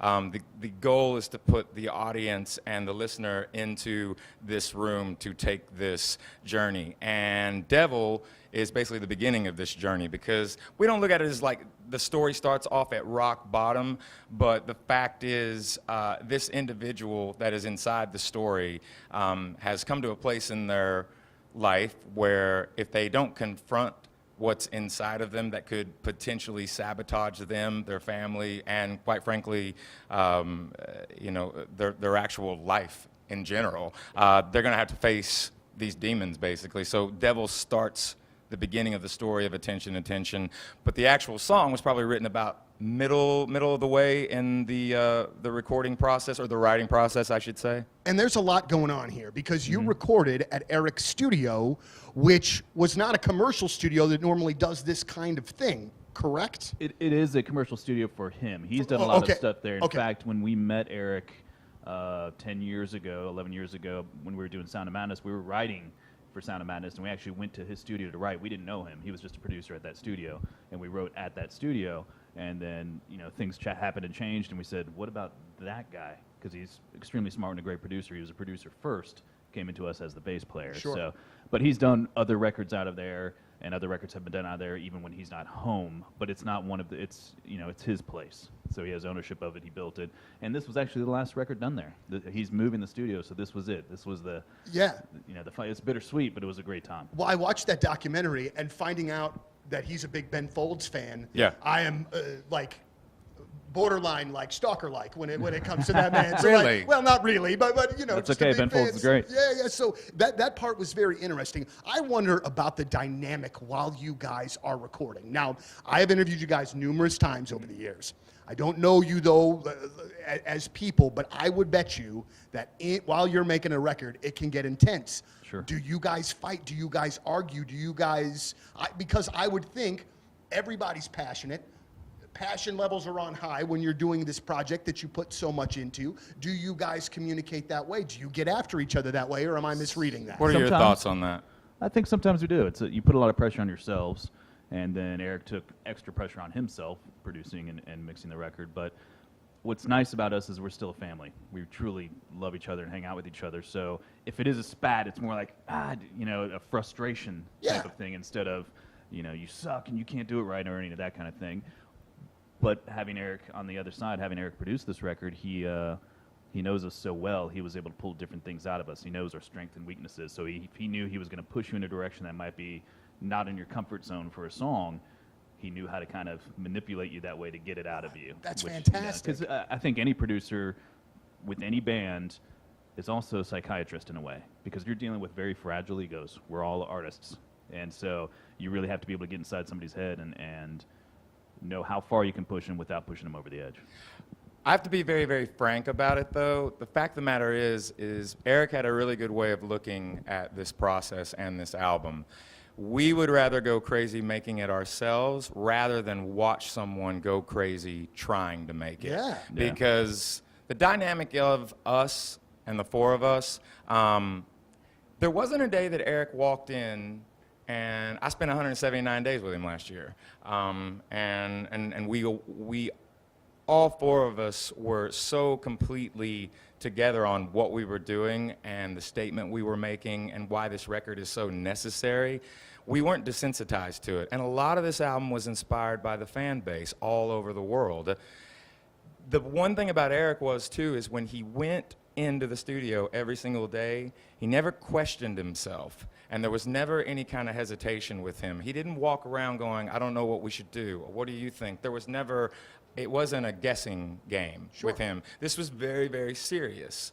And it was also very instrumental, no pun intended, to the next phase and the next chapter of Shinedown's career. There was, quite frankly, nobody else that could have done it but him. Wow. And this is album number 6. And so Devil is now your 13th number 1 over those 6 records. Is that correct? Yep. Yeah. Wow. And I know you don't want to look at that and bask in that, and I understand that, but that is friggin' impressive, gentlemen. It's a big honor, but we're always looking forward. Always looking forward, trying to outdo what we've done in the past, and we're very lucky and blessed to still be here and be relevant and still have new fans coming along and younger fans. We don't take that for granted, but we're already thinking ahead of what's next, not necessarily next record, but next singles and what we're going to do to make our band grow even more internationally, globally, all over the world, because we want to have the trajectory of, say, an Aerosmith or U2, where you just don't go away. Right. You reinvent yourselves a little bit, you stay true to who you are, but the four of us are on a mission to do this for our whole life. And another side of that also is just, we, when we're writing an album and we're in the middle of the process, I have each guy has a very specific thing that they do, and each guy can also do a lot of things very, very well. But it's the humility of knowing when to ask for help. Mm-hmm. And a lot of that, like for me, when I'm writing the lyrics, because I'm the main lyricist in the band, but on this album I got a lot of help from Barry and from Zach and from Eric, because they would just push me in different directions. But I call it staring down the beast. And the beast. All games tomorrow and on Sunday. Make your Pick'em Challenge picks. Also, make your underdog picks. Time to cash in on your hot takes with Underdog. Whether you're back in a breakout performance or calling out the cold streaks, Underdog is the place to turn your sports knowledge into real cash. With over 5 million players and more than $2 billion won, Underdog makes it easy and fun to win big on your favorite athletes' performances. Now with their Champions Game, you can win up to 1,000 times your money just by predicting higher or lower on stats like touchdowns and yards and more. Plus, Underdog is the only platform that lets you cash out anytime with their Win Now feature. Like, let's say an injury derails your entry. Don't worry, Underdog's got your back with rescues to keep you in the game. So what are you waiting for? Underdog is the best place to play champions. Download the Underdog app, sign up with promo code Rizz, and deposit now to get up to $1,000 in cash instantly. That's promo code RIZZ. Must be 18 and older and present in the state where Underdog Fantasy operates. Terms apply. Concerned with your play? Call 1-800-GAMBLER or visit ncpgambling.org. Ever found yourself in the middle of your daily deuce and thought, I wish this was funnier? Today's your lucky day. All right, that is it for us. Short week. Have a great weekend. We'll see what happens Monday with the weather. Just be careful, okay? Okay. Just be careful. Scott will be here. Make sure you check out the clip of the day brought to you by Michael's Flooring and download the podcast, which is sponsored by Dobbs Tire and Auto Centers and a Heads Up Ellisville location. I'm coming your way this afternoon with my flat tire. Better make it right. They always make it right. They're great over there. I know. Why not throw a little extra heat log on the They don't need it. Yeah. All right, man. I'm trying to get you like a coupon. Just chill. They're good. I got my 4 tires from there a couple months ago. Great people. What is today's podcast title? No, this is a fight. Okay. Yeah. Do not forget to make your Pick'em Challenge picks. Week 18 NFL. Will the Rizz Show?